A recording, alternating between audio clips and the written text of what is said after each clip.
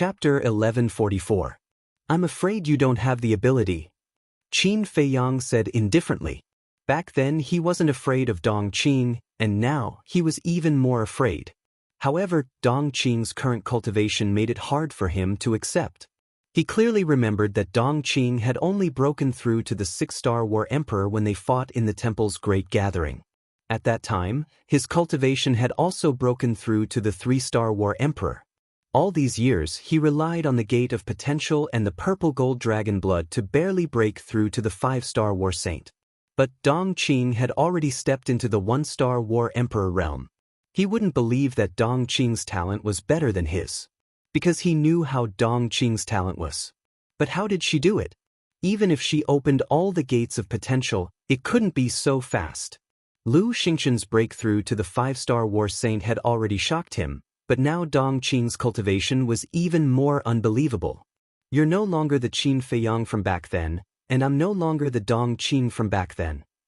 It's still hard to say who will win now. Get ready to pay your debt. Dong Qing smiled coldly and her hands began to form seals again. A destructive aura rolled out from between her hands. Boom. However, at this time, an even more terrifying aura erupted. Qin Feiyang, Lu Xingqian, and the white-clothed woman all turned to look at Yan Wei. The aura came from Yan Wei, who was trapped in the ice sculpture. What's going on? The white-clothed woman was bewildered. Rumble.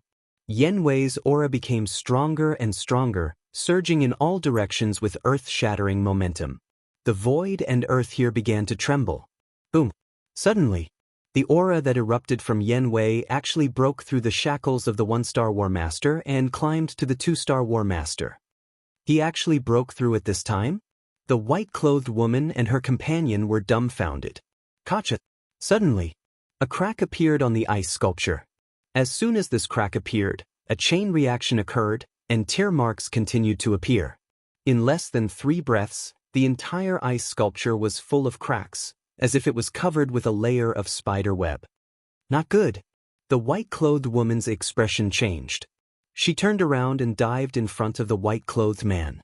She grabbed the white-clothed man, opened a teleportation door, and entered it without looking back. Qin Feiyang, if you want to know why we're pretending to be you, then come to the ruins. The portal quickly disappeared. Dong Qing's voice echoed in the air for a long time.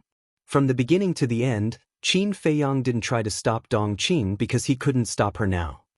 Land of ruins, his eyes flashed slightly, and then he looked at Yan Wei again.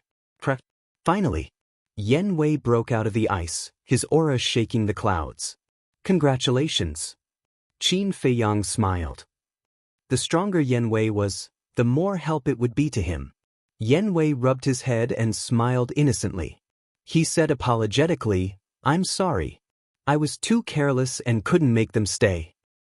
"I'm fine." Qin Feiyang waved his hand, and his eyes flickered. Lu Xingqian frowned. "Brother Qin, why did Dong Qing ask you to go to the ruins? What kind of place is the ruins?"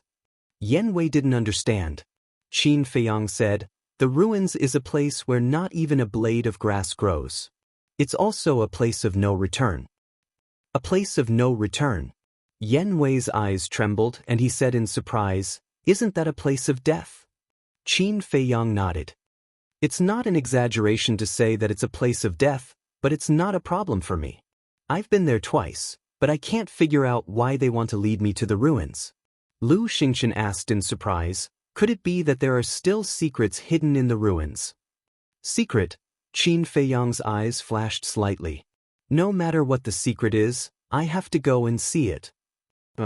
Dong Qing and the others clearly came prepared. "If you go now, won't you fall into their trap?" "I think it's better to take the long view," Lu Xingqian advised. "We can't guess what their purpose is. Only by going to the ruins can we find out the truth. As for you, there's no need to take the risk with me. Go back to the imperial capital to avoid being discovered and arousing suspicion." Qin Feiyang looked at Lu Xingqian and said.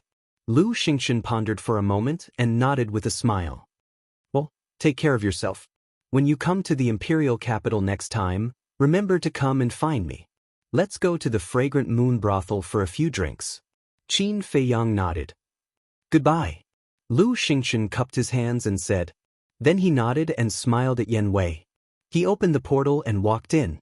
After Lu Xingchen left, Yan Wei whispered. This Lu Xingchen is not simple. You'd better be careful. Qin Feiyang was surprised and asked curiously. How is he not simple? Yan Wei shook his head. I can't say. It's just a feeling. Every time I look at him, I always feel like he's covered with a veil. He's unfathomable. You're right. Although I've known him for many years, I still can't see through him. Moreover, he's related to the Mu family of the Forgotten Continent. Qin Feiyang said. What? Yan Wei was stunned. What kind of existence is the Mu family? They're actually related to the Mu family? After a few months of recuperation, it's time to stretch my muscles. The ruins, I'd like to see what's waiting for me. Qin Feiyang's eyes flashed coldly. He opened a portal and stepped into it. Yan Wei took a deep breath and followed. Whoosh, whoosh. The ruins. In the canyon, the wind was still howling, and the black tornado was roaring wantonly. The iron chain bridge above the canyon was rusty and swaying in the wind. No one knew how long it had been there. Whoosh. As soon as Qin Feiyang appeared, he glanced at the iron chain bridge. He saw a man and a woman standing on the opposite side of the iron chain bridge. It was Dong Qing. They've already gone over. Yan Wei whispered. He looked at the storm in the canyon and frowned. That black storm actually gave him a great sense of danger. Go down. Qin Feiyang waved his hand and landed on the bridge. Then, without any hesitation, he stepped on the iron chain bridge. Yan Wei followed closely behind him, not daring to be the least bit distracted. The wind was howling, and the iron chain bridge kept swaying. It was like the sound of the Grim Reaper. Yan Wei looked down and frowned. What's under the canyon? Everything. People, beasts, jungles, glaciers, deserts, seas of fire, and so on. It's like an underground world. Qin Feiyang said. Yan Wei was surprised. It can't be. Even I don't dare to touch these black tornadoes. How did they survive?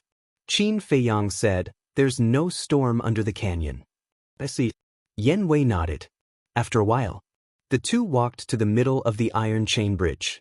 Standing there, they could clearly see Dong Qing and Yan Wei. The two stood side by side on the opposite side, looking at Qin Feiyang and Yan Wei with cold eyes. Suddenly, Dong Qing waved her hand, and a red sword appeared out of thin air. Yan Wei was stunned and quickly shouted, What do you want to do? Send you to hell. Dong Qing smiled coldly. She grabbed the red sword and slashed at the iron chain. Damn it. Yan Wei's face changed greatly. Don't panic.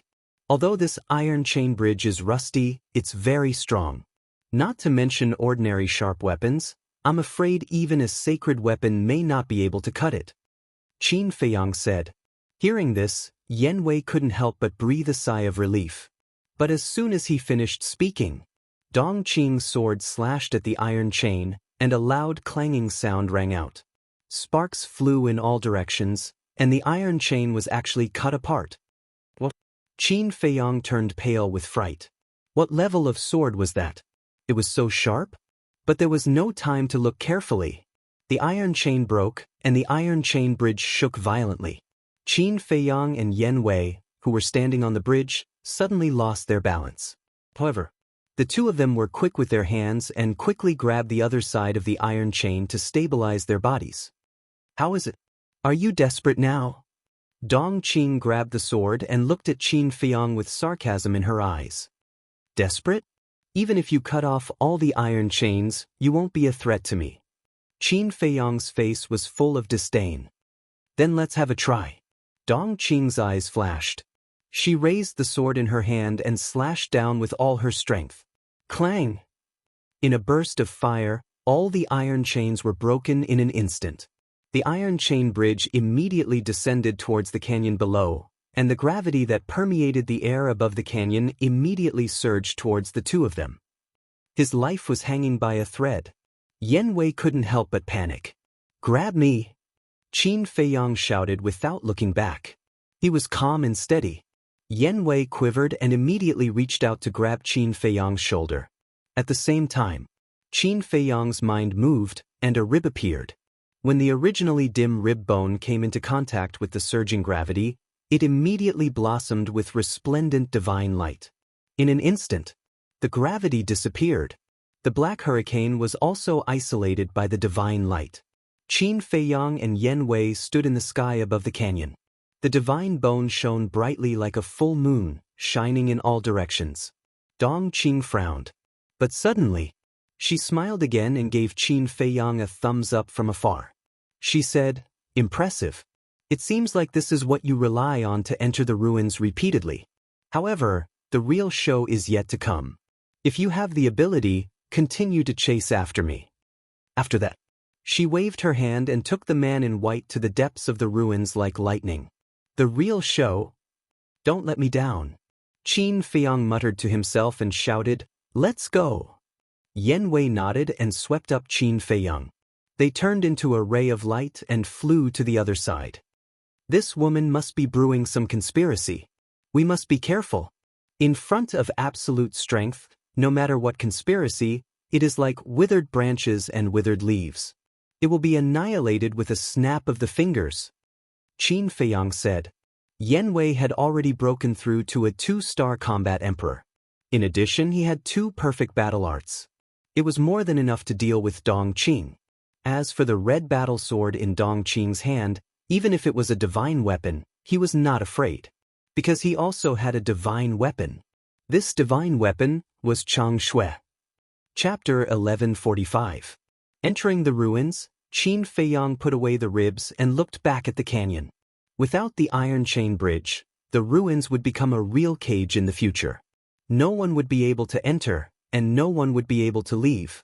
However, since Dong Qing dared to cut off the iron chain bridge, she should have some confidence. But what was her confidence? Was it the battle sword in her hand? The two moved as fast as lightning. So, Qin Feiyang saw a village. Qin Feiyang had a deep impression of this village. Because when he first entered the ruins, he came here and gave the villagers a lot of food. One of the children, in order to thank him, gave him a bamboo tube. However, the water in the bamboo tube was poisonous. But at that time, Qin Feiyang did not pursue it, because he couldn't bear it. But at this moment, corpses were everywhere. Blood flowed on the ground, soaking the mountains and rivers. What's going on? Yen Wei was surprised. Qin Feiyang walked to a corpse, looked at it seriously and said in a deep voice, "It died not long ago. It should be killed by Dong Qing." Why did they do that? What's the benefit of killing these innocent people? Yen Wei said angrily. I don't know. However, for these people, death may be the best relief. Qin Feiyang sighed. At that time, if it weren't for the old man's permission, he would have destroyed this place full of darkness and cruelty. Yen Wei glanced at the desolate land and fell silent. Indeed, it was better to die than to live in such a place. Let's go, Qin Feiyang said. Yen Wei calmed down, looked ahead and frowned. They have disappeared. How can we catch up? Qin Feiyang waved his hand and called out Wolf King, "Lead the way." Wolf King sniffed hard and said, "Straight ahead." Yen Wei immediately rushed forward with a man and a wolf. Stop. But not long after, Wolf King suddenly shouted again. What happened? Yen Wei stopped in the void of space and looked at it suspiciously. Wolf King said, "Something's wrong. There's the smell of blood in the air on both the left and right." It can't be? Qin Feiyang and Yen Wei looked at each other in bewilderment. Absolutely, Wolf King said with certainty. Yen Wei asked, "Did they split up?" Something's wrong. Their scent is indeed heading straight ahead. Wolf King said. Yen Wei said, "If they went straight ahead, then where did the bloody smell on the left and right come from?" I don't understand either. Wolf King shook his head.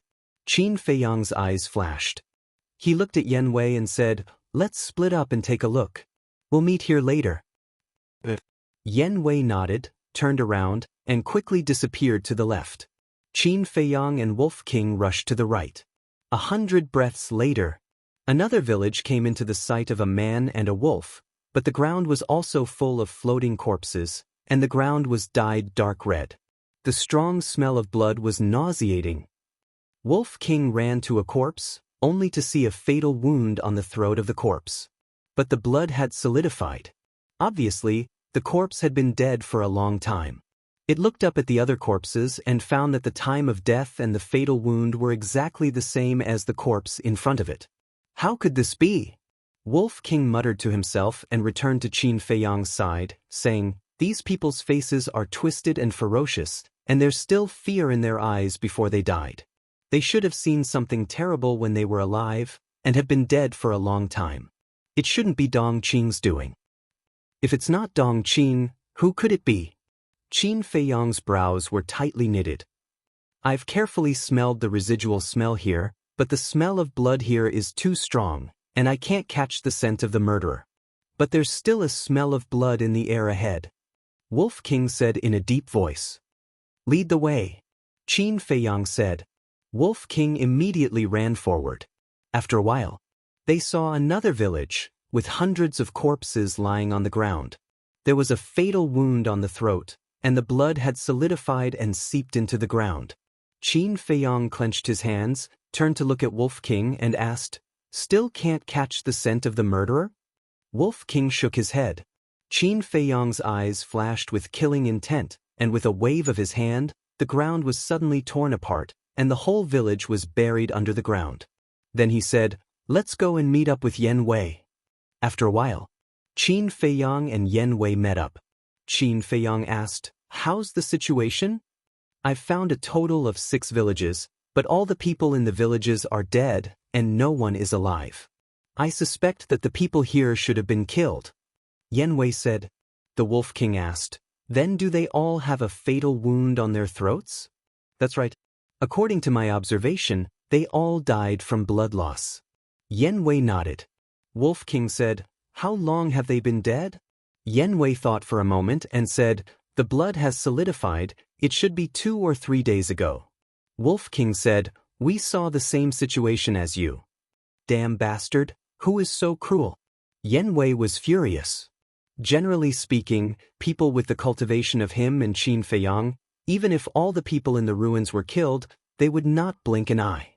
It was not that they were indifferent, but that they had long been used to it. Moreover, their hands were stained with blood, so they were not qualified to scold others. But the people here were all bleeding to death because their throats were cut. This was obviously intentional. For an ordinary person, death was not terrible.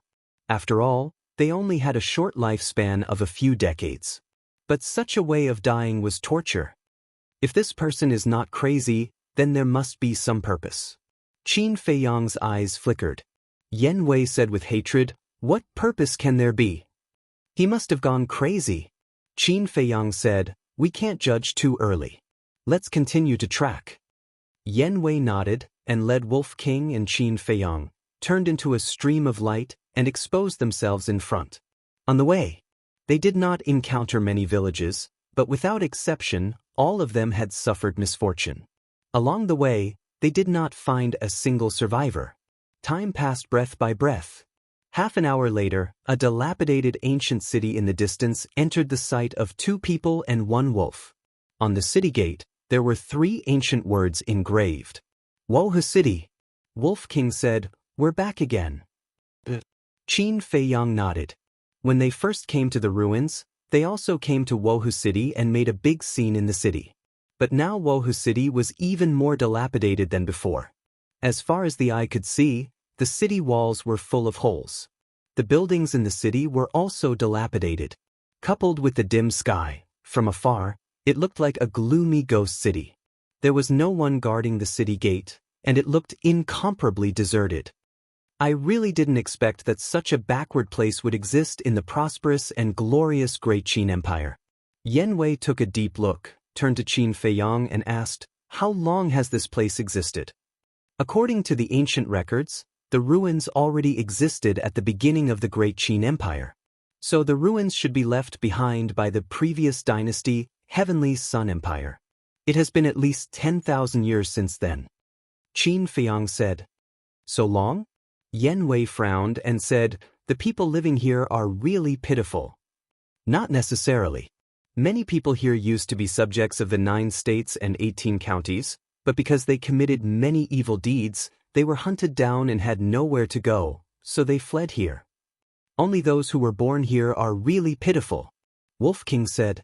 Yen Wei looked at Qin Feiyang and said, I really don't understand why the emperors of the great Qin Empire would allow such a place to exist for so many years. I used to be very puzzled, but when I met a person, I realized that there were many powerful saint beasts sealed here. Unless it was a last resort, the ruins should not be destroyed. Qin Feiyang said. This person was naturally referring to Ren Duxing. Who is it? Yen Wei said. Qin Feiyang said with a smile, It's a long story. We might meet him this time. When we meet, I'll introduce him to you. Yen Wei nodded. While talking, the two men and one wolf were getting closer and closer to Wohu City. Suddenly, Wolf King's pupils shrank, and he exclaimed, There's the smell of blood. The smell of blood. Could it be that the people of Wohu City have also met with misfortune? Qin Feiyang and Yen Wei looked at each other and immediately sped up. What a strong smell of blood. The closer they got, the heavier Wolf King's gaze became. Qin Feiyang and Yen Wei also smelled the smell of blood. More than 10 breaths later, they finally landed on the city wall and scanned the scene in the city. Their eyes were filled with shock. The entire Wohu City was littered with corpses. There was not a single person. Blood flowed on the ground like a stream. The bloody scene was like an azure hell. It was terrifying. Yen Wei said, The blood hasn't coagulated yet. It should be Dong Qing's doing. But why would she do that? Qin Feiyang clenched his hands tightly together. Wolf King's eyes suddenly trembled and he said in surprise, No, didn't you notice a very serious problem? What problem? The two looked at her in surprise. Old Yen is now a 2-star battle ancestor, one small realm higher than Dong Qing. And although Dong Qing has mastered a perfect auxiliary battle art, Old Yen is also using the Demon 9 steps to bring us along. Moreover, it will take her time to kill these people. Logically speaking, we should have caught up with her long ago. But until now, we haven't even seen her shadow. Wolf King said. That's right. Qin Feiyang and Yen Wei suddenly came to a realization. What was going on? Yen Wei seemed to have thought of something. His body trembled slightly and he said, Could it be that she has mastered a divine art? Divine art? Qin Feiyang and Wolf King's eyes narrowed. Wolf King shook his head and said, It shouldn't be. The divine art is not a cabbage. How could she have it? I would rather believe that she had hidden her cultivation before. It seems that we can't underestimate this woman. Qin Feiyang's face was gloomy. Chapter 1146. Let's go! Wolf King shouted. Today, no matter what, they must find Dong Qing and get rid of her. Otherwise, there would be endless trouble. On the following journey, the two men and one wolf did not delay at all. Even if they encountered towns and villages that were massacred, they did not stop at all. At noon, they finally arrived at the royal city in the land of ruins. However, the originally bustling royal city was dead silent at this moment. Millions of corpses were lying in the city. Blood dyed the land within a radius of hundreds of miles. In the void, a bloody mist filled the air, and the smell of blood was pungent. And the way they died was the same as the people in other places. Their throats were cut.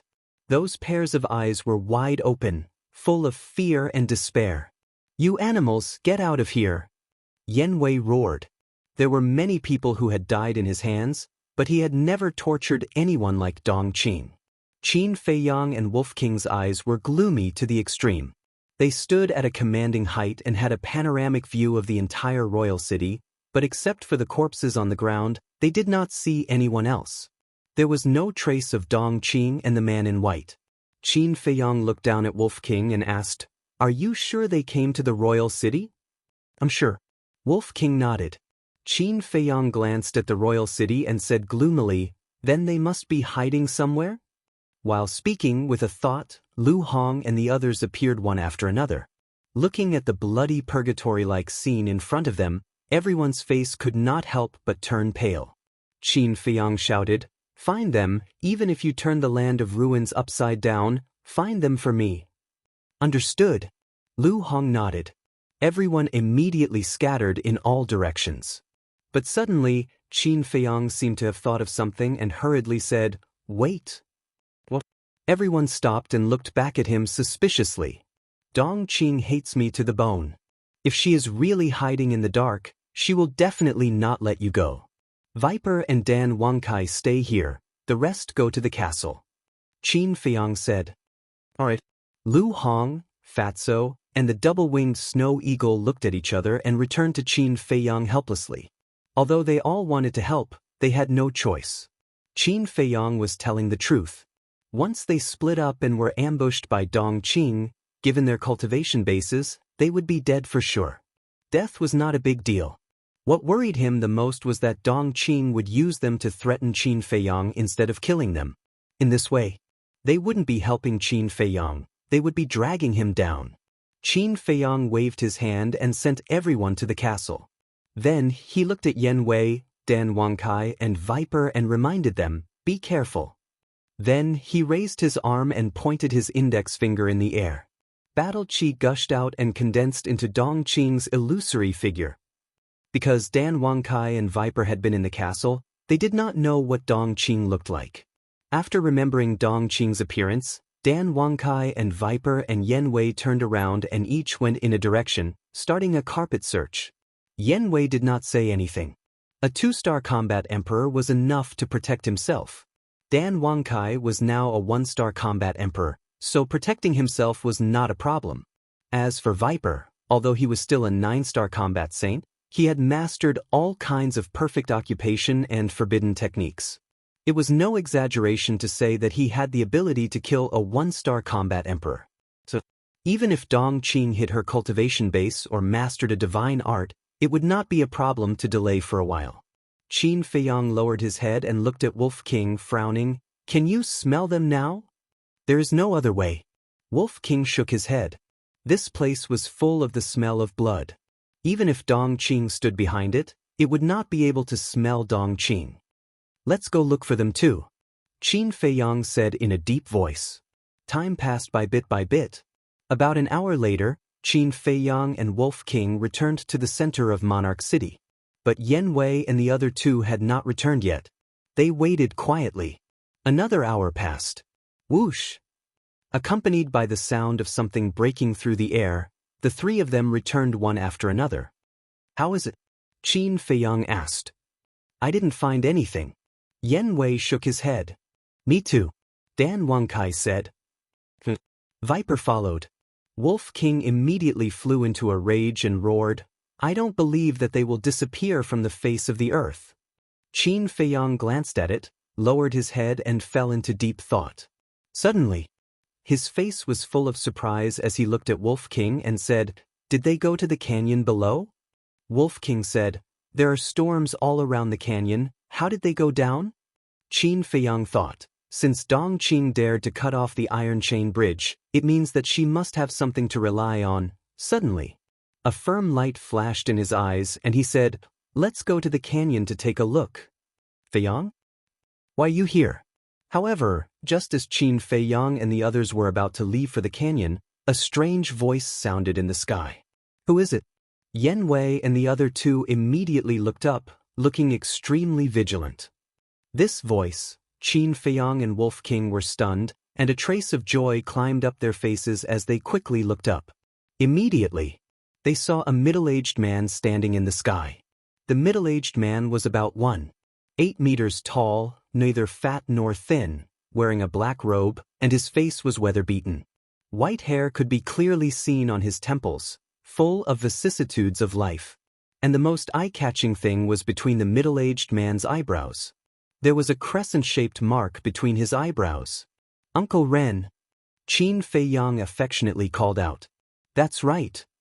This man was Ren Wushuang's father, Ren Duxing." Swish. Ren Duxing glanced at Yen Wei and the other two, and with a flash, landed in front of Qin Feiyang and Wolf King, and said with a smile, "Long time no see." Wolf King laughed. "It has been a long time, how is it? Did you miss us?" "Of course." Ren Duxing rubbed Wolf King's head lovingly. "Young master he is?" At this time, Viper and the other two walked over and looked at Ren Duxing suspiciously. Young master? Hearing how Viper addressed Qin Feiyang, Ren Duxing was also quite surprised. Qin Feiyang waved at Viper and the other two and smiled. Come, come, come, let me introduce you. This is Ren Duxing, a very amazing person. Viper and the other two were stunned, and the curiosity in their eyes was even stronger. They all knew what kind of person Qin Feiyang was. Ordinary people could not enter his eyes at all. However, at this moment, he actually said that the person in front of them was a very amazing person, and his words were full of respect, which was a bit unbelievable. At the same time, hearing Qin Feiyang's introduction, Ren Duxing smiled helplessly, looked at Qin Feiyang and shook his head. What amazing person, it's not as exaggerated as you said. Exaggerated? I have never admired anyone in my life, except for Uncle Ren. Qin Feiyang said. The more you say, the more ridiculous it is. Ren Duxing rolled his eyes and said, Aren't you going to introduce them? Qin Feiyang patted his head and smiled. Look at my brain, I forgot when I was happy. Uncle Ren, they are all friends I made in Forgotten Continent. Nice to meet you three. Ren Duxing cupped his hands and smiled. Nice to meet you. Viper and the other two also cupped their hands and returned the greeting with smiles on their faces. However, what made them so happy was not because they got to know Ren Duxing. It was because when Qin Feiyang introduced them to Ren Duxing, he called them friends.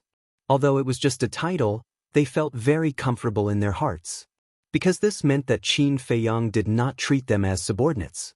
After a simple greeting, Ren Duxing frowned and glanced at the corpses in Royal City.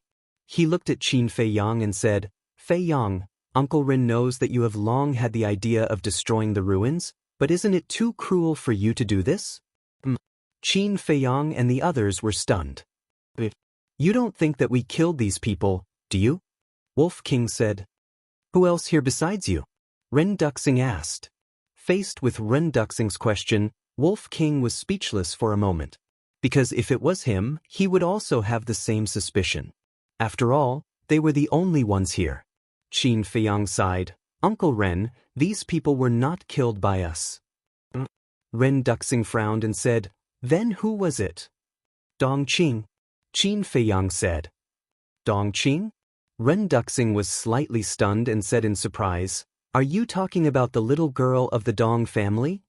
That's her. Qin Feiyang nodded. How is this possible? Although I left the city a long time ago, I have seen her when she was a child. With my understanding of her, it should be impossible for her to do such a thing. Ren Duxing found it a little hard to accept. People change. In short, now she has lost her mind. Qin Feiyang's eyes flashed with killing intent. Seeing that Qin Feiyang did not show any sign of lying, Ren Duxing's face darkened slightly and asked, What the hell is going on? Quick, tell me the details. Qin Feiyang nodded. He told her everything that had happened in Iron Bull Town and the ruins. After listening, Ren Duxing sighed incessantly. He shook his head and sighed, I really didn't expect that the innocent and lively little girl back then would actually turn into such a person. It's really as the saying goes, the affairs of the world are unpredictable. After saying that, Ren Duxing asked again, What about the old man and Shuang? Are they all right now? Qin Feiyang hesitated and said, The old man also went to the imperial capital. Everything is fine for now. For now? Ren Duxing was stunned. He frowned and asked, Did something happen? Qin Feiyang lowered his head and hesitated. Ren Duxing said with a smile, You don't have to worry about anything, tell me the truth. All right. Actually, I am the son of the current emperor. Because of me, the old man and my sister were somewhat implicated, but it has been solved now. Qin Feiyang said truthfully, his face full of self-blame. The son of the current emperor? Ren Duxing looked at Qin Feiyang with a dumbfounded expression. Qin Feiyang nodded, then smiled bitterly and said, But for some reason, not only have I broken away from the relationship of father and son, but also to the point where you die and I die. In short, since I entered the imperial capital, a lot of things have happened, and I can't finish it in a short time. Ren Duxing patted him on the shoulder and said with a smile, Although I don't know what you have experienced all these years, I firmly believe that there is no obstacle in this world that cannot be overcome. I believe it too.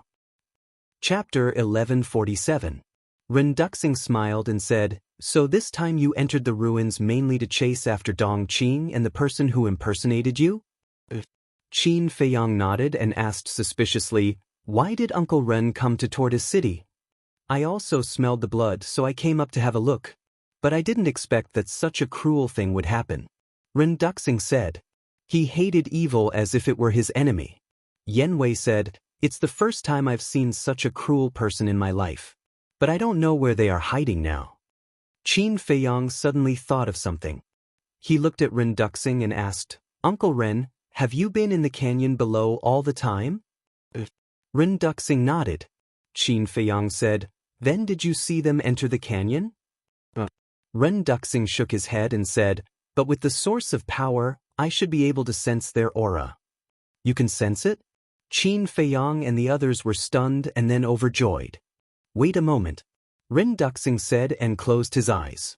Qin Feiyang and the others could clearly sense that an obscure force, with Renduxing as the center, was spreading in all directions. Time passed breath by breath. About 100 breaths.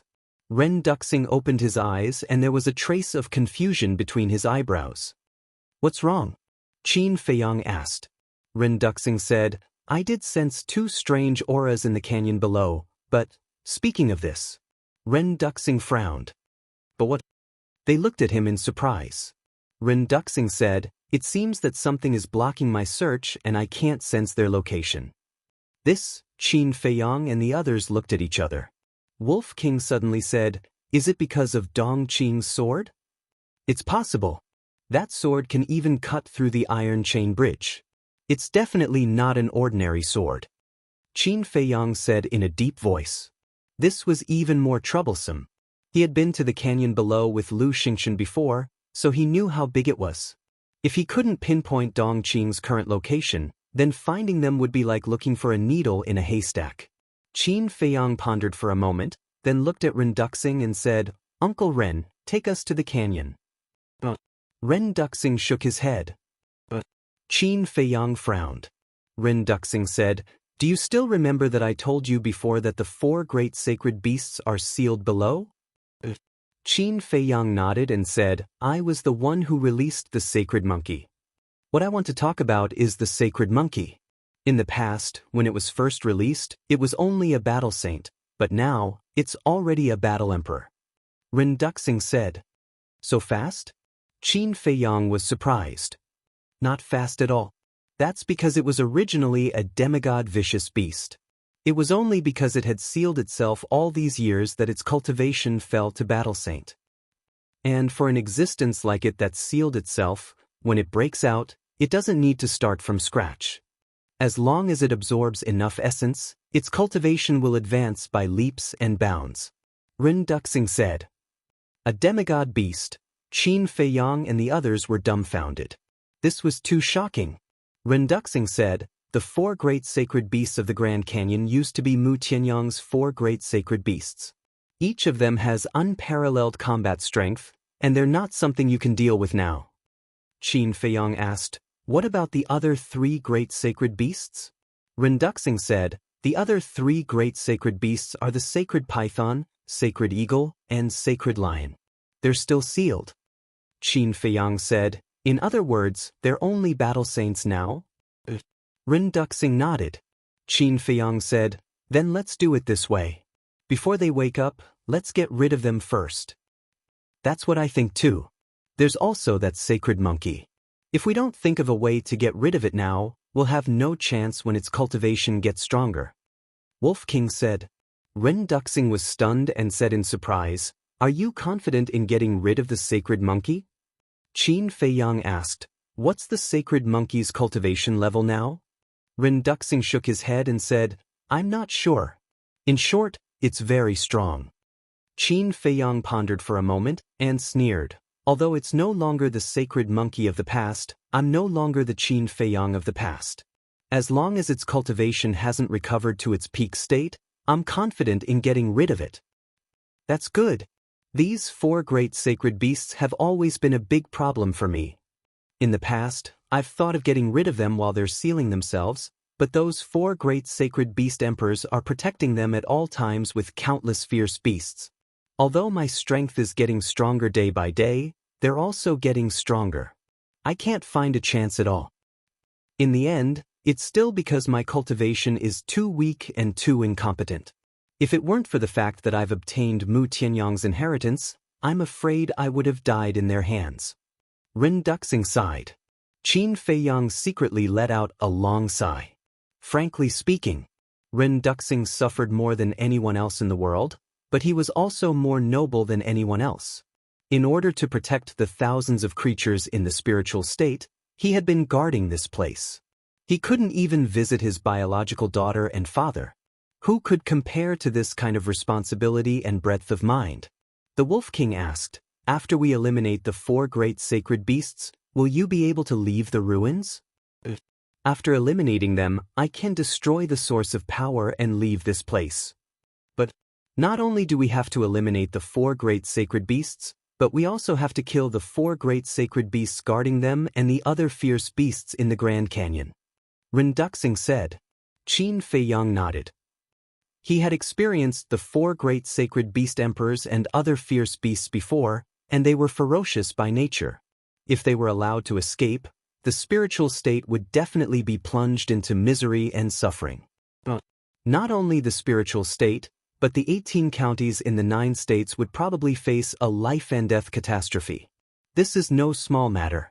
Are you really confident? Ren Duxing asked again.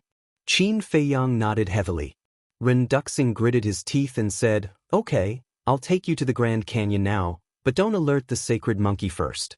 Let's get rid of the sacred eagle and the others without anyone knowing. No problem. Qin Feiyang smiled and turned to Wolf King and Viper, saying, you guys go to the castle first and be prepared for battle at any time. Understood. The 2 men and 1 wolf nodded. Qin Feiyang waved his hand and sent the 2 men and 1 wolf to the castle. Then he looked at Ren Duxing and said, we can move now. Ren Duxing took a deep breath, and a cold light flashed in his eyes as he said, let's go to the sacred lion's nest first. With a wave of his sleeve, he swept up Qin Feiyang and Yen Wei and rushed towards the Grand Canyon. Suddenly, Qin Feiyang said, Uncle Ren, there's a question that I can't figure out. Since the sacred monkey has already broken out of the seal, why didn't it help the other 3 sacred beasts break out of the seal? Ren Duxing shook his head. I'm not sure either, maybe it's not the right time. At this time, Yen Wei said again, I also have a question in my heart. Please speak. Ren Duxing said. Yen Wei said, what exactly is the source of power that you're talking about? It's very complicated. I'll explain it to you simply. The storm in the canyon, as well as the gravity, all come from the source of power. In other words, the source of power is equivalent to a control mechanism. Ren Duxing laughed. Yen Wei said, so you're saying that if you control the source of power, you can control those storms and gravity? Ren Duxing nodded. That's strange. Yen Wei frowned. What's strange? Ren Duxing did not understand. Qin Feiyang also looked at him suspiciously. Since you can control those storms and gravity, why don't you just use those storms and gravity to kill them? Even I am afraid of the destructive power of the storm and gravity. It should be very easy to get rid of them. Yen Wei said. Qin Feiyang was startled for a moment, then suddenly said, that's right, Uncle Ren, why don't you do that? If I could do that, I would have done it a long time ago. Ren Duxing laughed bitterly. What's the reason? Qin Feiyang and Ren Duxing did not understand. Ren Duxing said, cultivation. Cultivation? Qin Feiyang and Ren Duxing looked at Ren Duxing suspiciously. If they didn't look, they wouldn't know. However, what scared them wasn't how high Ren Duxing's cultivation was. On the contrary, Ren Duxing's cultivation was lower than they had imagined. He was only a mere 5-star war master. Ren Duxing laughed. Feiyang, are you very disappointed? Qin Feiyang laughed bitterly. It would be a lie to say that he wasn't disappointed. He remembered that when he saw Ren Duxing in the past, The impression that Renduxing gave him was that other than being great, he was also unfathomable. But he didn't expect him to be so weak. Renduxing shook his head and laughed. It's not that I'm too weak, it's that you've grown too quickly. If you were still the War Emperor, I would still be unfathomable in front of you. Qin Feiyang laughed bitterly. This was the truth. Let's get back to the main topic. Although I have control of the source of power, due to my cultivation, I am unable to truly control the gravity and storm. I can only travel through the gravity and storm at will. Renduxing said. So it's like that? Qin Feiyang suddenly understood. But then he suddenly frowned and said, That's not right. When my sister and I left the ruins, you seemed to have controlled the storm to intercept us. But that wasn't actually control. I used my battle chi to push those storms in front of you. Renduxing laughed. So that's how it is. Qin Feiyang suddenly understood. Yen Wei said, Since this source of power is so terrifying, can we not destroy it? That's right. If we can take it away, it will definitely become a great killing weapon. Qin Feiyang's eyes lit up. You're too greedy. There are some things that we can't get just because we want them. Furthermore, I'm not interested in anything else right now. I just want to leave this place and reunite with Shuang and the old man. Renduxing said. Qin Feiyang clenched his fists and said in a low voice, Believe me, I will, and it won't be long. Of course I believe you. Otherwise, I wouldn't have brought you down. Renduxing laughed. During the conversation, the three of them had arrived at the top of the canyon. Without a moment's delay, Renduxing took Qin Feiyang and the other two and turned into a stream of light, directly entering the storm in the canyon. The storm full of destructive aura whistled around them, but it didn't cause them any harm. How magical! Yen Wei's eyes lit up. Chapter 1148. With Renduxing around, there was no danger in the storm. Very smoothly, the three of them passed through the storm and descended into the canyon below. A sea of fire entered their line of sight. Looking around as far as the eye could see, it was all raging flames. This place was like a big furnace. Even Qin Feiyang and Yen Wei could feel the burning sensation. It's really an underground world. Yen Wei looked at all this with a dumbfounded expression, feeling as if he was dreaming. That's not right. However, Renduxing scanned the sea of fire, his eyes full of surprise. What's wrong? Qin Feiyang asked. Renduxing said, There were originally many fire dragon lions here, but why can't I see even one now? Qin Feiyang was stunned, and hurriedly lowered his head to look at the sea of fire. He was not unfamiliar with this place, because he and Lu Xingchen had been here before. Indeed, as Renduxing said, there were many fire dragon lions here. But now, looking around, other than the burning flames, there was not even a ghost. It was dead silent. I have an ominous premonition. Come with me quickly. Renduxing's face was as calm as water, turning into a stream of light and rushing forward. Qin Feiyang and Yen Wei looked at each other and hurriedly followed. Very quickly, a mountain peak entered the sight of the three. The mountain was not high, about 100 feet, but in the flat sea of fire, it was extremely eye-catching. The mountain peak was crimson red, surrounded by flames. From afar, it looked like it was made of magma. Renduxing led Qin Feiyang and the other two and landed directly on the mountain peak. The mountain peak was as flat as a mirror, as if it was cut by an axe, and in the middle of the mountain peak, there was a tunnel entrance. Renduxing walked quickly to the entrance of the tunnel and said in a deep voice, That Saint Lion is sealed below, but, speaking of which, Renduxing raised his head and scanned the mountain peak, the uneasiness on his face growing stronger. But what? Qin Feiyang frowned. The Lion King of the Guardian Sacred Lions usually guards this entrance. But now, not only have the other fire dragon lions disappeared, even the Lion King is gone. I can't help but suspect that something might have happened while I was away. Renduxing said. Qin Feiyang raised his eyebrows and said, You mean, before you went to Royal City, everything was normal here? Renduxing nodded. Qin Feiyang's face darkened as he shouted, Quickly go down and take a look. With a wave of his hand, Yen Wei swept up the two of them and rushed into the tunnel like lightning. Inside the tunnel, heat waves surged. Not long after, Qin Feiyang and the other two were sweating profusely. But as they went deeper, the heat waves gradually disappeared and were replaced by a trace of coolness. However, gradually the coolness turned into coldness, and the temperature underground became lower and lower. After going down for an unknown number of meters, the three of them finally arrived in front of an ice cave. Inside the ice cave, cold air lingered, and the cold current was bone-chilling. The three of them stepped into the ice cave and were immediately dumbfounded, only to see that there was nothing in the huge ice cave. But, in the middle of the ice cave, there was a pile of broken ice. Looking at the pile of ice, Ren Duxing's face instantly became gloomy to the extreme, and said, "Sure enough, something happened. The Saint Lion has been unsealed." So the Saint Lion was frozen here. And those broken pieces of ice were the ice that sealed it. "It must be Dong Qin," Yen Wei said in a deep voice. Qin Feiyang's eyes flashed with killing intent as he looked at Ren Duxing and said, "Quickly sense if there are any changes in the other areas." Ren Duxing nodded and closed his eyes. Yen Wei glanced at Ren Duxing, walked to Qin Feiyang's side, and asked in a low voice, "How many areas are there here?" Forest, sea of fire, glacier, desert. The fierce beast in the forest is the black stone ape. The fierce beast in the sea of fire is the fire dragon lion. The fierce beast in the glacier is the snow eagle. And the fierce beast in the desert is the flying sand python. Qin Feiyang said.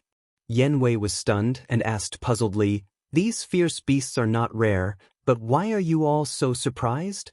"It's indeed nothing in the Forgotten Continent, but in the Great Qin Empire, it's very rare. Maybe it's because of the battle that year, these fierce beasts went extinct." Qin Feiyang guessed. "Which battle?" Yen Wei was curious.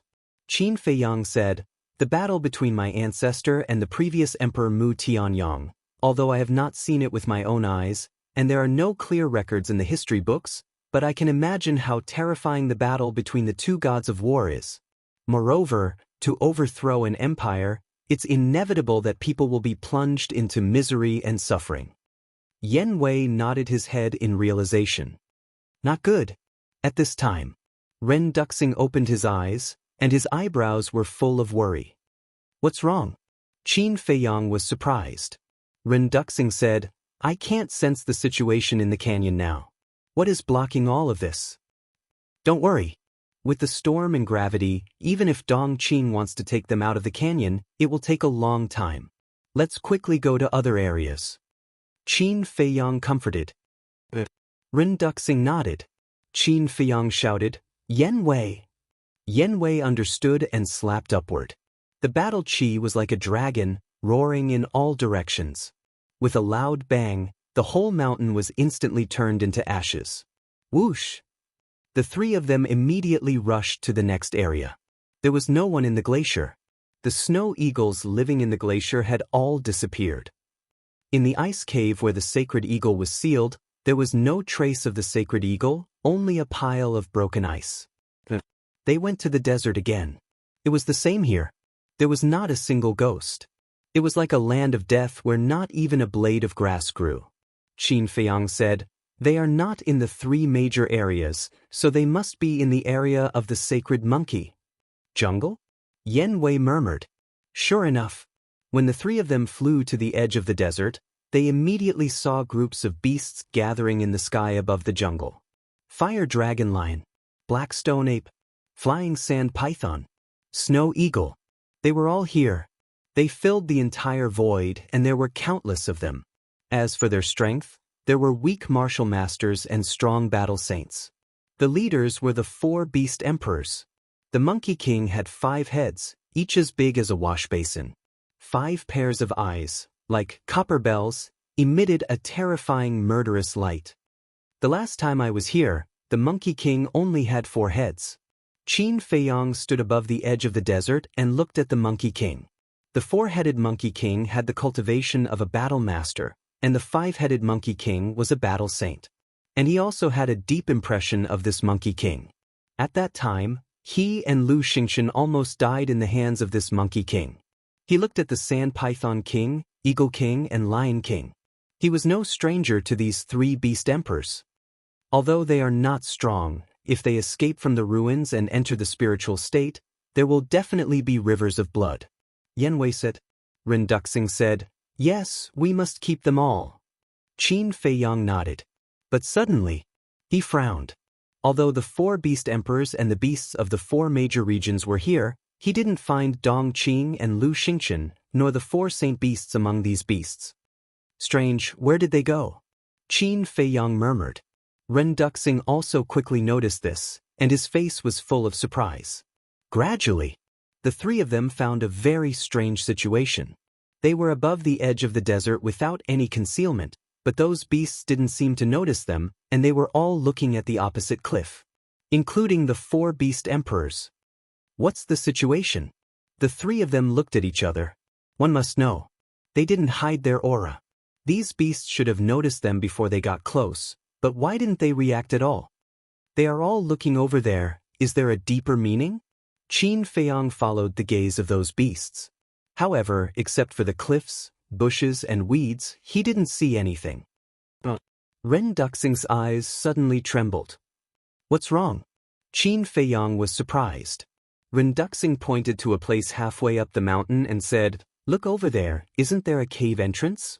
Qin Feiyang and Yan Wei looked over, and there was a trace of surprise in their eyes.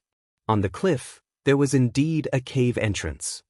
It was dark inside, but the cave entrance was very small and there was a bush in front of it, so they didn't notice it before. Furthermore, the marks on the cave entrance were new. It was obvious that it had just been excavated.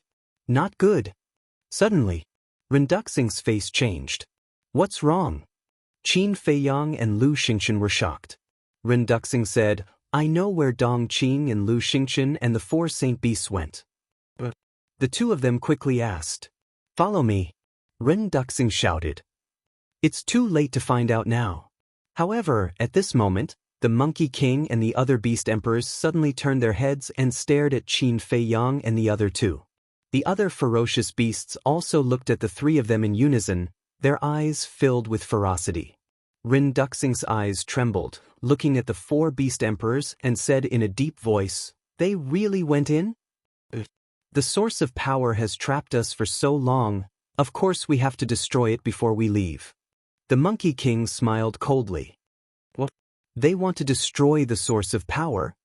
Qin Feiyang was shocked, and quickly looked at the cave entrance and asked, Uncle Ren, is the source of power not with you? No. Ren Duxing shook his head. Qin Feiyang was shocked. Haven't you already mastered it? Why don't you carry it with you? The Monkey King smiled disdainfully and said, what kind of divine object is the source of power? With his strength, even if he has mastered it, he can't take it away. He can only destroy it. I won't let you succeed. Ren Duxing was furious. Is that so? Now that we are all gathered here, a mouthful of saliva from each of us is enough to drown you. How are you going to fight us? The Monkey King said contemptuously. So what if there are more of us? Yan Wei took a step forward, and a terrifying emperor's aura poured out from his body like a volcanic eruption. The Monkey King grinned and said, I know you're a combat emperor, but it's useless. Clang. Before his voice faded away, a shocking sword chi swept out from the desert below, rolling up yellow sand and slashing toward Qin Feiyang and the other two. Be careful! Yan Wei shouted. He pushed Qin Feiyang and the other two away with a palm and then used the Sky Demon 9 steps. In an instant, he took 9 steps. His aura soared to that of a 6-star combat emperor. Chapter 1149. However, not only was the sword chi not destroyed, but Yan Wei's leg and thigh were also torn into pieces by the sword chi. Fresh blood flowed out. That heart-wrenching pain made Yan Wei suck in a breath of cold air. His face also showed a look of panic. The destructive power of this sword chi was several times more terrifying than he had imagined. If this continued, even his body would be torn into pieces by the sword chi. In the nick of time, he hurriedly flashed to the side and dodged the fatal blow. It can't be! Looking at this scene, Qin Feiyang and Ren Duxing, who were not far away, were dumbfounded. A 2-star combat emperor's cultivation with the perfect 9 steps of the heavenly demon couldn't block a sword chi? Who exactly was it? So terrifying. You're really lucky. At this moment, a bone-chilling voice sounded from the desert below. Boom. Following closely, a white-clothed woman rushed out from the ground, causing a sandstorm to fill the sky. She landed in front of Qin Feiyang and the other two. It's you! Qin Feiyang's eyes darkened. That's right. This person was Dong Qing. He originally thought that Dong Qing had followed the 4 sacred beasts to destroy the source of power. He didn't expect her to be hiding here. Yan Wei consumed a healing pill and a regeneration pill. He stood in front of Qin Feiyang and shouted, "You two go and stop the 4 sacred beasts. I'll stay here and delay her." No. Dong Qing raised her arm and shook her index finger. Her face was full of contempt. In her other hand she was holding a crimson sword, which was extremely sharp. Yan Wei glanced at the red battle sword and said coldly, "No matter what level of weapon you have in your hand, don't think of getting past me. You're overestimating yourself." Dong Qing smiled disdainfully and took a step towards Yan Wei. Her red battle sword buzzed and emitted a terrifying sword light. Qin Feiyang's pupils shrank. He took out a rib and threw it to Yan Wei. "Don't go all out. Just delay her." As soon as he finished speaking, he waved his hand and swept up Ren Duxing before flashing towards the entrance of the cave. "Is he really okay?" Ren Duxing was bewildered. "Don't worry," Qin Feiyang said. Even if there was a problem, they could only let Yan Wei stay. After all, only Yan Wei had the ability to contend with Dong Qing. At the same time, Yan Wei grabbed his ribs and rushed towards Dong Qing without hesitation. In an instant, the rib bone and the red sword collided in the air. Clang! A metallic sound exploded, resounding through the heavens and earth. A destructive aura spread out in all directions with the two as the center. The Monkey King and the other Beast Emperor's pupils shrank. They hurriedly led their subjects and fled without looking back. But even so, many beasts were still affected and died. Their blood splashed across the sky. For a moment, the place was filled with thunderous roars. At the same time, after the collision, Yan Wei and Dong Qing retreated several feet, their faces pale. Dong Qing immediately raised her eyebrows. This rib bone could compete with the battle sword in her hand? Yan Wei also lowered his head to look at his ribs. However, there was only a white mark on his ribs. Suddenly, his confidence skyrocketed. Swish! He looked up at Dong Qing and said, "The real battle begins now." He took the 9 steps of the heavenly demon again. His clothes fluttered in the wind, and his aura pierced through the sky. He was like a god of war descending to the world. Dong Qing looked up at Qin Feiyang and Ren Duxing. Seeing that the two had rushed into the cave, she immediately frowned.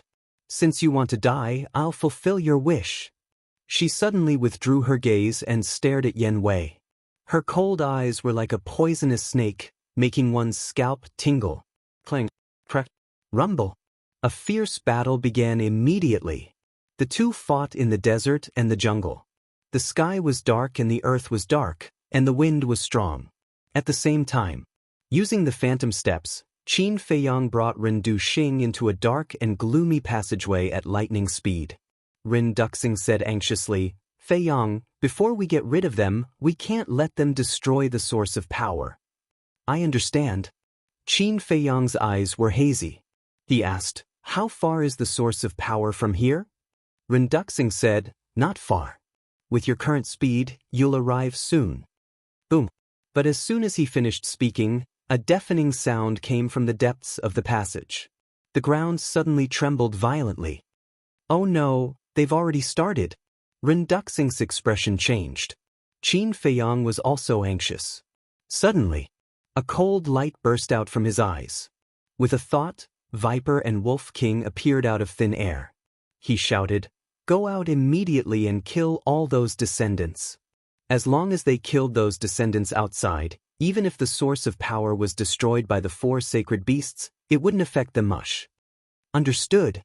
Wolf King and Viper looked at each other. Murderous aura immediately surrounded them as they turned and rushed out. Qin Feiyang also led Renduxing and continued to fly into the depths. Little poisonous snake, your brother's blood is already boiling. Don't fight with your brother later. The Wolf King's domineering voice reverberated through the tunnel. Don't worry, Brother Wolf. I'll support you with all my strength. I guarantee that you'll have fun killing. But don't forget to take care of your little brother in the future. Viper's flattering voice also sounded. You're quite sensible. Your brother likes it. Wolf King laughed and warned again, but later, you have to be careful of the winged sand python's venom. Little Qin Zi almost died under that venom. Is that so? Then I'll give it a try. Viper's tone was full of disdain. Say, who do you think is stronger between the two of them? Is there a need to say? It's definitely Dong Qin. Hee, when Dong Qin kills him, Qin Feiyang will no longer have an expert to protect him. At that time, this emperor will definitely torture him. Yes. He must pay back the debt he owed in the past 100 times. Monkey King and the other 3 sacred beast emperors stood in the distance. Looking at the battle between Dong Qin and Yen Wei, they sneered again and again. They didn't realize that the god of death had arrived. Ha, ants, your brother is here. Quickly kneel down and worship. Suddenly, a wild laughter resounded through the sky. Wolf King rushed out of the passage like a bolt of lightning. After glancing at Yen Wei and Dong Qin, he rushed toward Monkey King and the other 3 sacred beast emperors. Viper followed closely beside him. His skin, long hair, and even his eyes had turned green. He was like an evil spirit with poisonous gas soaring into the sky. Seeing a man and a wolf, Monkey King and the other 3 sacred beast emperors' fierce eyes were also filled with an astonishing murderous light. At the same time, in the distance, Dong Qin also looked at Wolf King and Viper.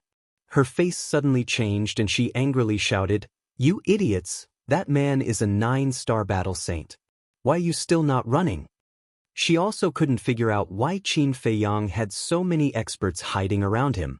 Although a 9-star battle saint was vulnerable in front of her, for Monkey King and the other sacred beasts, it was undoubtedly a disaster. What? 9-star battle saint.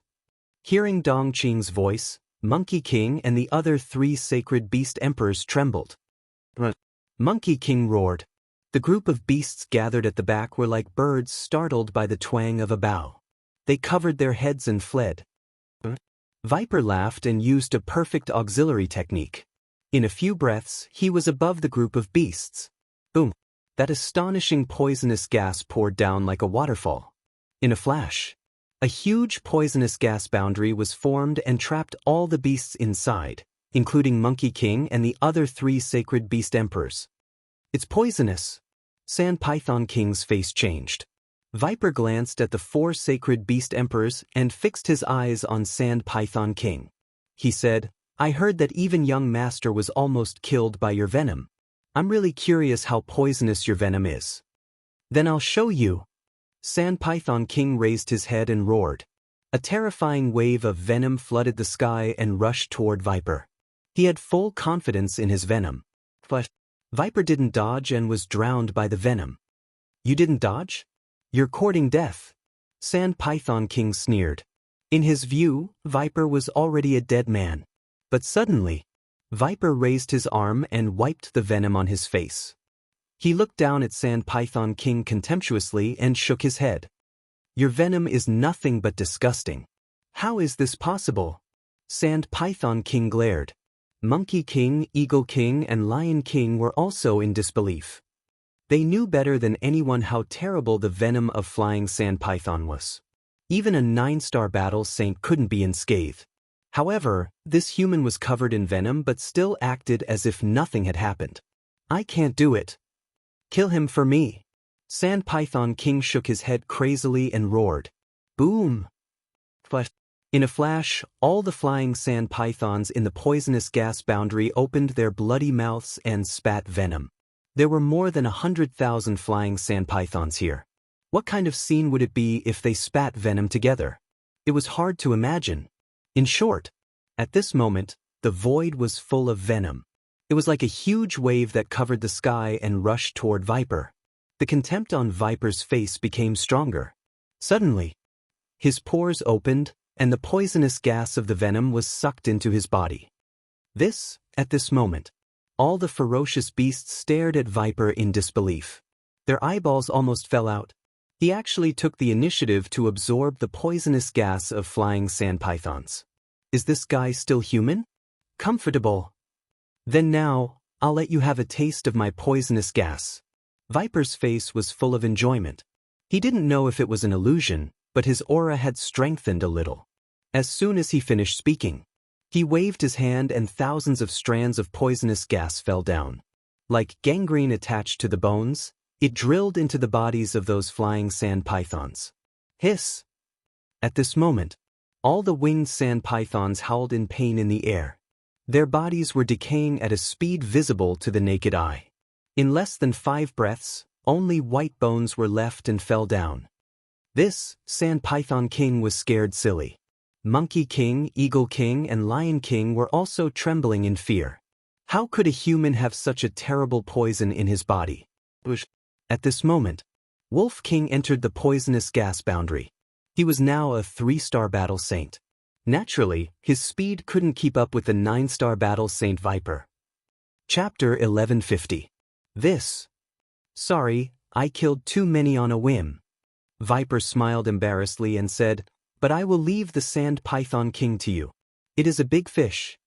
Wolf King looked at the Sand Python King and laughed. It is indeed a big fish. The Sand Python King's eyes turned cold. Such a disdainful attitude was simply a naked humiliation to it. But Wolf King turned a blind eye to the Sand Python King's cold eyes and joked, how can you be so stupid? You want to compete with Viper in terms of poison, aren't you looking for trouble? Bastard. Go to hell. The Sand Python King flew into a rage out of humiliation. Compared to the other winged sand pythons, its body was very small, only about 1 meter long, and its body was covered with yellow scales.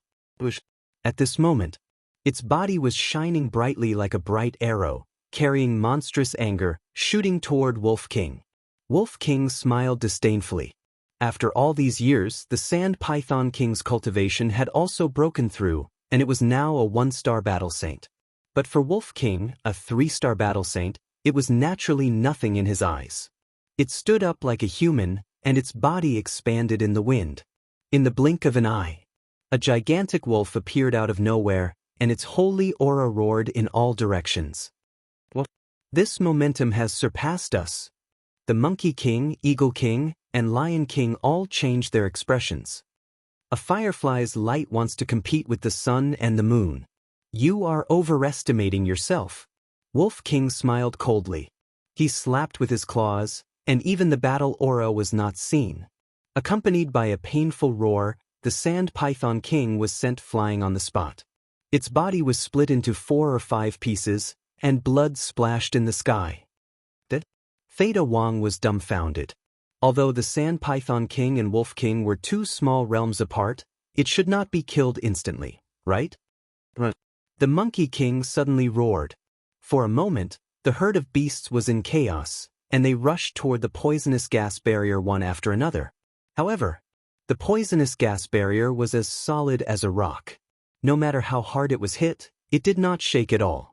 Instead, it was the ferocious beasts that died one after another under the poisonous gas. I'll deal with you the same way you dealt with little Chinzi back then. Despair. Wolf King laughed madly as he slaughtered in all directions. With the poisonous gas barrier in place, the Monkey King and the other beasts had nowhere to run. They could only wait for death in despair. Dong Qing's face sank as she watched the man and wolf slaughtering their way through the crowd. She glared at Yen Wei and said, I admit, I've underestimated you.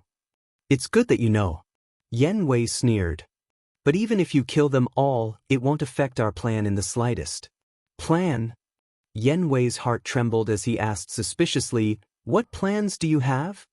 When you go to hell, the King of Hell will tell you. Dong Qing's arm trembled as the crimson sword in her hand shot out 10,000 rays of sword chi towards Yen Wei. I'm afraid you're the one who's going to hell today. Yen Wei's fighting spirit soared to the sky. He raised his rib and violently smashed it towards the sword chi. Boom. Crack. Suddenly, the void in this place twisted and the ground sank. A wave of destructive air rushed out in all directions like a raging wave in the ocean, destroying everything. Whether it was Wolf King's slaughter or Yen Wei's fierce battle, both had reached the climax. Corpses were everywhere, and blood flowed like a river. The canyon was shrouded in a tragic atmosphere. Boom. At the same time, the sound of bombardment at the end of the passage was also incessant. The sound of bombardment came from a grotto. The grotto was about 100 feet long. A black crystal was suspended in the middle of the grotto, spewing out wisps of black mist. Around the crystal stood 4 ferocious beasts and a white-robed man. They were crazily bombarding the black crystal. The man in white looked exactly the same as Qin Feiyang. Obviously, he was the man who slaughtered the invincible Black Army in Iron Ox Town. During this period, his Sea of Qi had been repaired, and his cultivation had returned to its peak state. The 4 ferocious beasts were a monkey, a snow eagle, a fire dragon lion, and a winged sand python. Among them, the monkey was the strongest. Its whole body was filled with Emperor's aura. That's right. It was the holy monkey that Qin Feiyang had released. The other 3 fierce beasts were undoubtedly the holy lion, holy eagle, and holy python. Their auras were similar. They were all 6-star battle saints. The man in white said in a deep voice, "I can already sense Qin Feiyang's aura. He's rapidly approaching. Everyone, let's work harder. Why are we afraid of him? With my current strength, killing him is as easy as slaughtering a dog." The holy monkey sneered. The holy eagle, holy lion, and holy python were also full of disdain. Although their current cultivation levels had already fallen to that of a 6-star battle saint, at their peak, which one of them wasn't a false god that struck fear into the hearts of others. They looked down on Qin Feiyang from the bottom of their hearts. Is that so? However, before they could finish their words, a cold voice sounded. Immediately after, Qin Feiyang brought Renduxing and descended into the grotto. When enemies meet, their eyes turn red. The holy monkey's eyes suddenly surged with a strong murderous intent. Qin Feiyang glanced at the holy monkey indifferently. Then, he glanced at the man in white and the other 3 holy beasts. Finally, he looked at the black crystal and asked, "Uncle Ren, is that the source of power?" "That's right." Renduxing nodded. Qin Feiyang's pupils shrank slightly. The aura of the black crystal wasn't strong, but it gave him an extremely dangerous feeling. He also discovered that the black crystal was exactly the same as the 5-colored crystal in both shape and size. The only difference was their colors. One was black and shiny, while the other was colorful. Damned human, hand over your life. The holy monkey was already filled with murderous intent. Now that it saw Qin Feiyang ignoring it, it was instantly enraged. It roared and its aura exploded. It raised its millstone-sized fist and punched towards Qin Feiyang. Qin Feiyang raised his eyebrows and looked at the holy monkey. This guy's cultivation had actually recovered to that of a 3-star combat emperor. Swish. He grabbed Renduxing and dodged to the other side. Boom. The holy monkey punched the stone wall of the grotto, causing the entire grotto to tremble violently. Qin Feiyang's pupils shrank. It was no exaggeration to say that the holy monkey's punch was enough to destroy mountains and rivers. However, the grotto only trembled for a moment before sinking. Moreover, the place that was hit by the holy monkey only dropped a little bit of dust. Could it be that this grotto was the same as the God's Island and the Dragon Island, and had been tempered by someone's divine power? The holy beast retracted its fist and turned to look at Qin Feiyang. It sneered, "The 2-star combat emperor beside you should be held back by Dong Qing." "So what?" Qin Feiyang said indifferently. The holy monkey said, "Without the protection of the 2-star combat emperor, you still dare to come in. Aren't you courting death?" "Is that so?" Qin Feiyang chuckled and said, "You, a 3-star combat emperor, may not be able to threaten me." Arrogant. The holy monkey was furious. Its emperor's might was like a waterfall as it pounced towards Qin Feiyang. "I'm serious. I heard from Uncle Ren that you have recovered to the combat emperor's strength. Actually, I was quite looking forward to it. However, I didn't expect that you would only be a 3-star combat emperor. Qin Feiyang shook his head and smiled. Dan Wangkai appeared. Boom! Dan Wangkai immediately waved his hand. His emperor's might roared out and collided with the holy monkey's emperor's might. With a loud bang, Dan Wangkai's body trembled and a trace of blood flowed out from the corner of his mouth. After all, Dan Wangkai was only a 1-star combat emperor. In terms of emperor's might, he was definitely not a match for the holy monkey. There's actually a combat emperor hiding beside you. The white-clothed man's pupils contracted. My foundation is not something you can imagine. Qin Feiyang coldly glanced at him.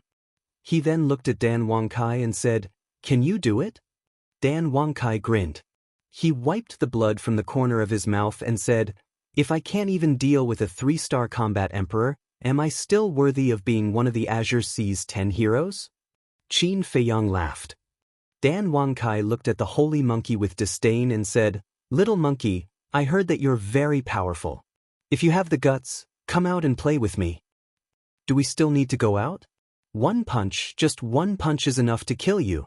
The holy monkey took a step forward with a ferocious might. His fist, which looked as if it was cast from divine iron, contained the power to destroy the world as it punched towards Dan Wangkai. "I'm afraid this little bit of power is not enough." Dan Wangkai shook his head and laughed. Boom! Suddenly, a golden domain appeared around his body. When this domain appeared, his aura crazily rose. In the blink of an eye, he broke through the shackles of a 1-star combat emperor and stepped into the 2-star combat emperor realm. However, it was not over yet. His aura was still rising. Boom! Finally, his cultivation forcefully broke through to the 3-star combat emperor realm. What's going on?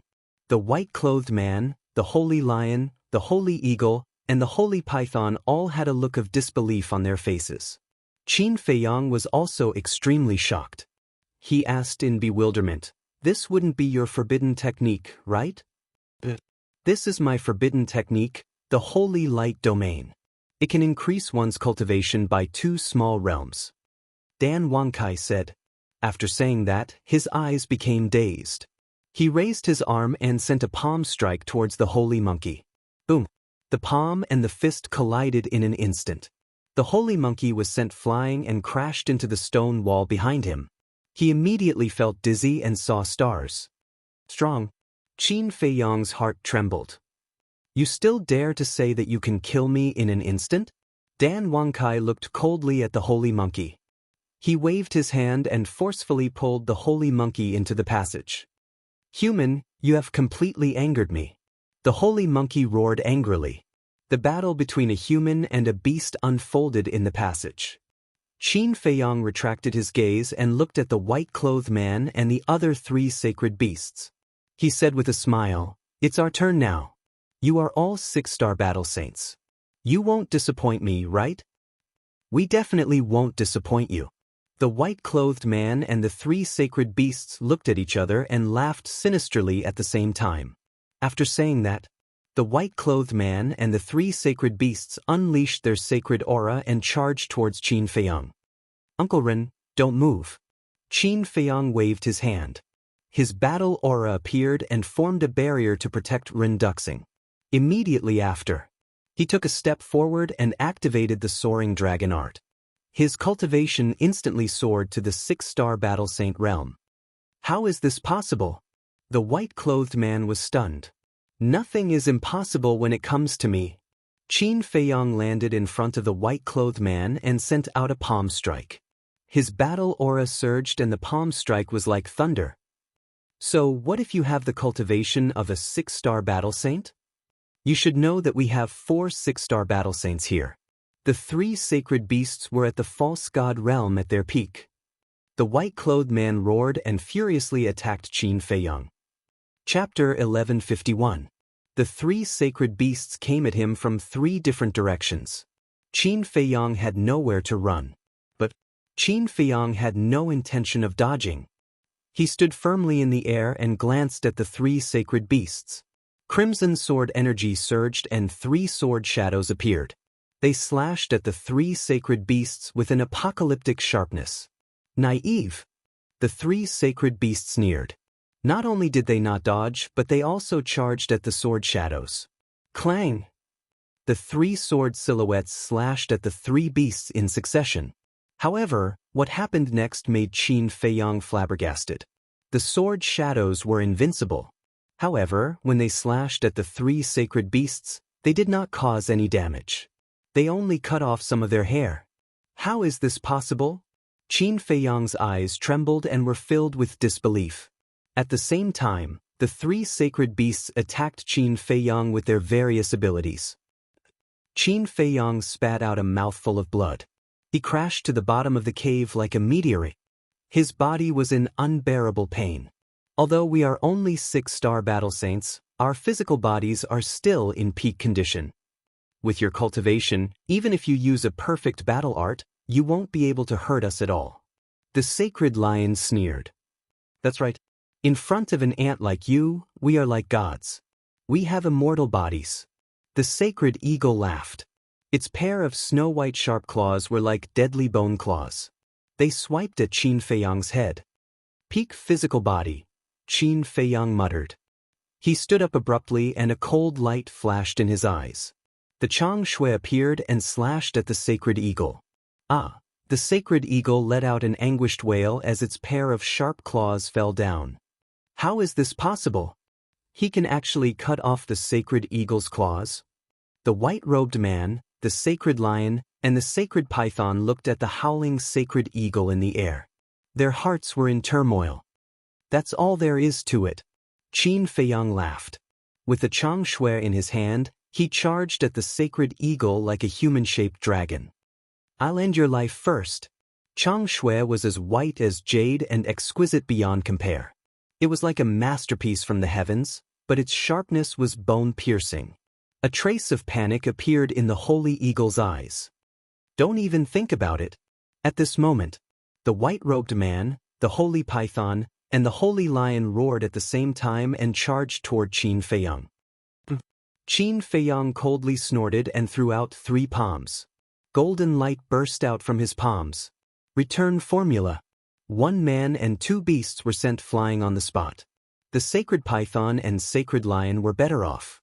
After all, their physical bodies were strong. However, the white-robed man's face turned pale as blood gushed out of his mouth.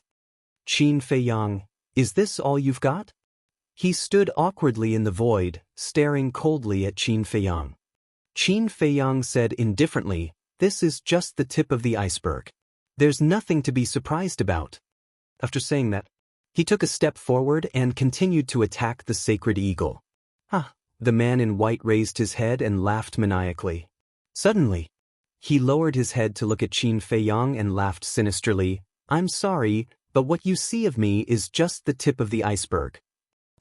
Qin Feiyang frowned, stopped in his tracks, and lowered his head to look at the white-robed man. It's time to let you know my true cultivation. The white-robed man licked his lips, and his aura soared. 7-star battle saint. 8-star battle saint. 9-star battle saint. In the end, his cultivation had actually forcefully broken through to 1-star battle emperor. What? Qin Feiyang turned pale with fright. Qin Feiyang, wake up. The white-robed man's long hair fluttered in the wind. Like a demon god, he instantly rushed in front of Qin Feiyang and slapped his palm on Qin Feiyang's chest. Qin Feiyang flew out horizontally and slammed into the stone wall. His entire body immediately emitted a heart-wrenching pain. He lowered his head to look at his chest. His chest had already caved in, and his flesh and blood were a mess. Even his heart had been split open. If he had not activated the battle formula, this attack would have killed him. Did you see that? This is true strength. Your cultivation is nothing. The white-robed man laughed as he stepped on Qin Feiyang's face with an arrogant expression. Powerful. Really powerful. I didn't expect there to be so many hidden powerhouses in the spiritual state. I was really ignorant in the past. However, Qin Feiyang's eyes turned cold, and a mighty dragon's aura roared out from his body.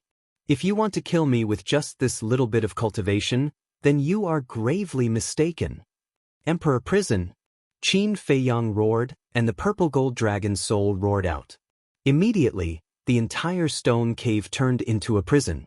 The holy eagle, holy lion, and holy python were all imprisoned here. The white-robed man was also shocked and quickly retreated. He raised his head to look at the purple gold dragon's soul, and his eyes were filled with shock. Qin Feiyang slowly stood up, and dragon blood splattered and stained the ground. He swallowed a heart protection pill and coldly stared at the white-robed man. Is a one-star combat emperor very strong? I will kill you all the same. It doesn't matter. The white-robed man shrugged. What do you mean? Qin Feiyang frowned. Looking at the white-robed man's calm expression, an inexplicable sense of uneasiness rose in his heart. Because we have been planning for so long, and we have been waiting for this moment. The white-robed man chuckled. With a wave of his hand, a wave of battle aura appeared. However, this battle aura was not directed at Qin Feiyang, but at the purple gold dragon blood under Qin Feiyang's feet. Qin Feiyang looked down in surprise and saw the battle aura sweep up the purple gold dragon blood on the ground and immediately rush toward the black crystal. When the purple gold dragon blood sprinkled on the black crystal instantly emitted a black light. A terrifying aura burst out with a roar. In the end, the purple gold dragon blood was completely absorbed by the black crystal. In between the black light, there was a dazzling purple gold divine light.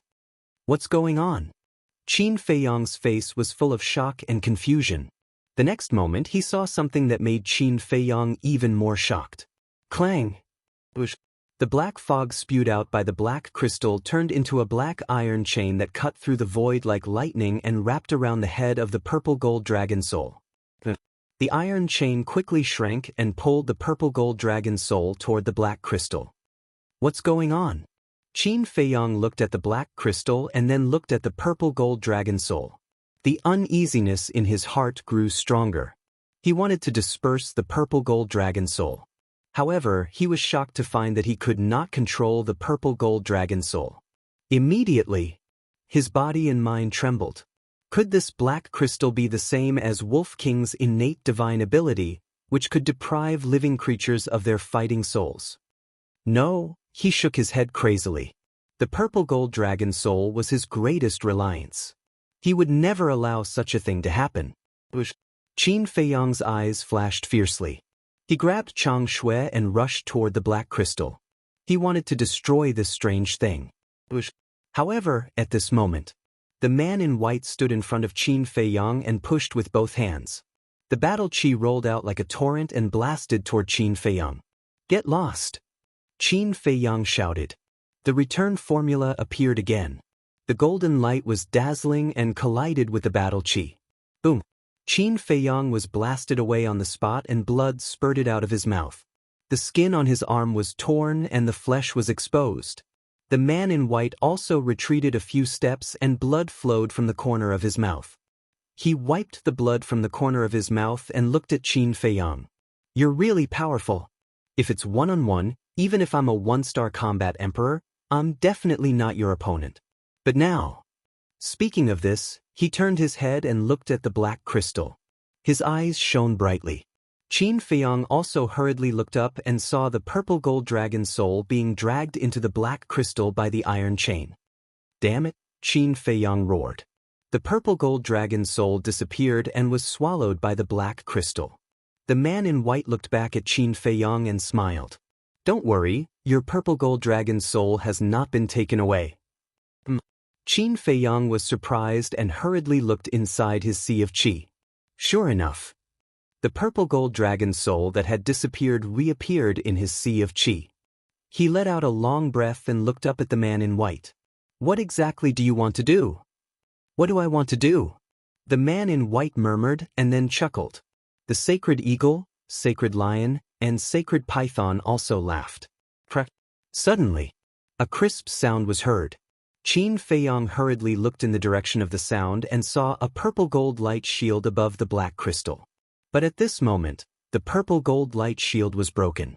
And the moment the purple gold light shield was broken, the black crystal seemed to have gained freedom and kept spinning in the air. At the same time, A murderous and bloody aura surged out from the black crystal. Under this aura, whether it was Qin Feiyang, the man in white, or the three sacred beasts, there was an indescribable fear in their hearts. Feeling. It was like a demon was awakening. What exactly is it? Qin Feiyang whispered. The man in white looked at the black crystal and said, "Actually, it's not a source of power." Qin Feiyang was shocked. The man in white said without turning his head, "It's called demon crystal. It's a demon comparable to a divine artifact." What? Qin Feiyang turned pale with fright. It was not a source of power, but a demon, and it was comparable to a divine artifact? You're surprised, right? The man in white turned to Qin Feiyang and said with a smile, "Actually, we brought you to the ruins not to kill you, but to let you unlock the seal on this demon crystal." Seal? Qin Feiyang frowned. That's right.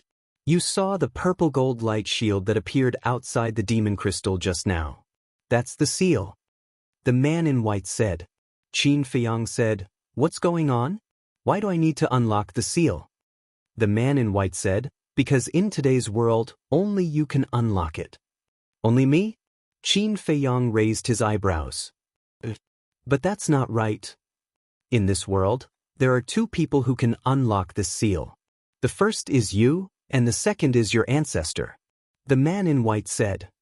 Say it clearly at once. Qin Feiyang said in a deep voice. It actually involved his ancestor. This matter was definitely not simple. Well, I'll say it directly. The seal on this demon crystal was set by your ancestor. And to unlock this seal, there are two necessary factors. The first is the purple gold dragon blood, and the second is the purple gold dragon soul. As long as one of these two is missing, the seal cannot be unlocked. Chapter 1152. Purple gold dragon blood, purple gold dragon soul, that's why you fought with me. On one hand, you made me bleed, and on the other hand, you forced me to activate the purple gold dragon soul, Qin Feiyang said. The white-robed man nodded. So, this is a trap. Qin Feiyang felt bitter in his heart. He looked up at the white-robed man and said, "But I don't understand. Why do you want to break the seal of the demon crystal?" Because we want the demon crystal. You've seen the power of the storm and gravity, right? They were born because of the demon crystal. It's no exaggeration to say that the demon crystal has enough power to destroy the world. As long as you get it, the destruction of the great Qin Empire will be just around the corner. The white-robed man laughed. Qin Feiyang's eyes trembled. You're Mu Tianyang's lackey. He should have known that the white-robed man was with the four sacred beasts and must be related to Mu Tianyang. The white-robed man chuckled. Don't make it sound so bad. I'm his subordinate. What's the difference between a subordinate and a lackey? Qin Feiyang sneered. Whatever you say. It doesn't matter. Anyway, the demon crystal is in our hands now. The white-robed man said. In our hands? Qin Feiyang sneered and said sarcastically, You're too naive. The demon crystal is already under Uncle Ren's control. Before Qin Feiyang finished, the white-robed man said, The naive one is not me, it's you. Qin Feiyang raised his eyebrows. The white-robed man said, Yes, the demon crystal is indeed under Ren Duxing's control, but he's one of us. The three sacred beasts didn't hide the ridicule in their eyes. What? Qin Feiyang's body quivered. He turned around and looked at Ren Duxing, who was standing inside the battle chi barrier, as he asked, Uncle Ren, tell me, is this true? Ren Duxing looked at Qin Feiyang without saying a word. Suddenly, with a wave of his hand, the battle aura barrier shattered. Then, he took a step forward and landed in front of the magic crystal. He raised his arm and spread out his 5 fingers. The magic crystal automatically fell into his palm. He stared at the magic crystal. At this moment, it was as if he had changed into a different person. The benevolence on his face had disappeared and was replaced by greed. Congratulations, my lord. The white-robed man and the 3 saint beasts exchanged glances before prostrating themselves in the air and worshipping Ren Duxing. Their expressions were incomparably respectful. My lord. Qin Feiyang trembled both physically and mentally. Could it be that what the man in white said was true? Ren Duxing was with them? Uncle Ren was definitely not that kind of person.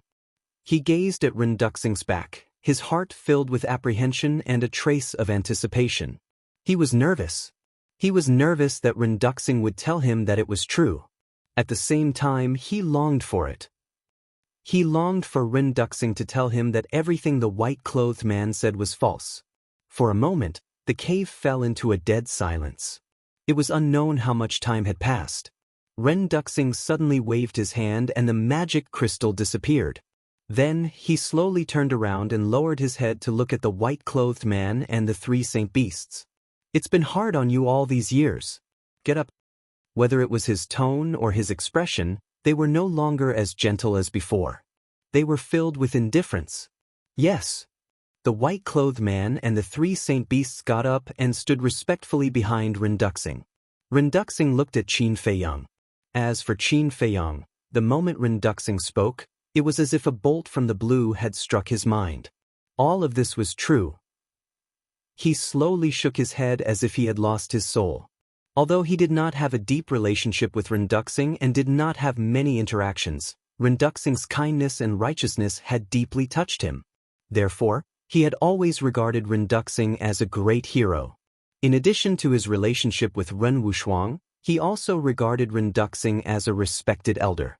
Moreover, his character was also deeply influenced by Ren Duxing. In the past, when he was expelled from the capital, he hated the emperor, hated the great Qin Empire, and hated everything. This hatred was almost distorting his humanity. Until he met Ren Duxing. Watching Ren Duxing sacrifice his life for the sake of protecting all living beings in the world, he was incomparably touched. The hatred in his heart also gradually changed. He still hated the emperor as always, but he had gradually let go of everything else. Therefore, although he did not have much contact with Ren Duxing had a great influence on him. However, he did not expect that all of this was fake. The Ren Duxing he once saw was just a carefully concealed hypocritical face. It was not hard to imagine how big of a blow this was to him. Ren Duxing suddenly said, "Actually, I already knew that you are the son of the emperor." Qin Feiyang clenched his hands, looked at Ren Duxing gloomily and asked, "How did you know?" Ren Duxing said, "I can sense the power of your bloodline." Qin Feiyang said, "So you have been lying to me, using me?" Ren Duxing said indifferently, "You are very smart. If I don't do this, you definitely won't be fooled." "Why, what did my great Qin Empire do to let you become Mu Tianyang's lackey?" Qin Feiyang roared. Ren Duxing shook his head. "You are still too naive. Do you really think that I am Ren Duxing?" Qin Feiyang was surprised. Ren Duxing said, "This body is indeed Ren Duxing's, but the soul has changed." "What? Could it be that you are?" Qin Feiyang's face changed, and a terrifying thought crawled up in his mind. "I am Mu Tianyang," Ren Duxing said. Qin Feiyang shook his head. "Impossible. Nothing is impossible. Back then your ancestor could have destroyed both my soul and body. However, due to his so-called benevolence, he spared me. He sealed a wisp of my divine sense in the demon crystal and used the power of the demon crystal to suppress all the 4 divine beasts under my command here." Ren Duxing said. "No, now it should be Mu Tianyang." Qin Feiyang shouted, "The ancestor is very benevolent. You should be grateful and not continue to do evil." "Grateful?" Mu Tianyang seemed to have heard the biggest joke in the world as he raised his head and laughed. "He destroyed my Tianyang Empire, killed my subordinates, and almost killed me. You still want me to be grateful to him? Even when he sealed me, he directly told me how to break the seal. Tell me, why did he do that? He's just humiliating me. Do you understand? Ha, let me tell you, I can't wait to destroy his bones and scatter his ashes." His eyes were filled with killing intent. Qin Feiyang couldn't help but clench his fists. Suddenly, Mu Tianyang stopped laughing, lowered his head to look at Qin Feiyang and continued, "He sealed me in the demon crystal, thinking that I couldn't escape, but he underestimated me too much. Although I only have a wisp of divine sense left, I am still a war god after all. After several thousand years, I finally tore open a crack in the seal. Although the crack is only as thin as a strand of hair, it is enough for me to escape. Mu Tianyang laughed proudly. Qin Feiyang mocked. After thousands of years, you only managed to tear a hair-thin crack. What's there to be proud of? Mu Tianyang was not angry at all, and continued. After escaping, I originally wanted to wake up my former subordinates and leave.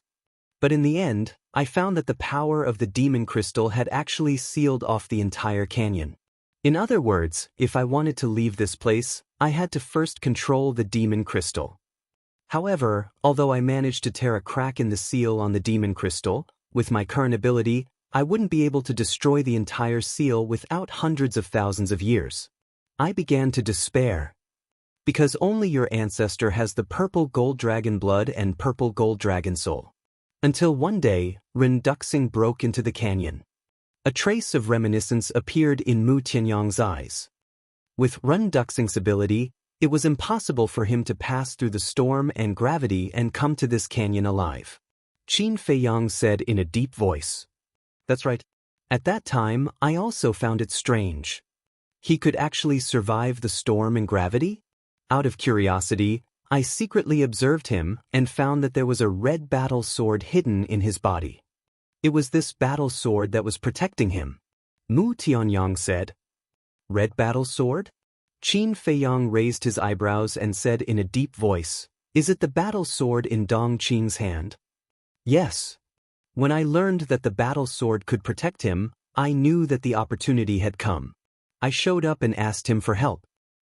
But he was too stubborn. No matter how I tempted him, he just wouldn't help me. He even threatened to destroy this wisp of my divine sense. Of course I was very angry, so I found an opportunity to enter his sea of consciousness, erase his soul, and replace it. This is the so-called possession. As for that battle sword, it naturally belongs to me. Mu Tianyang laughed as if he was talking about a very ordinary thing. But Qin Feiyang's eyes turned blood red, and his hands clenched tightly together, full of anger. It turned out, Ren Duxing was indeed a good person. Mu Tianyang joked, Now, do you want to kill me very much to avenge Ren Duxing?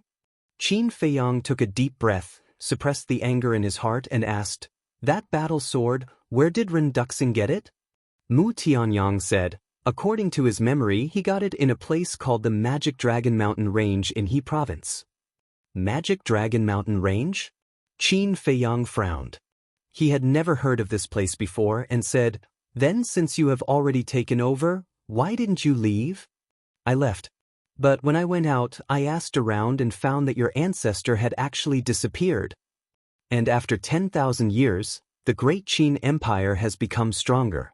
With my current strength, I don't have the ability to destroy it. So I came back here. On one hand, I kept a low profile, and on the other hand, I continued to think of ways to break the seal.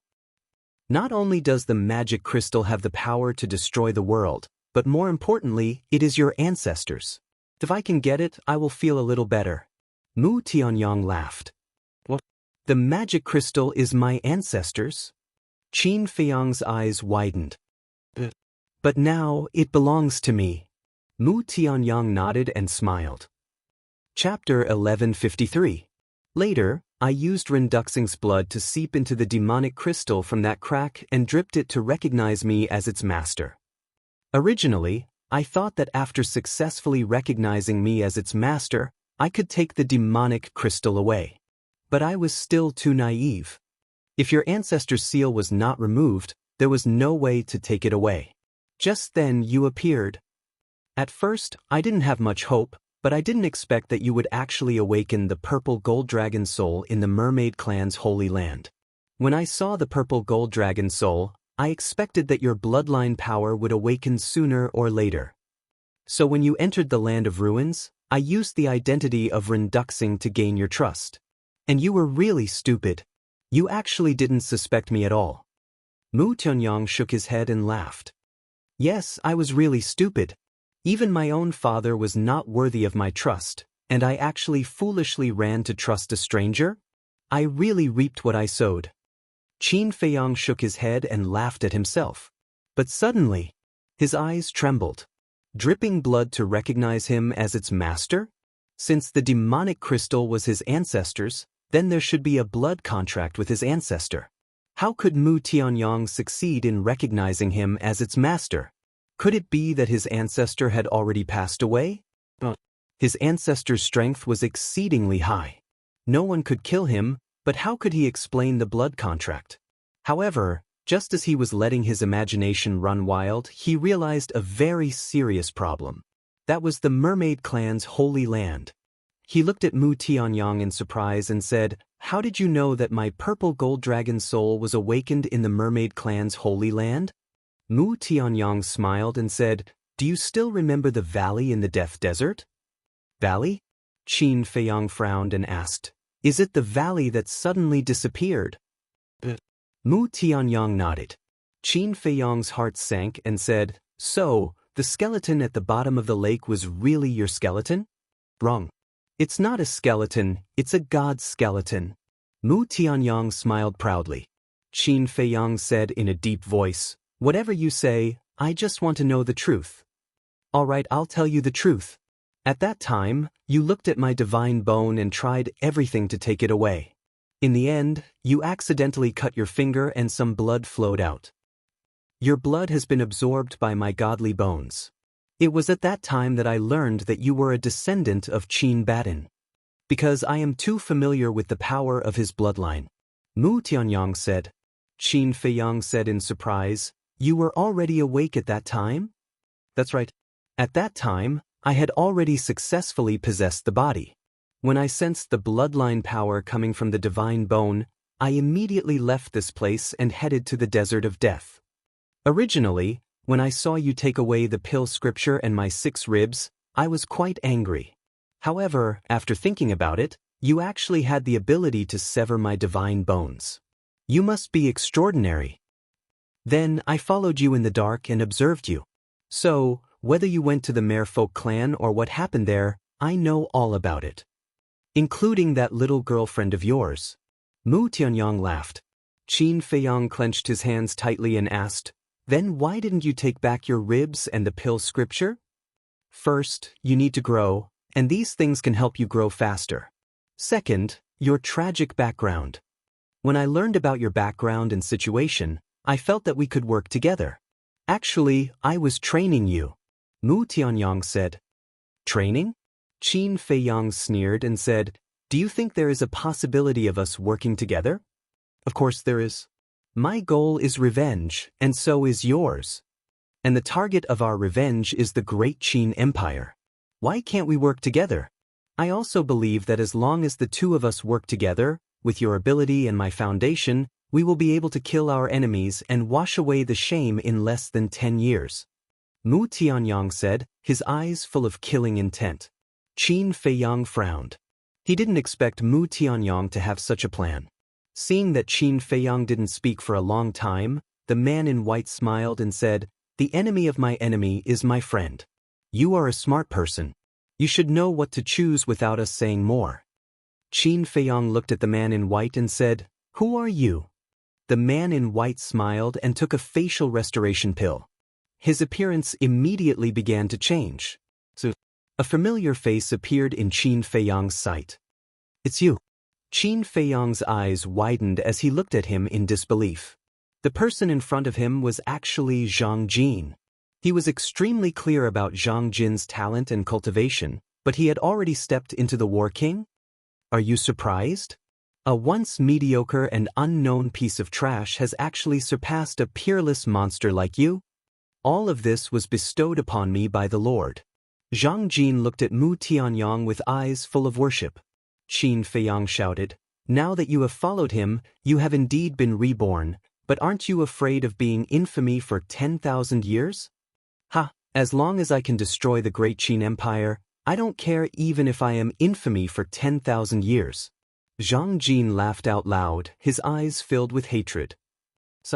"I saw Zhang Ren's death with my own eyes. I admit that the sacred temple has let you down. It's understandable that you hate all of this. However, you shouldn't have forced this hatred onto those innocent people. You must know that to destroy the great Qin Empire, it's not enough to just kill the emperor. It will also implicate countless living beings. At that time, it will definitely be a disaster and blood will flow like a river. Qin Feiyang sighed. Zhang Jin said, "Then I would like to ask you, don't you hate it?" Qin Feiyang nodded. "I hate it, but I will not be Mu Tianyang's lackey and help him do those evil things. I will use my own ability to wash away the shame. You have talent and potential. No matter where you go, there will be people helping you. Of course, you dare to say such things. But me? I have nothing, so I can only choose this path. I won't regret it. An empire without fairness, justice, and justice should be destroyed." Zhang Jin said, "Is there fairness, justice, and justice in the Heavenly Sun Empire? If there is, my ancestor wouldn't have overthrown the Heavenly Sun Empire." Qin Feiyang snorted coldly. Zhang Jin shook his head. "I don't know what the Heavenly Sun Empire is like. I only know what I should do now." "You're being stubborn," Qin Feiyang shouted angrily. "You are the one who is stubborn. Look at you. You were originally a genius, but what happened in the end? Your cultivation was crippled, you were expelled from the imperial capital, and you even implicated your mother. Yet, you still continue to protect the great Qin Empire. Are you a fool?" Zhang Jin sneered. Qin Feiyang fell silent. After a long time, he said, "One cannot forget one's roots." Chapter 1154. Lord, let's get rid of him. This kid's potential is too terrifying. If we don't get rid of him soon, he will become our biggest obstacle in the future. Yes, let's take this opportunity to kill him in the cradle. The Holy Eagle, Holy Lion, and Holy Python didn't hide their killing intent towards Qin Feiyang. Mu Tianyang glanced at Zhang Jin and the three holy beasts before looking at Qin Feiyang. "Are you really unwilling to cooperate?" Qin Feiyang shook his head. Seeing Qin Feiyang shake his head, Zhang Jin and the three holy beasts immediately surrounded Qin Feiyang with killing intent surging in their eyes. Mu Tianyang waved his hand at them and looked at Qin Feiyang with a smile. "It doesn't matter. There will be plenty of time in the future. I believe you will figure it out sooner or later." "Lord!" Zhang Jin and the three holy beasts were anxious. If they didn't get rid of Qin Feiyang now, it would be the same as letting a tiger return to the mountain. Mu Tianyang's face turned cold as he said expressionlessly, "Say no more. I have already made up my mind. In addition, no one is allowed to harm him without my orders." Zhang Jin and the three holy beasts looked at each other and could only lower their heads helplessly. "What do you mean?" Qin Feiyang looked at Mu Tianyang with a gloomy expression. Now that the Devil Crystal Seal was broken, Mu Tianyang was free, and he had lost his value. So why didn't Mu Tianyang kill him? "Do you really not understand what I mean?" Mu Tianyang asked. Qin Feiyang frowned. But suddenly his eyes lit up, and he said in a low voice, "I understand. To you, destroying the great Qin Empire no longer brings you much joy. What you need to do is to let me help you destroy the great Qin Empire. If I do it myself, first, I don't have the ability to do so. After all, my cultivation hasn't recovered to its peak. Second, it's too boring. The great Qin Empire is Qin Baishan's blood, sweat, and tears. If I were to destroy it, I would only feel happy because we are enemies. But you are different. You are his descendant. Think about it. If he were to find out that the great Qin Empire that he personally founded was destroyed by his own descendants in the end, how would he react? He'll probably jump out of his coffin in anger." Mu Tianyang teased. Qin Feiyang clenched his fists and said word by word, "This kind of thing will never happen. I also believe that the ancestor is still alive and will come back sooner or later." "Don't speak so soon." Mu Tianyang shook his head with a smile and said, "All right, I still have things to do, so I won't play with you anymore. Let's go." After he finished speaking, he took a step forward and flashed towards the passageway. Zhang Jin and the three holy beasts glanced at Qin Feiyang and followed after him. "Wait," Qin Feiyang shouted. "Is there anything else?" Mu Tianyang stopped and asked. Qin Feiyang said, "Since you have already escaped, why didn't your consciousness return to your body and still occupy Rinduxing's body?"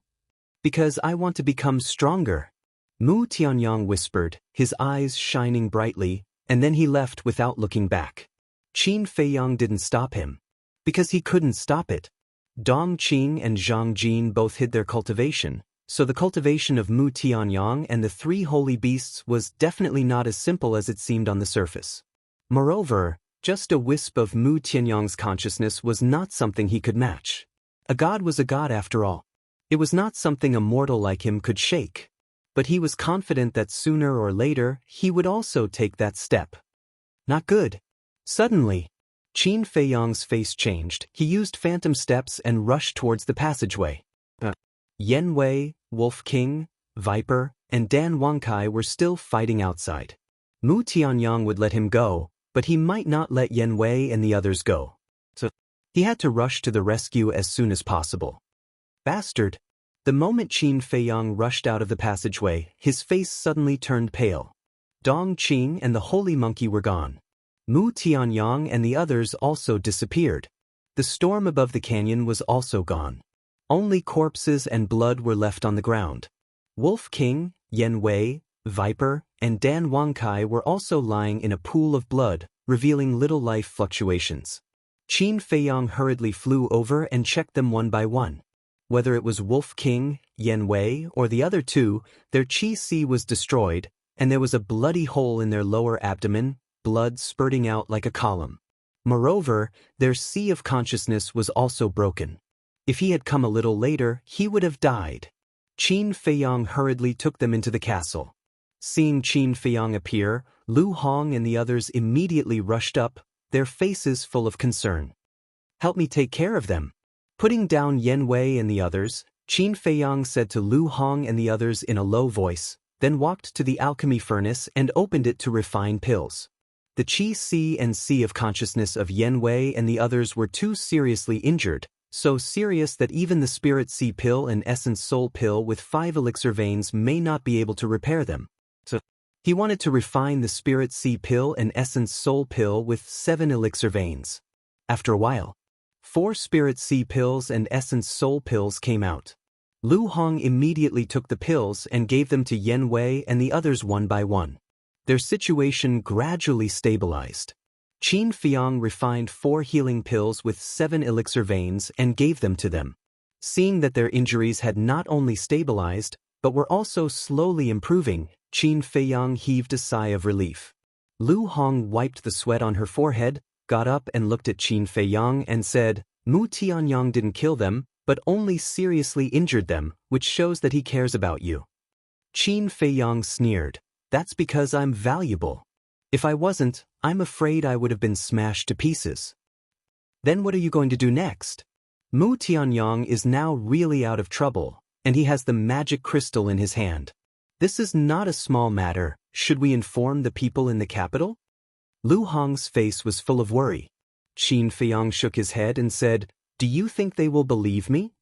"Whether they believe it or not is their business. We just have to have a clear conscience. Besides, we are not doing this for them, but for the billions of people in the Great Qin Empire. Are you able to watch as they die miserably at Mu Tianyang's hands?" Lu Hong said. Qin Feiyang looked at her and nodded. "Okay, I'll listen to you." After that, he left the castle alone and stood above the canyon, scanning the sea of corpses below. The Blackstone Ape, Fire Dragon, Lion, Winged Sand Python, and Snow Eagle were all killed by the Wolf King and Viper. The corpses of the Monkey King and the other Beast Kings were also there. It was like a scene from hell, making one's scalp tingle. "I can't accept it," Qin Feiyang whispered. He had suffered a lot in the past, but it was the first time he suffered such a big loss. What he was most unwilling to accept was that from the beginning to the end, he had been living in someone else's scheme. Although the storm in the ruins had disappeared, the dark clouds had not dispersed, and Qin Feiyang's mood was very heavy at the moment. He flew into the sky and directly flew out of the canyon, standing above the iron chain bridge and looking in all directions. Gravity had also disappeared. However, this place was already devoid of life. It had become a true land of death.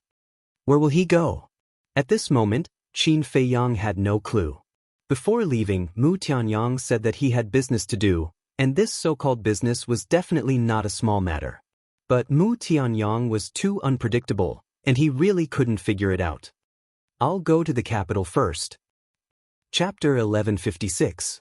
Butterfly Valley. Qin Feiyang's face darkened as soon as he appeared. There was a huge crater in the sea of flowers below. At the bottom of the crater, a muscular man in golden armor was lying, covered in blood. Qin Feiyang stepped forward and landed beside the muscular man in golden armor. He bent down and reached out to feel the man's pulse. The muscular man in golden armor was dead. Judging from the wounds on his body, he died not long ago. Who did this? Qin Feiyang murmured as he stood up and looked at the muscular man in golden armor. He was very familiar with the armor on the muscular man in golden armor. It was the uniform of the commander of the Invincible Black Army. This meant that this man should be the new commander of the Invincible Black Army. But how did he die here? As the commander of the Invincible Black Army, he should be quite powerful. Who in the spiritual state had the ability to kill him? Could it be, suddenly? Qin Feiyang seemed to have thought of something. His eyes trembled slightly, and he quickly turned into a stream of light and flew toward a forest. The entrance to the secret chamber was here. Qin Feiyang was familiar with the place and quickly entered the secret chamber. There was no one in the secret chamber. He stood in front of the altar, his eyes flickering. Suddenly, Qin Feiyang waved his hand, and his battle aura gushed out and flowed into the teleportation altar. Buzz. A moment later, the teleportation altar was activated and emitted a bright bloody light. Qin Feiyang stepped into the portal. The next moment, he appeared above an ice lake. That's right. He came to the Forgotten Continent again. He suspected that the person who killed the muscular man in golden armor was Mu Tianyang. He originally wanted to go to the imperial capital, but he was worried that Mu Tianyang would come to the Forgotten Continent. Mu Tianyang admitted that he couldn't shake the great Qin Empire with his current strength. Therefore, he thought that Mu Tianyang wouldn't enter the imperial capital rashly. Qin Feiyang dove down, and with a cracking sound, the ice on the lake broke, and he plunged into the lake. At the same time, at the peak of a giant mountain in the central divine kingdom, a purple-clothed youth sat cross-legged on the ground, his eyes glowing with a hazy luster. Suddenly, in his bright eyes, a glacier and snowy land appeared.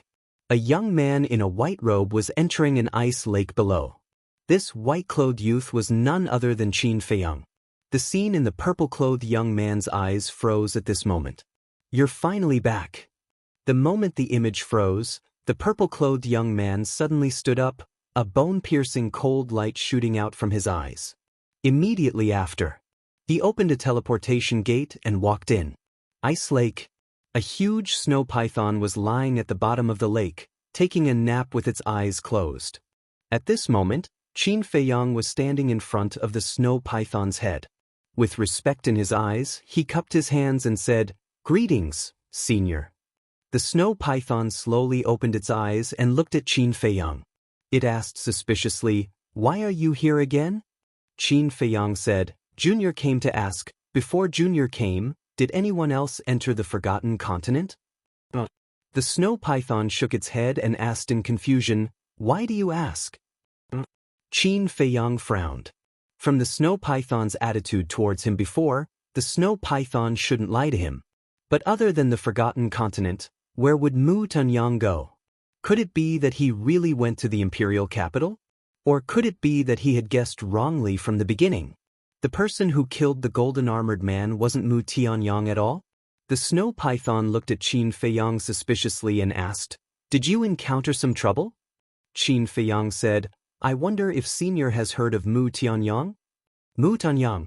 The snow python's pupils constricted, and it nodded. "The emperor of the Tianyang Empire, of course I know. Is back."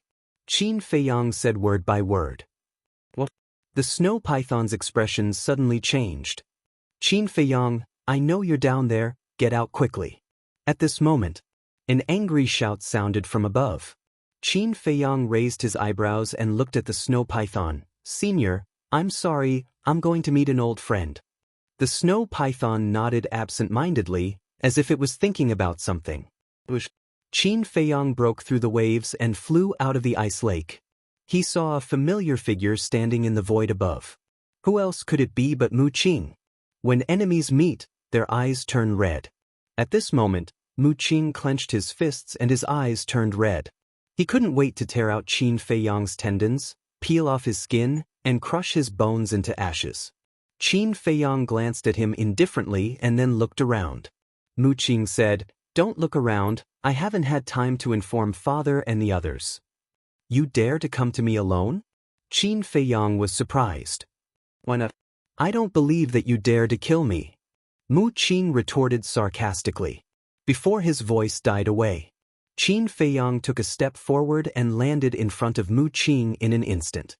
He grabbed Mu Qing's neck and sneered, "Who gave you the confidence?" However, Mu Qing was not afraid. Instead, he asked with a mocking expression, "Mu Yang is back, right?" "How do you know?" Qin Feiyang's expression changed. Mu Qing said, "Although I'm not in the Great Qin Empire, I can sense everything about Mu Tianyang." "You can sense it?" Qin Feiyang raised his eyebrows. Mu Qing said, "Haven't you always wanted to know the origin of the Mu family? Now I'll tell you, the Mu family is the descendant of Mu Tianyang." Sure enough, Qin Feiyang's heart trembled. He had thought of this a long time ago. However, he did not dare to make a conclusion because he could not find any conclusive evidence. "I know where my ancestor is now and what he's going to do next. If you kill me now, no one will tell you this. At that time, you'll be like a headless fly, running around the world without any harvest. Don't think of using the slave seal to control me. I'm not Yen Wei and the rest. Threats and promises won't work on me at all." Mu Qing sneered. Qin Feiyang's face was as dark as water. Indeed, if it was someone else, he had many ways to make the other party speak the truth. However, he was not confident about Mu Qing. Qin Feiyang said, "What do you want?" "Divine crystals. And the space-time gate," Mu Qing said in a deep voice. "Space-time gate?" Qin Feiyang frowned. What did he mean? Wasn't the space-time gate in the hands of the Mu family? Why did he ask him for it now? Looking at Qin Feiyang's expression, the anger in Mu Qing's heart could not be suppressed. He shouted, "Don't play dumb with me." Qin Feiyang said, "Why should I play dumb? Tell me clearly." Mu Qing said in a deep voice, "Do you remember that day when you escaped from the inland sea and wanted to return to the Great Qin Empire? My ancestor chased you here." "I remember." Qin Feiyang nodded. "It was at that time that the space-time gate in my ancestor's hands was snatched away by the damned snow python under the ice lake. You were there at that time, and you still say that you don't know?" Mu Qing roared through voice transmission. Qin Feiyang was stunned. There was such a thing? This did exist, but because it happened after he left, he only knew about it now. Qin Feiyang asked, "Is it the real space-time gate?" "What do you think?" Mu Qing said angrily. If it was just the fake space-time gate, he would not be so anxious. "Ha!" Qin Feiyang laughed. This was really something to be happy about. Seeing Qin Feiyang laughing at his misfortune, Mu Qing's face became more and more ugly. "Don't think about the space-time gate, because I don't have the ability to get it back from her. As for the divine crystal, it's not in my hands now. If you have the ability, go and ask the mysterious madam for it." Qin Feiyang said lightly. Mu Qing shouted, "All of this happened because of you. Shouldn't you be responsible?" "Responsible? Are you kidding me?" Qin Feiyang's face turned red. Wasn't this too funny? Such a smart and capable person actually said such a childish thing at this moment? It could also be seen how helpless Mu Qing was now. Suddenly, Qin Feiyang's eyes flashed and he asked, "Did you just come from the Central Divine Kingdom?" Mu Qing nodded instinctively. But as soon as he nodded, a strong sense of uneasiness rose in his heart. He looked at Qin Feiyang warily and said, "What do you want to do?" "The space-time gate was stolen. Everyone in the Mu family must be very sad, right? So, the fake space-time gate on you can't be kept," Qin Feiyang said with a smile.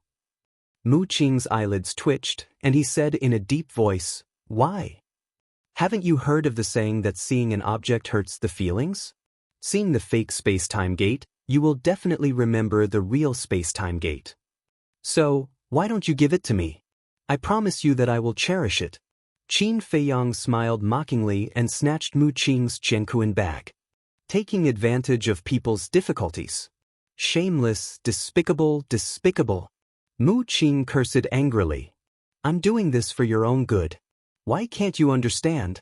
Qin Feiyang shook his head and sighed. Then he sank his mind into the Qiankuan bag, but he didn't find the space-time gate inside. He frowned and looked at Mu Qing's lower abdomen.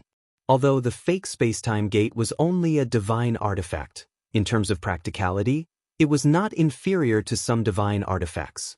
Such an important thing should be in Mu Qing's Sea of Qi. Looking at Qin Feiyang's fiery eyes, Mu Qing panicked. But Qin Feiyang didn't show any mercy. His big hand was like a blade, directly tearing the flesh on Mu Qing's lower abdomen. He reached into his Sea of Qi and grabbed the fake space-time gate. I won't let you have your way even if I die. Mu Qing was desperate and wanted to destroy the space-time gate. But would Qin Feiyang give him the chance? Obviously not. Battle Qi surged in his palm, instantly erasing the blood contract in the space-time gate. Then, he quickly dripped his blood to make it recognize him as its master.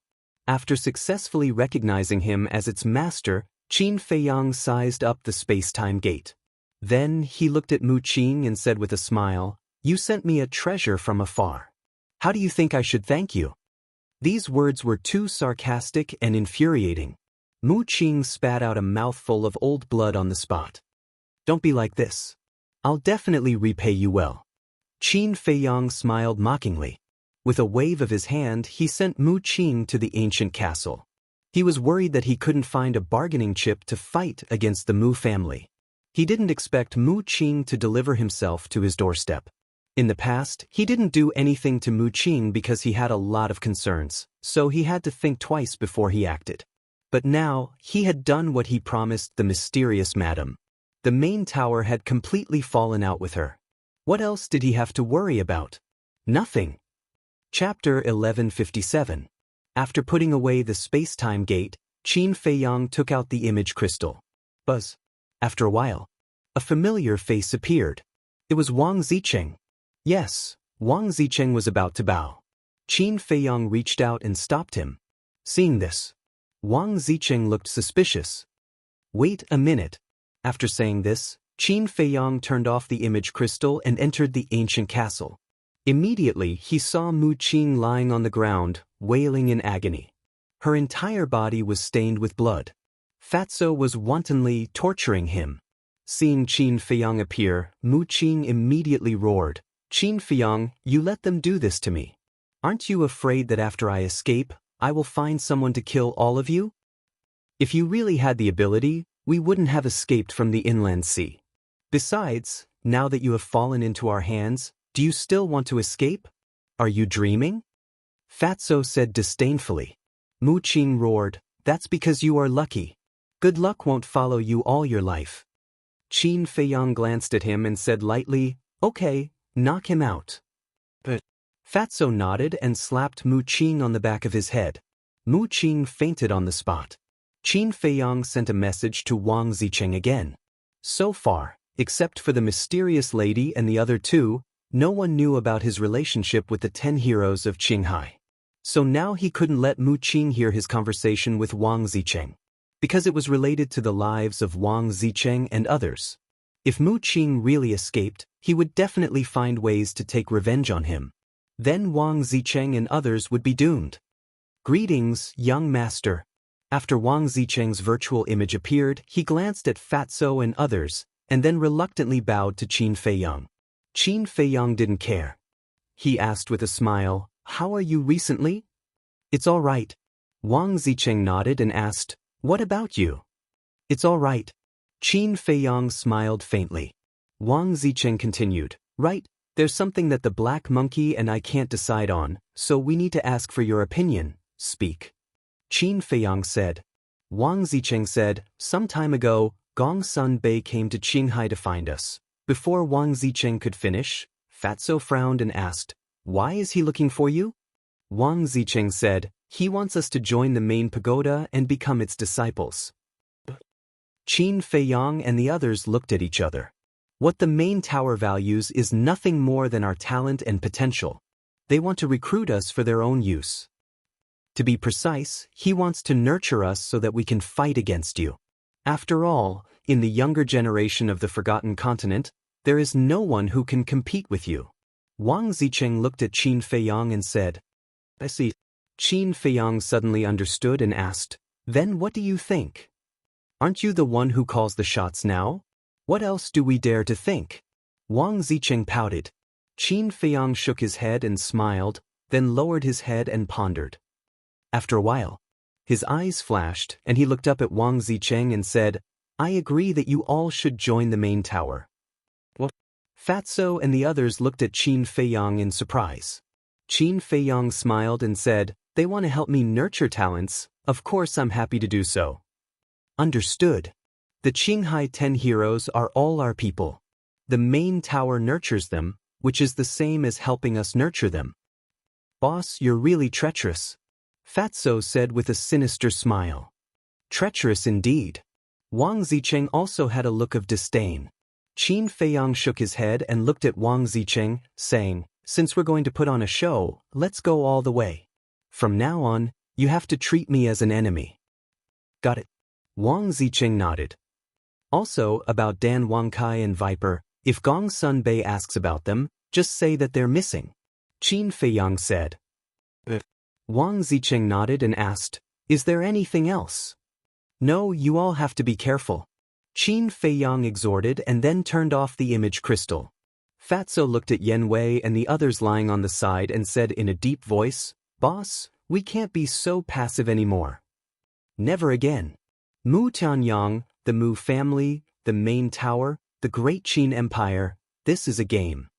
And from this moment on, I'm no longer a chess piece. I'm going to become a chess player in this game. Although I don't have the ability to compete with them now, sooner or later, I'll make them all surrender at my feet and tremble in fear. Qin Feiyang clenched his fists and his eyes emitted an aggressive light. Fatso and the others looked at each other and remained silent. However, those incomparably resolute gazes represented their undying hearts. Qin Feiyang looked at Yen Wei and the others and Wolf King, and said to Lu Hong, Take care of them. When they wake up, inform me immediately. Lu Hong nodded. Qin Feiyang looked at Fatso and said, I must know Mu Tianyang's next plan, so no matter what method you use, you have to make Mu Qing speak for me. Understood. Fatso smiled coldly. Qin Feiyang flashed and left the castle. He found the snow python again and said, Senior, how much do you know about Mu Tianyang? More or less, I know a little about it. But regarding his matters, don't look for me. Because, as long as he doesn't enter the Forgotten Continent, I won't ask. The snow python said lightly. Understood, Junior will take his leave. Qin Feiyang bowed and saluted. Then he opened the secret door. The snow python frowned and said, You're leaving just like that? Qin Feiyang looked at her puzzled. The snow python said, Leave the Mu family's boy here. This, Qin Feiyang was stunned. The snow python said, Last time when I wasn't paying attention, you took away Yen Wei, and I didn't pursue it. Now you want to take away the Mu family's boy. Do you think I'm really easy to talk to? No. Qin Feiyang waved his hand again and again. Let me tell you, this time there is no discussion. If you don't hand him over, don't think about going back. The snow python released its aura, shook off Qin Feiyang, and then closed the secret door with a bang, and then used its huge body to block the door. This time Qin Feiyang was stunned. Looking at the snow python's attitude, he really didn't know what to do. Senior, this Mu Qing is very useful to Junior. Can you be merciful and make an exception? After thinking for a while, he could only think of this method, coaxing and pestering. No. The snow python shook its head. Qin Feiyang helplessly said, Then what do you want me to do? The snow python angrily said, You still want to bribe me, don't you understand my words? Qin Feiyang smiled. The snow python frowned, Look at you, today you must take him away? In front of you, Junior doesn't dare to say this. Qin Feiyang rubbed his head and said with a smile, looking silly, Okay. Don't put on an act. You can take him away, but leave your purple gold dragon blood. The snow python impatiently said. Purple gold dragon blood? Qin Feiyang was stunned, and said happily, no problem, it's a small matter. Then he waved his hand, and a battle chi boundary appeared, separating the lake water, and then he cut his finger. The snow python playfully said, I want more than one drop. You can have as much as you want. Qin Feiyang waved his hand indifferently. He had a forthright look on his face. Anyway, he had plenty of purple gold dragon blood in his body. Don't regret it. The snow python laughed, and a light flashed in front of it, and a crystal-clear jade appeared. The jade was about the size of a bucket, and there was no flaw on it, as if it was made by nature. Seeing this jade, Qin Feiyang's eyes almost popped out. The snow python said, fill it up. What? Qin Feiyang was dumbfounded and stammered, Senior, are you sure you're not joking? The snow python said, do I look like I'm joking? But it's too big. Even if I drain all my blood, it won't be enough. Qin Feiyang put on a long face, feeling extremely wronged. The snow python said with a smile, it's okay, take your time. Anyway, I have plenty of time. Qin Feiyang cried. However, he had to take Mu Qing away. After all, the snow python in front of him was an existence that could even suppress a fake god. He gritted his teeth, took out the Chang Shui, and cut his wrist. The purple gold dragon blood immediately surged out. But in less than a tenth of it he began to feel dizzy. He had no choice but to heal the wound on his wrist and enter the castle to refine the blood coagulation pill. Like the life blood pill, the blood coagulation pill could quickly restore the lost blood. And the effect of the blood coagulation pill was better than that of the life blood pill. In addition, it had 7 elixir veins. In less than an hour, Qin Feiyang's lost blood was restored. Time flew. When it was dark, the jadeware in front of him was finally full. Qin Feiyang healed his wound and looked at the big bucket full of purple gold dragon blood. He couldn't help but feel pained.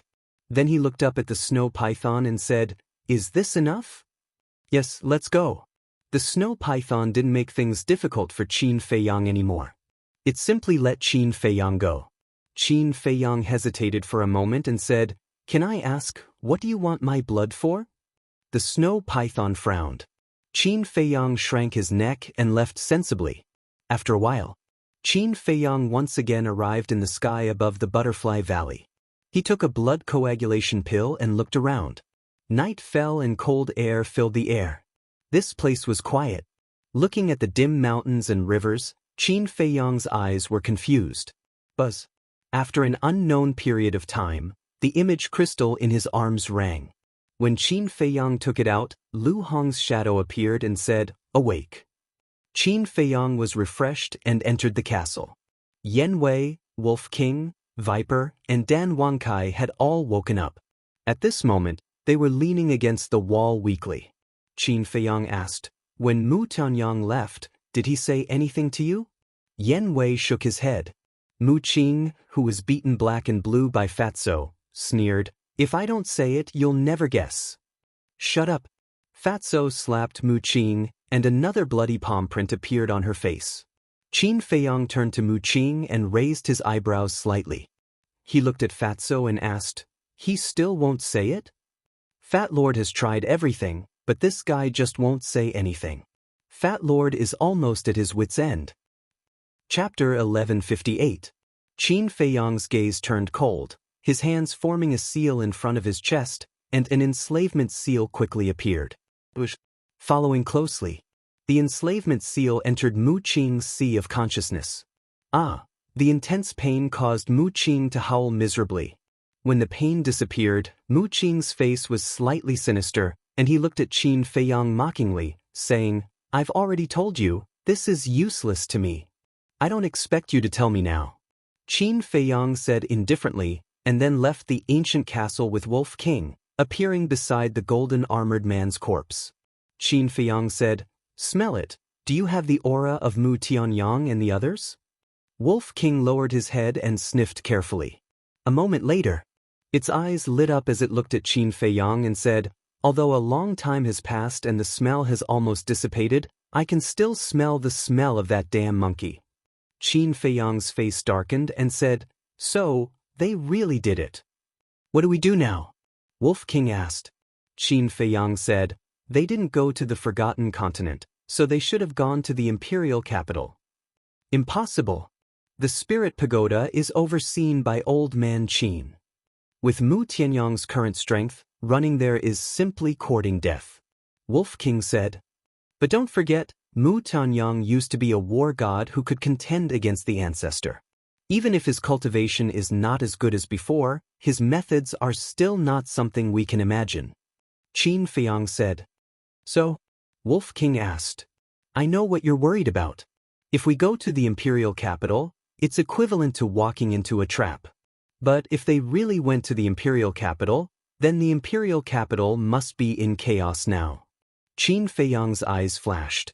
Wolf King pondered for a moment and nodded. "That makes sense, then let's go to the imperial capital to take a look. Before we go, we still have to make some preparations." Qin Feiyang glanced at the golden armored man in front of him, and his eyes suddenly lit up, bringing Yan Wei out of the ancient castle. "What's the matter?" Yan Wei looked at him suspiciously. Qin Feiyang said, "Disguise yourself as him." Yan Wei glanced at him and instantly understood Qin Feiyang's goal. "This is very simple, but there is a problem." "What is it?" Qin Feiyang asked. "Before we came here, he was already dead. We don't even know his cultivation level. But the people in the Emperor Palace would definitely know. What if my cultivation doesn't match his? Wouldn't I be exposed?" Yan Wei said. Qin Feiyang nodded and muttered, "The Black Iron Army is not as good as the Kirin Army, so whether it's the commander or the deputy commander, their cultivation is not very high." Suddenly, he seemed to have thought of something, looked at Qin Feiyang, Yan Wei, and Wolf King and said, "You guys wait for me here, I'm going to find someone." One man and one wolf were suspicious. Wang Hong. After Qin Feiyang finished speaking, he opened the portal and walked in. Whether it was the prefecture city or the mansion master's mansion, Qin Feiyang was very familiar with them. He also guessed where Wang Hong might live. The waning moon hung in the sky, and the cold stars flickered. A loft was located beside a pond, and there was no one around. Only a weak candlelight came from a window, making it look very cold and lonely. Through the window, one could vaguely see a figure sitting inside. This was the old man's former residence. And now, the old man had resigned and gone to the imperial capital, so it naturally belonged to Wang Hong. Qin Feiyang landed in front of the loft, looked around, and raised his head to look at the figure in the window. A long-lost smile appeared on his face. He took a step forward and walked to the window. When he opened the window, a familiar figure immediately entered his sight. Who else could it be but Wang Hong? He saw Wang Hong sitting in front of the coffee table, rubbing his forehead with a worried and distressed expression. Hearing the sound of the window opening, Wang Hong also looked up suspiciously. When he saw that it was actually Qin Feiyang, his expression changed drastically. Qin Feiyang flashed and entered the room. Wang Hong immediately got up and stood in front of the window, looking outside vigilantly.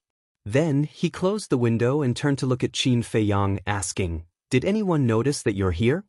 Qin Feiyang shook his head. "That's good." Wang Hong heaved a sigh of relief, pointed to the coffee table next to him, and said with a smile, "Sit down." Qin Feiyang nodded, walked to the coffee table, and sat opposite Wang Hong. Wang Hong asked with concern, "Where have you been all this time?" Qin Feiyang said, "Iron Bull Town." Wang Hong suddenly understood and said with a smile, "Compared to the imperial capital, Iron Bull Town gave you a sense of belonging, right?" Qin Feiyang nodded. Wang Hong asked, "Then why did you come to me now?" Qin Feiyang said, "I came to ask you if you know the cultivation of the muscular man in golden armor." "The muscular man in golden armor?" Wang Hong was stunned. Qin Feiyang said, "The new commander of the invincible Black Army." Wang Hong nodded and said in a deep voice, "He's very powerful. I heard from a few soldiers of the invincible Black Army that he's a 2-star combat emperor." "A 2-star combat emperor?" Qin Feiyang was stunned. "Isn't he the same as Yan Wei?" This is a heaven-sent opportunity. Why are you asking about this? Are you going to attack him? Wang Hong was surprised. Qin Feiyang said with a smile, I don't need to do anything. He's already dead. What? Wang Hong suddenly stood up and said in shock, Who did it? A very terrifying person. Qin Feiyang didn't say it clearly, because the news of Mu Tianyang's return was too shocking. Once it was spread out, it would definitely cause a commotion.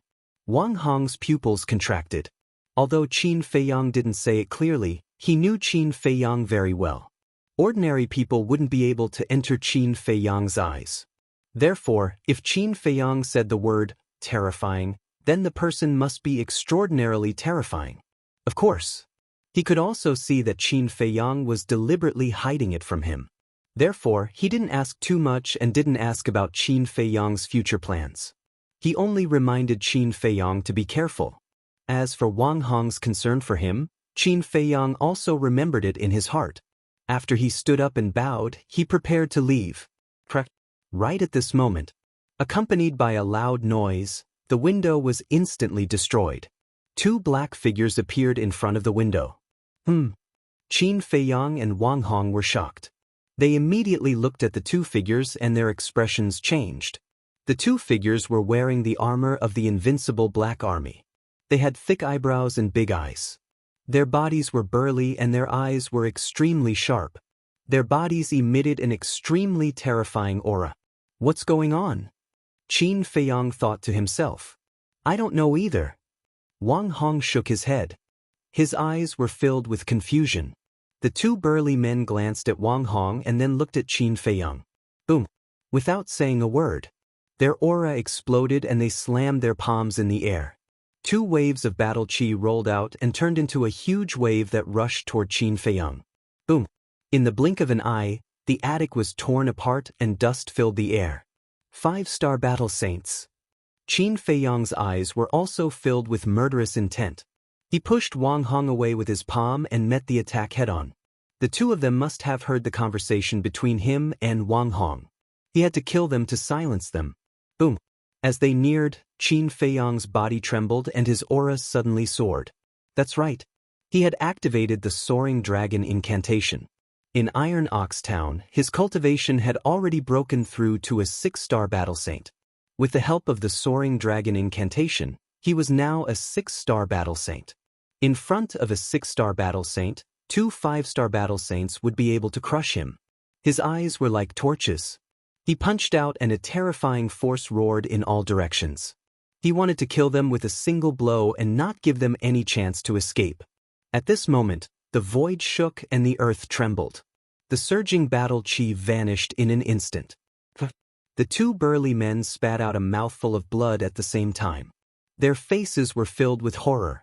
None of them expected that in such a short period of time, Qin Feiyang's strength had already reached such a level. Clang. The 2 of them activated their fighting souls without hesitation. One of their fighting souls was a huge black panther. Its body was covered in black flames and it exuded an extremely terrifying aura. The other person's fighting soul was a huge axe. It was dozens of feet long and looked as if it was cast from lava. Its entire body was covered in flames and its sharpness was shocking. Feiyang, we can't continue fighting here. The city will be destroyed. Wang Hong's face turned pale. This was the first time he had witnessed a battle between battle saints. What was even more unexpected was that the young and inexperienced fellow from back then had already become so strong. Chapter 1159. Hearing Wang Hong's roar, Qin Feiyang glanced at the trembling ground and raised his eyebrows. Bang! Following this, he waved his hand and his sacred aura swept across the sky, forcefully sweeping up the 2 burly men and the 2 battle souls and soaring into the sky. Die! The 2 burly men exchanged glances and suddenly let out a roar. The 2 battle souls carried a terrifying ferocious aura as they lunged at Qin Feiyang. You think you can kill me with your minions? Qin Feiyang let out a disdainful laugh and pointed his finger in the air. An invisible force instantly surged out. Ultimate destruction. Clang. The 2 war souls did not have any power to resist and were instantly annihilated. Too powerful. Every time he comes back from the outside, his strength will increase by a few times. Everyone was right, if this kid doesn't die, he will become a huge threat.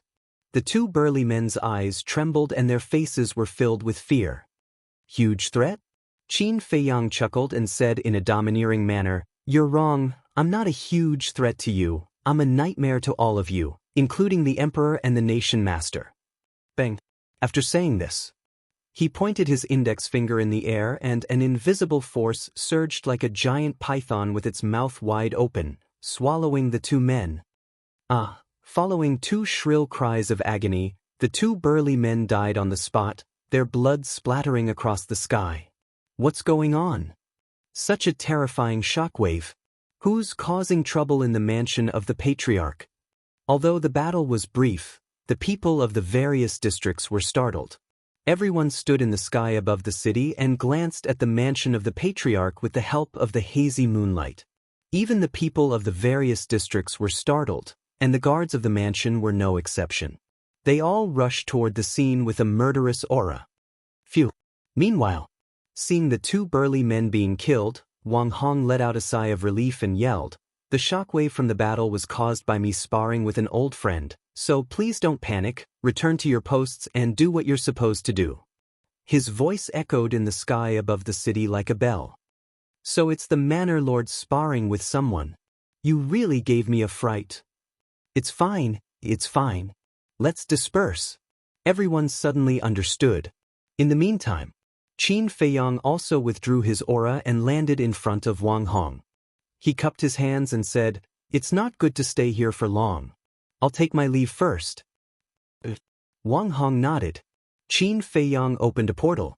However, at this moment, a terrifying pressure pounced over. Not only did it shatter the teleportation door, but it also firmly imprisoned Qin Feiyang and Wang Hong in the void. There's someone else? Qin Feiyang and Shi Guang turned pale with fright. Sparring again. When the guards who had already retreated felt this majestic aura, their expressions were filled with helplessness. If you want to spar, you should do it outside the city. You're sparring in the mansion and in the middle of the night. Isn't this torture? They thought that Wang Hong was sparring with his so-called old friend again, so they didn't take it to heart. At this very moment, whether it was Qin Feiyang or Wang Hong, they were all in a state of nervousness. Although this pressure was real, they couldn't find the owner of the pressure. "You're really back." Suddenly, a cold voice sounded in a dark place. Following closely, accompanied by a series of steady footsteps, a middle-aged man in black armor slowly walked out of the darkness. Looking at the middle-aged man, Qin Feiyang felt an inexplicable fear in his heart. The middle-aged man's face was very unfamiliar, but his eyes were extremely familiar. The middle-aged man stopped in front of Qin Feiyang, his eyes full of hatred and resentment, and asked, "Do you know who I am?" Qin Feiyang's eyes flickered. The middle-aged man smiled sinisterly, took out a facial restoration pill and threw it into his mouth. At the same time, a divine aura emerged from his body. With a loud clang, the middle-aged man's armor shattered, revealing a white robe. Divine aura. It's actually divine aura. Qin Feiyang's body and mind trembled. He had already guessed the true identity of the person in front of him. At the same time, under the effect of the facial restoration pill, the middle-aged man's figure and appearance were constantly changing. So, an old man, a familiar face, appeared in Qin Feiyang's line of sight. Imperial Tutor. Qin Feiyang's face was pale. He never thought that the Imperial Tutor would be lying in ambush here. Wang Hong secretly said, "Feiyang, believe me, I didn't betray you." "Don't worry, I never doubted you." Qin Feiyang comforted him. The Imperial Tutor glanced at Wang Hong, looked at Qin Feiyang and laughed. "Are you very surprised?" Qin Feiyang was silent. Now, he couldn't speak either. Because of the Imperial Tutor's pressure, he was firmly imprisoned. Even breathing was difficult, let alone speaking. "A few days ago, when I learned that the invincible Black Army guarding the Butterfly Valley were all killed, the first person I thought of was you.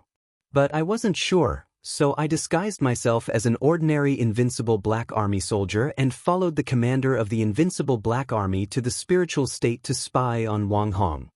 Although Wang Hong said that he had cut ties with you, I know that he is still loyal to you. If you really came back, you would definitely come to him sooner or later. Just as I expected, you came. The imperial tutor laughed. Qin Feiyong's face was gloomy. This old man was indeed a cunning old fox. The imperial tutor continued, I just heard you say that the new commander of the Invincible Black Army was killed.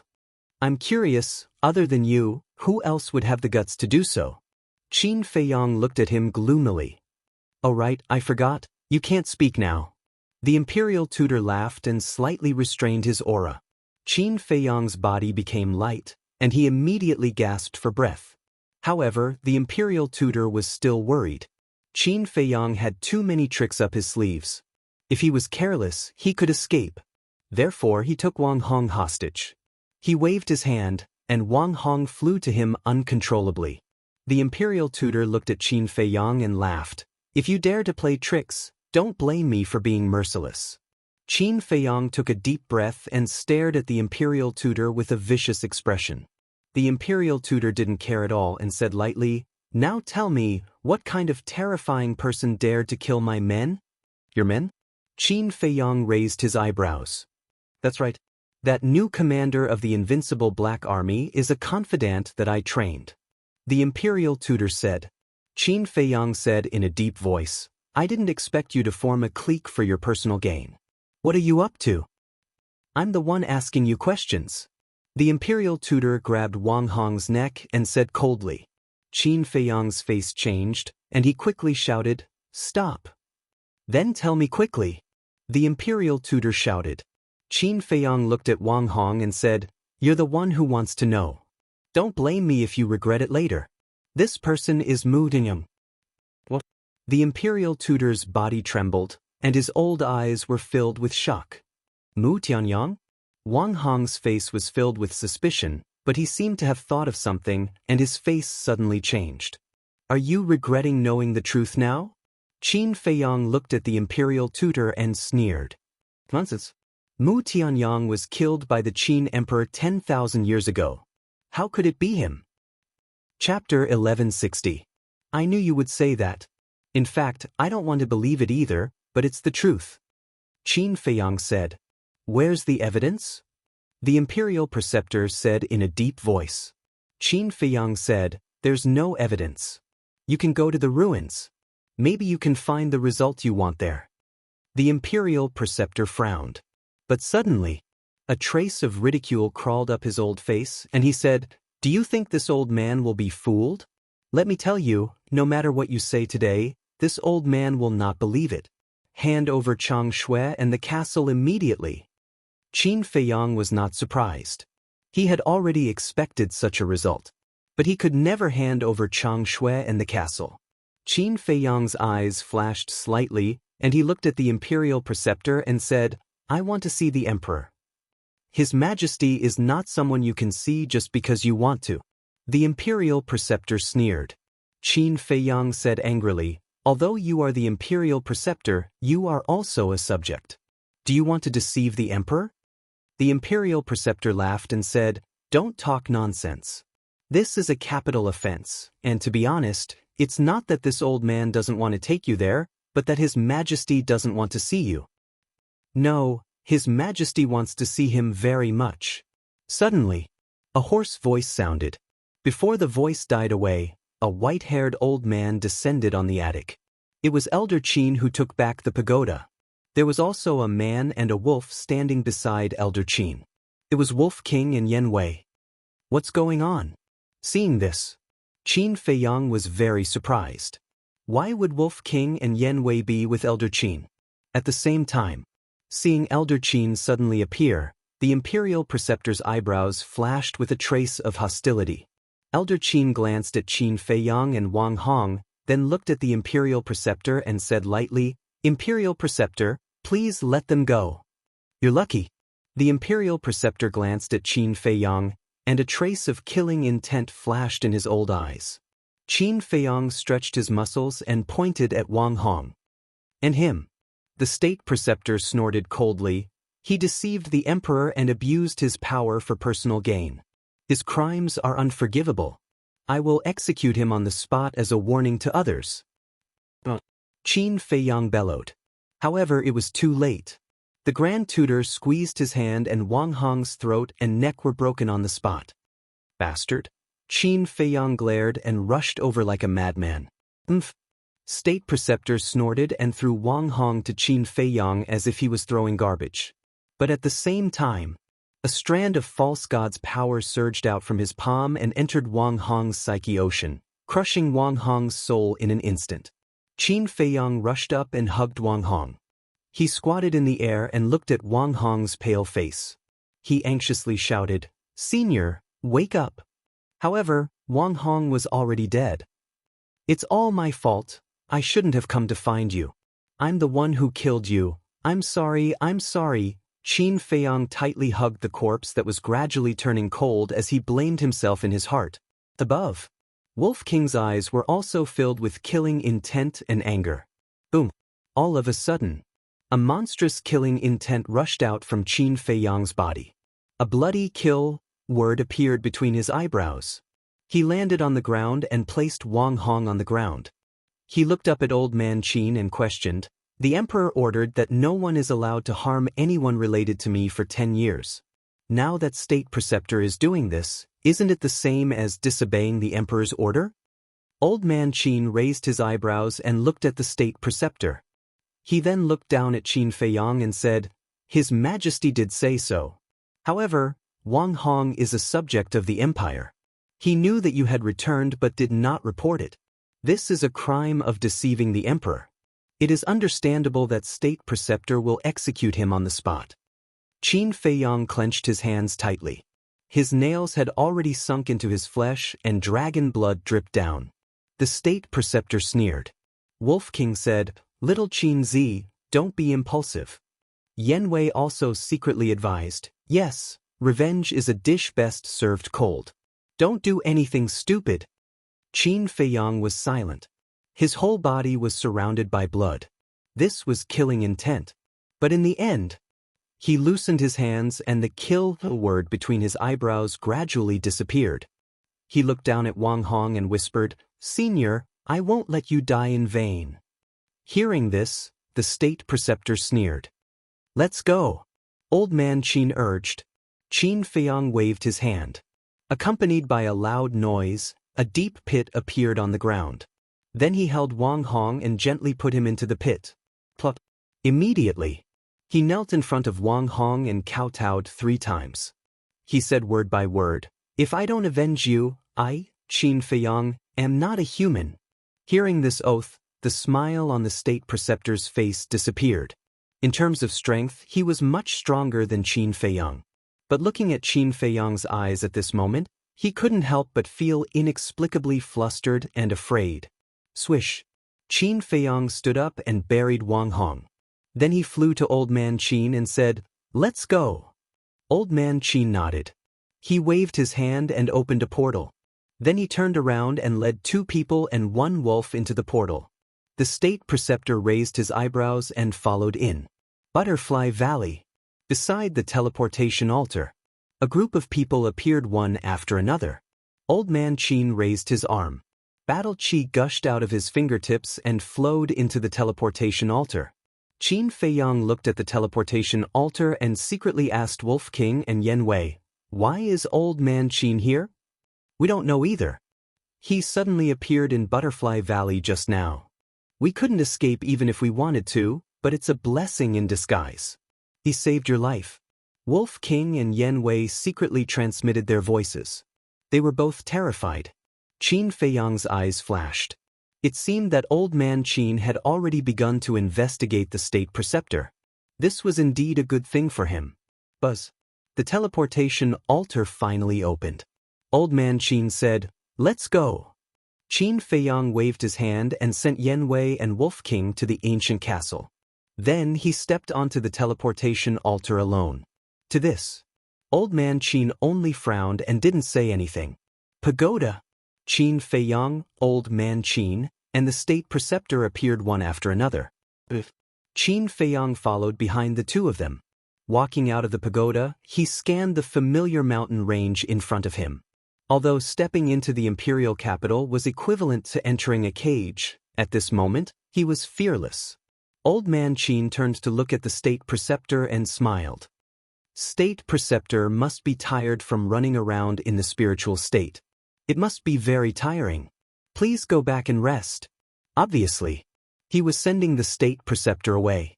The state preceptor said indifferently, Qin Feiyang is a felon.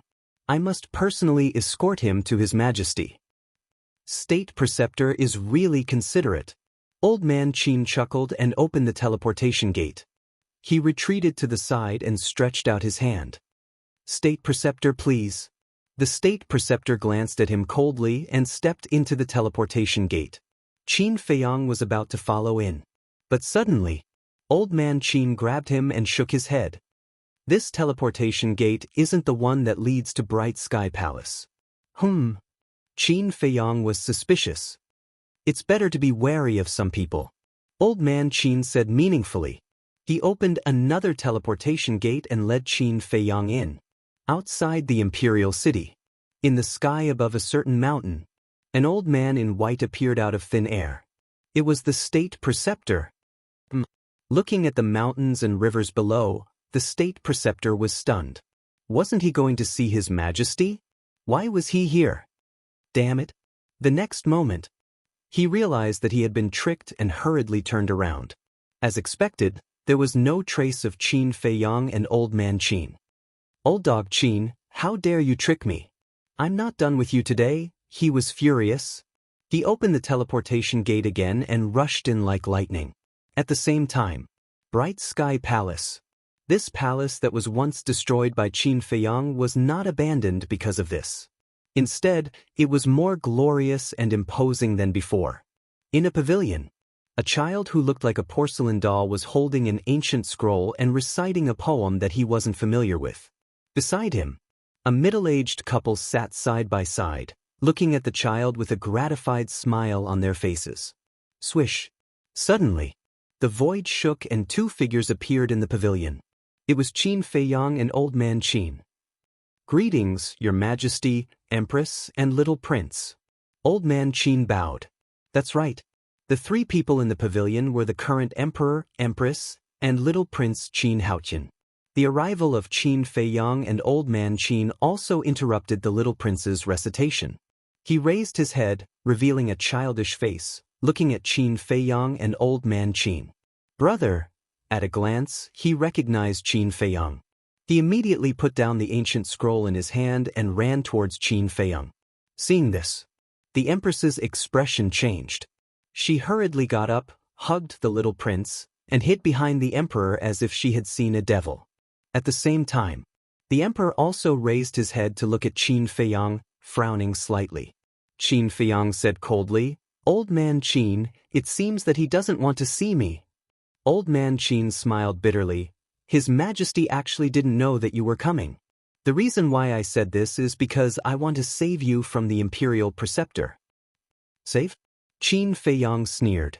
The Emperor waved to the Empress and little prince. You guys go back first. The Empress had been waiting for this sentence. As soon as she heard the Emperor's words, she immediately carried the little prince and ran to the palace not far away. It was as if, in her eyes, Qin Feiyang was a demon that ate people without spitting out their bones. However, the little prince was a little unwilling. He kept shouting that he wanted to play with his brother. But the Empress would definitely not listen to him. The scene when the little prince fell into Qin Feiyang's hands last time was still vivid in her mind. After entering the palace, she not only closed the door tightly, but also asked the guards outside to guard strictly, not allowing Qin Feiyang to take half a step in. The Emperor looked at Qin Feiyang and said, Even the mother of a country is so afraid of you. Do you feel a sense of accomplishment? I just feel sad. Qin Feiyang said lightly. The Emperor asked, What's sad about me? The sad person I'm talking about is you. As the emperor of a country, you have a lot of wives and concubines, but in the end, only one son is going to send you off. Isn't that sad? Qin Feiyang sneered. The emperor frowned and snorted coldly. Even if I only have one son, I don't need you to pity him. Pity you? Ha! Qin Feiyang couldn't help laughing and said, "You don't say. One day in the future, it may really be me who will send you off." His words were filled with a piercing coldness. What kind of person was the emperor? How could he not understand such words? Obviously. Chapter 1161. The emperor's face was as dark as water. "Can't we sit down peacefully and have a good talk?" he asked. "That will never happen." Qin Feiyang shook his head. Old man Qin couldn't help but sigh as he watched the father and son arguing with each other. The emperor also lost his patience and said, "Then tell me, what is your purpose in coming to me? If it's for your mother, then don't say it. There's no room for negotiation." Qin Feiyang's eyes flashed fiercely. "I'm here to tell you that Mu Tianyang is back." What? The emperor's face changed. Old man Qin was also surprised. He stared at Qin Feiyang and asked, "Is this true?" Qin Feiyang said, "It's up to you to believe it or not." The emperor looked at Qin Feiyang and suddenly said, "Shouldn't you hate me for what I did to you? Why are you here to tell me this news?" Qin Feiyang said, "I'm doing this for the people of the world, not for you." The people of the world. The emperor muttered to himself as if he was thinking of something in the past. There was a complicated expression in his eyes. After a while, the emperor looked at Qin Feiyang and shook his head. "You're really like the ancestor. Unfortunately, you're not the ancestor." The ancestor he was talking about was the first emperor of the Great Qin Empire, the Qin Emperor. The ancestor created a huge empire and left countless legends and miracles. Of course, I can't compare to the ancestor. But in this world, everyone has the right to talk about me except you. Do you understand? Qin Feiyang shouted in a stern voice. Old man Qin frowned. "No matter what, he's your father. You shouldn't talk about him like that." "Father?" Qin Feiyang shook his head and smiled. "Is there a father who abandons his wife and son? Besides, I've already returned the bloodline power he gave me. What else can I say?" The emperor couldn't help but clench his fists. Obviously, he was furious. Life is like this. Once you take that step, you will never be able to turn back. Back then, when you crippled my cultivation and drove me out of the imperial capital, you should have known that such a day would come. Qin Feiyang said coldly. The emperor couldn't hold it in any longer and roared, "Lock him up in the prison immediately. Without my order, no one is allowed to visit him." "Your Majesty!" But at this moment, the imperial preceptor came in anger. He gloomily glanced at old man Qin, then looked at the emperor and bowed. "Your Majesty, this child has become a great threat. We can't let him live any longer. I suggest that we execute him on the spot." The emperor clenched his fists and nodded. "All right, execute him on the spot." Qin Feiyang shrugged. It was not the first or second time that the emperor had ordered him to be killed. He no longer cared. But since he didn't die the last time, he swore that no matter what difficulties he encountered in the future, he would try his best to survive. Therefore, he would not sit still and wait for death. Qin Feiyang's mind moved. He activated the concealment technique and turned around to use phantom steps. Without looking back, he escaped into the air. "You think you'll be fine if you hide in the castle?" The imperial preceptor sneered. His divine sense emerged and rushed towards the place where Qin Feiyang disappeared. Why isn't there?" The imperial preceptor was dumbfounded. He thought that Qin Feiyang had hidden in the castle, but when he used his divine sense to scan, he didn't find the castle at all. Old man Qin and the emperor looked at each other. Old man Qin also immediately released his divine sense to search for the place where Qin Feiyang disappeared. A moment later, his gaze trembled slightly. He raised his head to look at the emperor and shook his head. "There really isn't." The emperor said, "Impossible, everyone knows that the castle can't be moved. He must be here." Old man Qin was surprised. Could it be that his castle can be moved? "Do you think that other than the castle, I don't have any other means to save my life? Today is different from the past. In these years in the Forgotten Continent, I've obtained far more than you can imagine. Just wait, the good show is yet to come." Suddenly, Qin Feiyang's cold voice came from afar. What?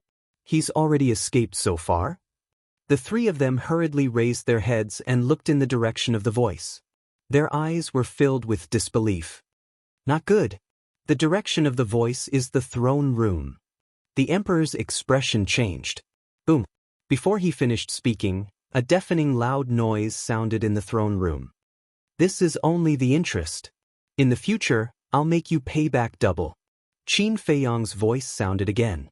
The emperor hurriedly rose into the air and swept over the throne room like lightning. Immediately, he was so angry that his whole body trembled. Below them, the originally dazzling throne room had already turned into a pile of ruins. The throne room was the place where every generation of emperor ascended the throne. It was the place where civil and military officials met the emperor. It was the most sacred place in the imperial palace. It could be said that the throne room represented the imperial power and the emperor's prestige. However, at this moment, Qin Feiyang actually destroyed the throne room in such a grand manner. This could no longer be described as offensive. This was blasphemy. This was rebellion. This was a challenge to the emperor's authority.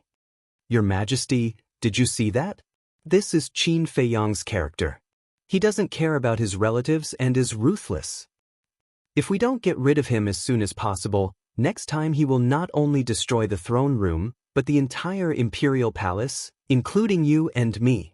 The Grand Master rushed over and immediately roared when he saw this scene. Old Qin glanced at the Grand Master and lowered his head to scan the ruins below. His old face was full of displeasure. Boom!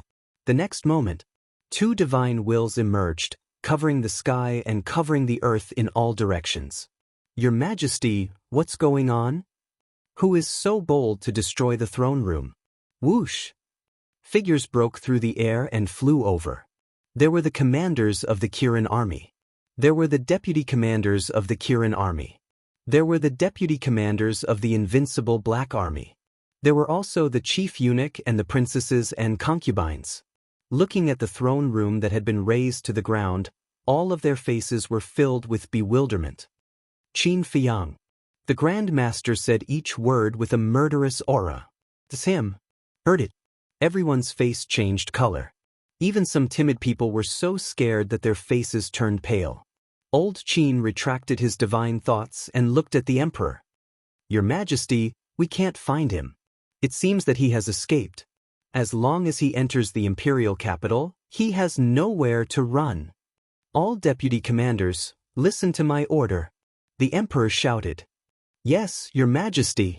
Whether it was the deputy commanders of the Kirin army or the invincible Black army, they all knelt in the void. The emperor said, track him down immediately. Even if you have to turn the imperial capital upside down, find him for me. It could be seen that this time he was really angry. Yes, Your Majesty. The group of deputy commanders responded respectfully, then turned around and flew into the sky. Commander of the Kirin army. The emperor shouted again. Yes, Your Majesty. The commander of the Kirin army bowed and said. His mother is in the Violet Palace. He will definitely find a way to see her. Immediately go to the Violet Palace and guard it. As long as you see him, kill him without mercy. In addition, issue a bounty. Anyone who provides the whereabouts of Qin Feiyang will be rewarded with a sacred artifact and 3 chances to enter the Imperial Palace's martial arts treasury. And the one who takes the head of Qin Feiyang will be conferred the title of Marquis. The emperor shouted angrily. His voice was like thunder, piercing through the clouds. Conferred the title of Marquis. The commander of the Kirin army trembled both physically and mentally.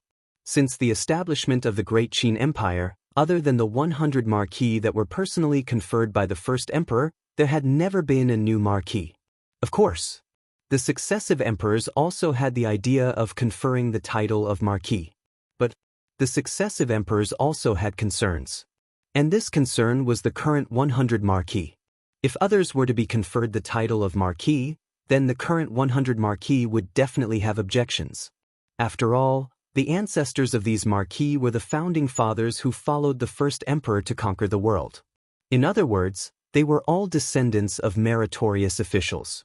If others were to be on equal footing with them, they would not be happy. So after 10,000 years, there had never been a new marquis. But who would have thought that at this moment, in order to hunt down Qin Feiyang, the emperor would actually issue such a decree? This was enough to show that the emperor was not joking this time. He was going to be serious. Seeing the commander of the Kirin army not moving, the emperor angrily shouted, "What are you standing there for? Hurry up and go." The commander of the Kirin army knelt in the air and shouted, "Your Majesty, the title of Marquis is not a small matter. Your Majesty, please reconsider." The emperor said, "I have made up my mind." Your Majesty, the commander of the Kirin army still wanted to say something. The emperor was furious and shouted, "Do you want to defy the decree? This subordinate does not dare. This subordinate will go now." The commander of the Kirin army's eyes trembled. He quickly got up and opened the portal to leave.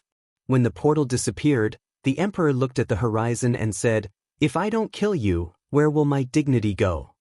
After that, he flicked his sleeves and left. "Little bastard, let's see how you escape this time."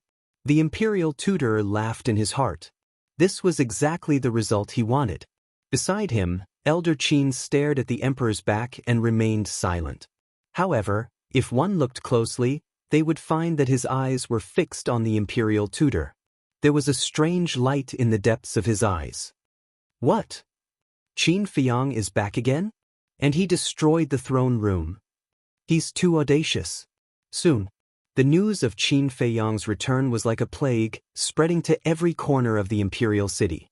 Everyone was shocked. Why is this child so stupid?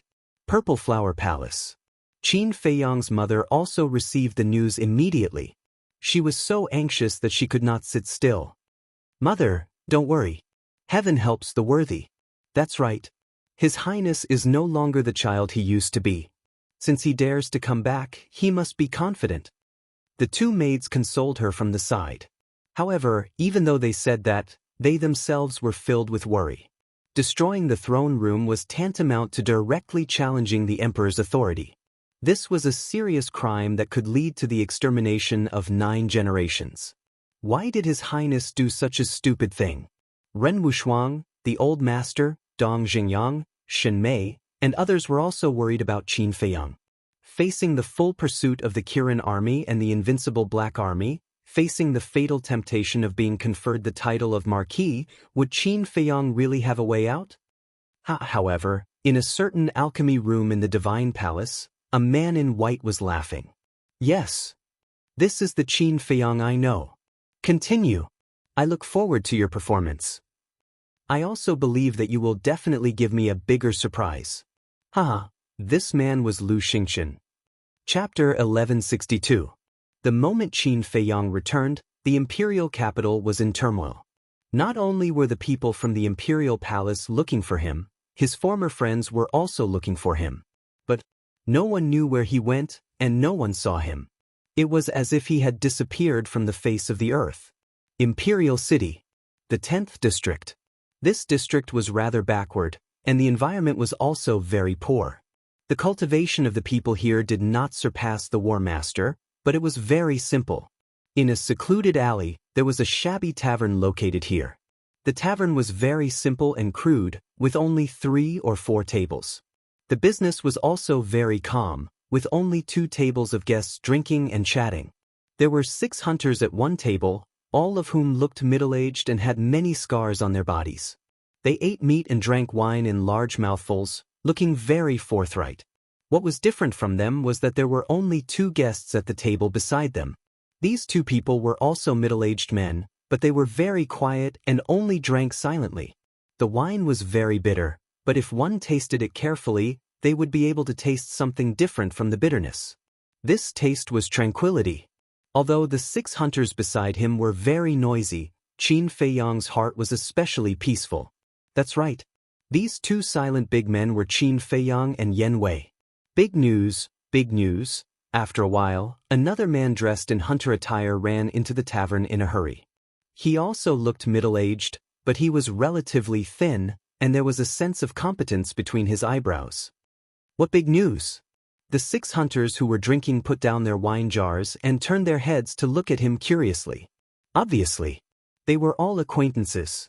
The skinny man said, "I just received news that Qin Feiyang has returned and even destroyed the throne room in front of His Majesty and the Imperial Advisor." "What? Is this kid crazy? What kind of place is the throne room? He dares to destroy it? Isn't he courting death? Is His Majesty very angry now?" The 6 hunters were shocked. "Yes, he's furious. He even issued a bounty. Anyone who sees Qin Feiyang will be rewarded with a sacred artifact and free entry into the Imperial Palace's martial arts treasury 3 times. If you can take Qin Feiyang's head, you will be conferred the title of Marquis." The skinny man said, his eyes filled with desire. Conferred Marquis.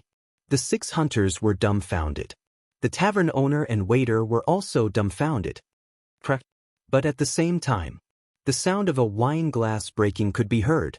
The skinny man and the others all looked at Qin Feiyang, only to see that the wine cup in Qin Feiyang's hand had already shattered into pieces.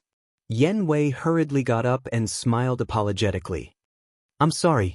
My brother has suffered some setbacks recently and is in a bad mood. We will compensate according to the price later." When the tavern owner heard this, he waved his hand and said with a smile, "It's fine, it's fine. It's just a wine cup. Give him another one." The waiter next to him nodded and took out a new wine glass. He brought it to Qin Feiyang and comforted him, "Big brother, there's nothing you can't overcome in this world. Take it easy." "Thank you." Qin Feiyang also realized that he had lost his composure. He looked up at the waiter and smiled. "I'm fine. Although you are all unfamiliar faces, it's fate that brought you together. If you want to drink in the future, feel free to come here. Although our tavern is small and crude, as long as you name a dish, we can make it for you. The most important person is that we have a lot of human kindness here." The waiter smiled. "Human kindness?" Qin Feiyang whispered and looked at the waiter with a smile. "If there's a chance, I'll definitely come here often." "All right, you guys continue." The waiter smiled and ran away. The hunters talked about the conferred marquis again. The tavern owner and the waiter also chimed in from time to time. Yen Wei glanced at them and picked up the wine jug. While pouring wine for Qin Feiyang, he asked through voice transmission, "What does conferred marquis mean?" Qin Feiyang raised his wine cup and drained it in one gulp. He secretly explained, "The Grand Qin Empire has a total of 100 martial marquises, and every single martial marquis possesses extraordinary power and status." Yen Wei curiously asked, "Then how high is their status?" Qin Feiyang said, "According to the words of the mortal world, below one person and above all others." Yen Wei's body stiffened. In order to hunt down Qin Feiyang, the emperor actually gave out such conditions. No wonder Qin Feiyang lost his composure. Yen Wei raised his wine cup and smiled, "Come, today I'll accompany you until we're drunk." He was a rough person and didn't know how to comfort Qin Feiyang. So he could only accompany Qin Feiyang to drink to his heart's content. Qin Feiyang glanced at him and shook his head. "This blow is nothing to me. And now is not the time to get drunk." "Are you really okay?" Yen Wei looked at him doubtfully. Qin Feiyang laughed. "Do I look like a weak person to you?" Yen Wei looked at him seriously for a moment and shook his head with a smile. "You don't." "Then that's incredible. The question I'm thinking about now is, where did Mu Tianyang go?" Qin Feiyang drank his wine and frowned. Yen Wei pondered for a moment and thought, could this be a pretense? Qin Feiyang was stunned and asked telepathically, "What do you mean?" "What I mean is, he might have guessed that we would follow him, so he deliberately went to Butterfly Valley and left some clues, making us mistakenly think that he went to the Forgotten Continent and the Imperial Capital. And in reality, he might still be in the spiritual state." Yen Wei thought to himself. Qin Feiyang's eyes lit up. Why didn't he think of that? As the previous emperor, Mu Tianyang was wise and astute, so he definitely wouldn't let others easily grasp his whereabouts. Perhaps this really was a pretense. Buzz. At this moment, the image crystal in Qin Feiyang's arms rang. Qin Feiyang frowned. Who would send him a message at this time? Now that he was in the imperial capital, The people of the 9 continents and the Forgotten Continent couldn't send him a message. It could only be someone in the imperial capital.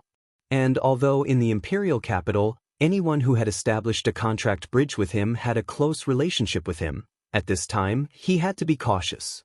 So he was hesitating. Phew! After pondering for a while, Qin Feiyang took a deep breath, took out a dozen gold coins, put them on the table and was about to get up and leave. But the conversation between the hunters, the tavern owner, and the waiter piqued his interest.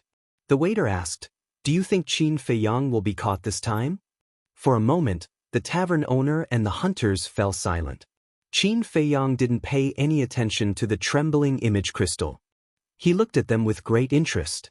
A moment later, the tavern owner shook his head and said, "Actually, it's obvious that the people of the imperial palace won't be able to catch him." Qin Feiyang was stunned, got up and walked over, smiled and said, "Why do you say so? If Qin Feiyang is really so easy to catch, he wouldn't have escaped so many times in the past." Moreover, when he destroyed the throne room, His Majesty and the imperial advisor were both present, but they still let him escape, not to mention that he has now escaped from the imperial palace. Although I haven't seen Qin Feiyang, I have heard a lot of rumors about him. His current strength can't confront the imperial palace head-on, but in terms of means, I reckon that no one in the imperial palace can compete with him. The tavern owner chuckled. Qin Feiyang shook his head and laughed. He didn't expect that in the eyes of these ordinary people, he would have such a high opinion of him. Qin Feiyang put the gold coins in his hand on the table. The tavern owner glanced at the gold coins, there were more than a dozen, and hurriedly said, "That's too much." Qin Feiyang and the waiter drank 2 pots of wine. And these 2 pots of wine were just ordinary spirits, worth a few silver coins at most. Qin Feiyang glanced at the hunters and said with a smile, "It's okay, just treat it as my treat." Then he opened the portal and left with Yen Wei. In the tavern, several people looked at each other, then shook their heads and laughed, and whispered again. Outside the city, Black Dragon Pool. The image crystal had stopped vibrating. However, he was waiting. If the person who sent him a message before really had something to ask him, then he would definitely continue to send him a message later. Sure enough, in less than 100 breaths, the image crystal vibrated again. Qin Feiyang took out the image crystal. Buzz. An illusory figure appeared. It was a woman in white, with an exquisite figure, fluttering black hair, exquisite facial features, and smooth skin. She could be called a peerless beauty. "Sister." Qin Feiyang's eyes trembled slightly. That's right. This woman was Ren Wushuang. Feiyang. Seeing Qin Feiyang, Ren Wushuang was also very excited. Qin Feiyang said self-reproachfully, "Sister, I'm sorry to have made you worry." Ren Wushuang said angrily, "Silly boy, what's the relationship between us? Why are you apologizing to me?" Qin Feiyang felt warm in his heart and asked, "How is the old man now?" Ren Wushuang said, "Grandpa is very good, but he often misses you and wants to see you." "I'm sorry, I haven't visited you since I came back." Qin Feiyang lowered his head and said, he treated Ren Wushuang as his own sister, and he also treated the old man as his own grandfather. So when he heard this, he felt guilty. "It's okay, because we all know that you have no choice now, and you don't want to implicate us. Grandpa and I don't ask for much as long as you're fine," Ren Wushuang said with a smile. Hearing this, Qin Feiyang's mood became even more depressed. Ren Wushuang sighed and said with a smile, "Gu Feiyang, there's someone who wants to talk to you." Qin Feiyang was stunned. He looked up at Ren Wushuang and asked, "Who is it?" An old man walked to Ren Wushuang's side and entered Qin Feiyang's sight. "Old Qin." Qin Feiyang's eyes trembled and said angrily, "I'm telling you, if you dare to hurt her, I won't let you go." Old Qin said, "If I really wanted to hurt her, do you think you would have a chance to see her now?" Qin Feiyang raised his eyebrows and said, "Come to the Black Dragon Pool, I'll wait for you here." Old Qin nodded and immediately opened the portal and walked in. Ren Wushuang asked with concern, "Feiyang, will you be okay?" Qin Feiyang smiled and comforted, "Don't worry, I'll take care of it. Take care of yourselves." "You too," Ren Wushuang said. Qin Feiyang smiled and turned off the image crystal. Just as the image crystal was turned off, a figure descended from the void in front of them. It was old Qin. Chapter 1163. But old man Qin did not release his majesty. In order to eliminate Qin Feiyang's vigilance, he did not even take a step closer. However, Qin Feiyang did not let down his guard because of this. He asked, "This time you came to me on behalf of the emperor or yourself?" "This old man." Old man Qin said. Qin Feiyang said, "I don't remember any interaction between us before." "Not before, but it doesn't mean that there won't be in the future." Old man Qin smiled faintly and asked, "The person who entered the capital with the deputy commander last time should be you, right?" Qin Feiyang nodded. Old man Qin said, "Do you remember the question this old man asked you at that time?" Qin Feiyang said, "Of course I remember, you were asking the imperial preceptor." Old man Qin nodded and said, "Yes, this old man wants to know, what do you think of the imperial preceptor?" Qin Feiyang was silent. Old man Qin said, "There is no one else here, you can speak freely." Qin Feiyang said, "Will you believe what I say?" Old man Qin said, "This old man will think carefully." Qin Feiyang said, "The imperial preceptor is a malignant tumor, his existence will only threaten the great Qin Empire." Old man Qin's eyes flashed. Qin Feiyang asked, "Do you know why he deliberately killed me?" Old man Qin asked. "To snatch the castle and Changshui. And every time he came to kill me, he hid it from the emperor." "What does this mean?" "This means that he wants to take the castle and Changshui for himself. One more thing, the new commander of the invincible Black Army is the confidant of the imperial preceptor." Qin Feiyang said. "What?" Old man Qin's eyes trembled. Although Qin Feiyang's words were not very obvious, he had already noticed what Qin Feiyang wanted to say. Forming a clique for personal gain and harboring evil intentions. Qin Feiyang said, "Is there anything else you want to know?" Old Qin asked, "Is the matter of Mu Tianyang true?" "Absolutely. Before I came to the imperial capital, I even fought with him." Qin Feiyang said. Old man Qin frowned. One had to know that Mu Tianyang was the previous emperor. With Qin Feiyang's strength, if they really fought, how could he survive? Qin Feiyang said, "There are too many things between Mu Tianyang and I, so I can't explain it all at once. I can only tell you that his cultivation is not as good as before. If you want to get rid of him, you have to do it now." "Are you sure?" Old Qin asked. It was not that he did not trust Qin Feiyang, but this matter was too outrageous. As early as more than 10,000 years ago, Mu Tianyang had died in the hands of the previous emperor. How could he suddenly jump out? Qin Feiyang said, "It's up to you to believe it or not." Looking at Qin Feiyang, old Qin did not speak for a long time. He wanted to find something in Qin Feiyang's expression, but in the end he did not find any trace of deception. Taking a deep breath, he asked, "Then what are you going to do next?" "I'm going to track Mu Tianyang. The great Qin Empire is the blood and sweat of my ancestors. I will not let it be destroyed in someone's hands." Qin Feiyang said firmly. This someone was naturally referring to the current emperor. Old Qin took a deep look at Qin Feiyang and sighed. "If this is true, then it's really hard for you." Qin Feiyang said, "I just want to have a clear conscience." "What a good, clear conscience. How good would it be if you and your father didn't fight to this extent?" Old Qin sighed. Qin Feiyang said in a deep voice, "I've already said that we are no longer father and son. So in the future, please don't let me hear such words again."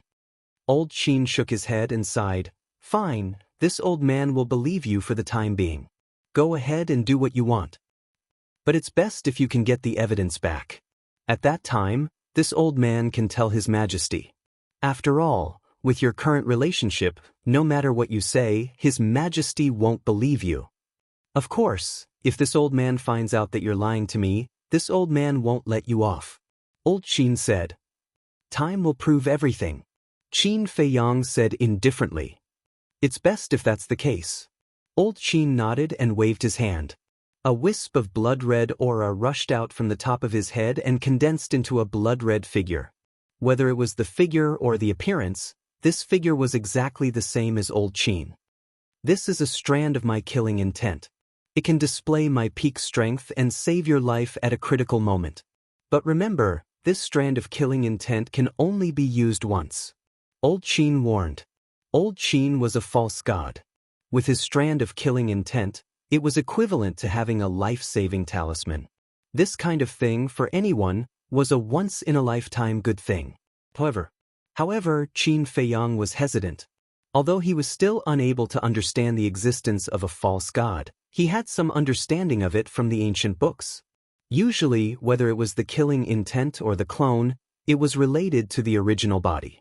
For example, now that old Qin gave him a strand of killing intent, then after he left, old Qin could follow this strand of killing intent to chase his location. In short, no matter where he went, old Qin would be able to find him in the end. In other words, this strand of killing intent was not only a life-saving talisman, but also a time bomb that could take his life at any time. For him, this might not be a good thing.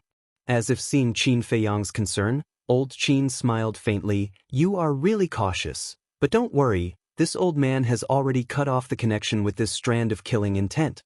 In other words, it is now an independent existence and has nothing to do with this old man." Hearing this, Qin Feiyang breathed a sigh of relief and calmly accepted this strand of killing intent. Whoosh! The strand of killing intent turned into a bloody light and rushed into Qin Feiyang's qi, floating in the middle of it. Old Qin said, "Let's go, this old man will send you to the pagoda." Qin Feiyang said, "No need, I can leave the imperial capital by myself." "You can leave?" This time, it was old Qin who was stunned. But he didn't ask much and said, "Then take care of yourself. Today, we met here and said these words, can be regarded as a little secret between the two of us. Don't mention it to anyone." Qin Feiyang nodded. Old man Qin smiled and opened the portal. Qin Feiyang's eyes flashed and said, "Now that you have helped me without telling the emperor and the state preceptor, you should have noticed something. This old man smells a conspiracy." Old Qin nodded and whispered, and then entered the portal without looking back. It seems that the imperial capital is not full of idiots. After old Qin left, Qin Feiyang muttered to himself. But before his voice fell, he suddenly thought of something, his body trembled, and his eyes lit up. Saying that others are idiots, but in fact I am the biggest idiot. All of a sudden, he looked up to the sky and laughed. His face was full of ridicule. This was self-deprecating. After a long time, he calmed down, walked to the edge of the cliff, sat cross-legged, and closed his eyes. Everything about Mu Tianyang and the Mu family appeared in his mind one by one. Time passed little by little. In the blink of an eye, a whole day passed. Qin Feiyang finally opened his eyes. 2 rays of light burst out. "I think this should be the answer." He muttered to himself, got up, and took out the image crystal. After a while, a white-robed man materialized out of nowhere. It was Lu Xingchen. "Brother Qin, are you looking for me to drink?" Lu Xingchen smiled and greeted. Qin Feiyang smiled. "Yes, come to the Black Dragon Pool, let's get drunk today." He was also very friendly. Lu Xingchen was stunned and nodded. "Okay, wait for me, I'll be right there." After saying that, the shadow dissipated. Qin Feiyang put away the image crystal, stood on the edge of the cliff, with his hands behind his back, and glanced at the mountains below. A shocking cold light flashed in the depths of his eyes. Time passed by breath. About 10 breaths later, Lu Xingchen appeared out of thin air above the Black Dragon Pool. When he found Qin Feiyang, he landed beside Qin Feiyang with a smile on his face. "Sorry to keep you waiting." Lu Xingchen smiled. "It's okay." Qin Feiyang shook his head, but he still looked down at the mountains below, not looking at Lu Xingchen. Lu Xingchen was stunned, but he didn't seem to take it to heart. He glanced at Qin Feiyang's feet and said suspiciously, "Didn't you say we'll get drunk? Why don't I see any wine?" Qin Feiyang said, "It won't be too late for us to drink after we're done with other things." "What things?" Lu Xingchen was suspicious. "Back then you died in the inner hall, but not long after, you came back from the dead. Why is that?" "This question has been bothering me for a long time. I thought I would only know the truth when you took the initiative to tell me. But when I saw Renduxing yesterday, I finally had an answer in my heart. Qin Feiyang said. Lu Xingchen asked with a smile. Whether it was their tone or their expressions, they were very calm, as if they were discussing a very ordinary matter. Possession. The current you is no longer the real Lu Xingchen. Qin Feiyang said. Lu Xingchen's pupils shrank and he asked curiously, "Then tell me, who am I?" "You've told me twice that you were a true war god in the past. A real god of war. This level of existence has far surpassed the false god level. Since ancient times, there have been very few of them. So, you should also be Mu Tianyang," Qin Feiyang said. Mu Tianyang? Lu Xingchen was slightly taken aback, and he asked in confusion, "How could I be him?"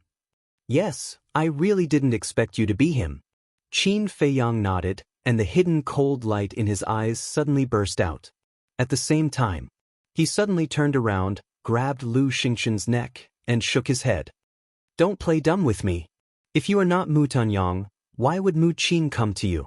If you are not Mu Tianyang, why would you have a space divine item?" Pucci. After saying that, he tore apart Lu Xingchen's clothes, and saw that there was a dark gold potential mark on Lu Xingchen's chest. The potential mark of the 6th level was dark gold. This meant that Lu Xingchen, like him, had opened the door of the 6th level of potential. Qin Feiyang saw the potential mark, and his eyes became even more aggressive. He asked, "If you are not Mu Tianyang, then how did you open the door of potential?" Lu Xingchen silently looked at Qin Feiyang. Suddenly, he smiled, shook his head, and said in confusion, "I thought that I had done it flawlessly, but how did you know that I am Mu Tianyang?" One sentence. In the land of ruins, I asked Renduxing, no, he should be called Mu Tianyang now. I asked him, since he had already found the divine bone of his life, why did he still want to occupy Renduxing's body? He told me that he wanted to become stronger. I didn't know how he could become stronger by doing this. But his words made me think of you. How could a person who had been buried in the ground come back to life? The only explanation is that he had taken over.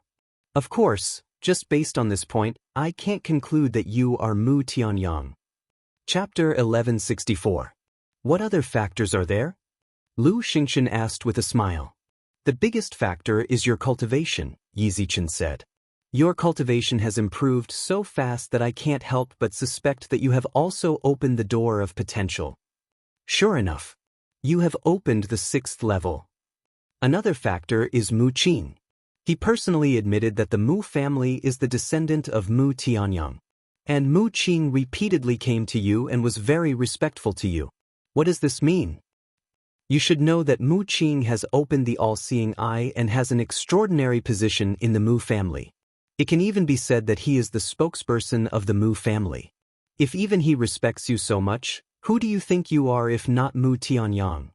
Qin Feiyang said. Lu Xingchen shook his head and smiled. Your analysis is so reasonable that I can't find a reason to quibble. But speculation is just speculation. I know you won't admit it, so I have prepared a big gift for you. Qin Feiyang laughed and let go of Lu Xingchen. With a wave of his hand, Mu Qin appeared out of thin air.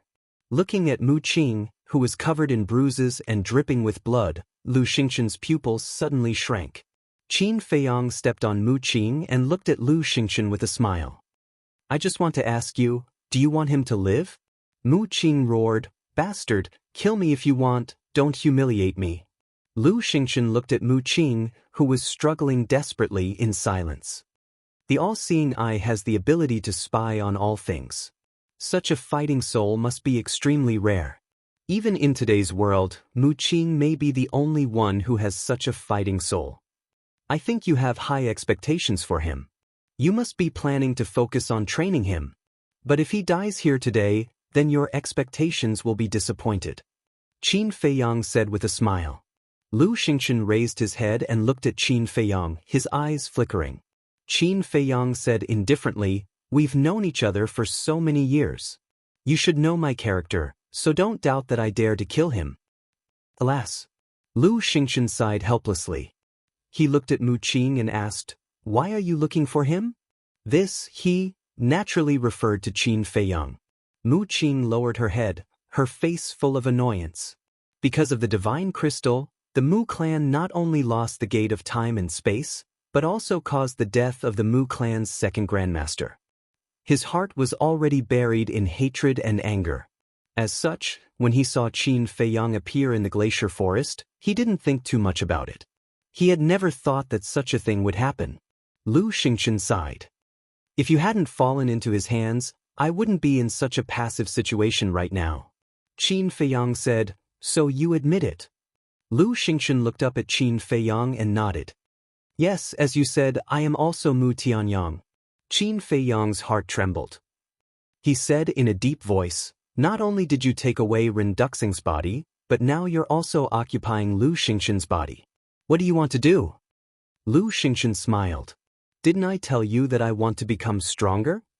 You can become stronger by taking over a body? Qin Feiyang frowned. Lu Xingchen said lightly, there are some things that you can't understand. You just need to know that I have no malice towards you. No malice. You've used me again and again, and you still dare to say such words. Qin Feiyang couldn't help but sneer.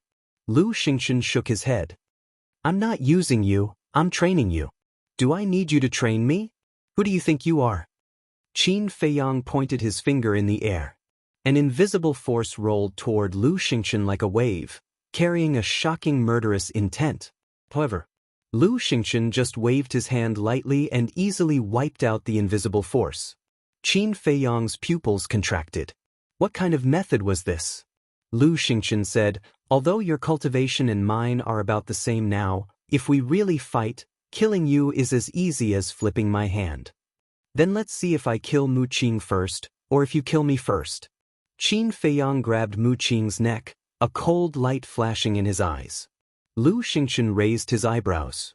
Mu Qing roared with all his might. Ancestor, I'm not afraid of death. Don't be threatened by him because of me. You still have the strength to roar? It seems that Fatso hasn't tortured you enough in the castle. Qin Feiyang's eyes flashed with murderous intent. He punched Mu Qing's lower abdomen, which was already badly mutilated, and blood spurted out like a fountain. Ah! Mu Qing couldn't help but howl in pain. When you were chasing me in the internal sea, you probably didn't think that today's retribution would come. You've tried to kill me time and time again, but you've never succeeded. Now that you've fallen into my hands, are you angry and unwilling? Qin Feiyang looked at Mu Qing and said lightly, the corners of his mouth full of ridicule. After that, he sent Mu Qing to the castle. Lu Xingchen frowned and said, what do you want to let him go? Let him go? Qin Feiyang laughed and said, I know your next step. Lu Xingchen pondered for a while and said, if you want to know my next step, you can go to the demonic dragon mountains in He province. Demonic dragon mountains? Qin Feiyang frowned. Suddenly, he remembered. Ren Duxing's battle sword seemed to have been obtained from the demonic dragon mountains. Could it be that the demonic dragon mountains were hiding other secrets? Lu Xingchen smiled and said, I have time now. Do you want me to go with you? Qin Feiyang's eyes flashed. He definitely couldn't let Lu Xingchen follow him. Because Lu Xingchen definitely wouldn't miss any chance to save Mu Qing. Therefore, if he let Lu Xingchen follow him, it was equivalent to putting a time bomb beside him. But to kill Lu Xingchen, he couldn't do it. What should he do? Let him go. Letting him go was equivalent to letting a tiger return to the mountain. Suddenly, his eyes lit up and opened a portal. He looked at Lu Xingchen and said, follow me to a place. Lu Xingchen asked. Qin Feiyang said, you'll know when you get there. Lu Xingchen looked at him deeply and entered the portal. Qin Feiyang followed closely behind. The next moment, the two of them landed on a small plaza, surrounded by undulating mountains and towering ancient trees. In the center of the square, there was an ancient stone tower, towering into the clouds and emitting a mysterious aura. It was the pagoda.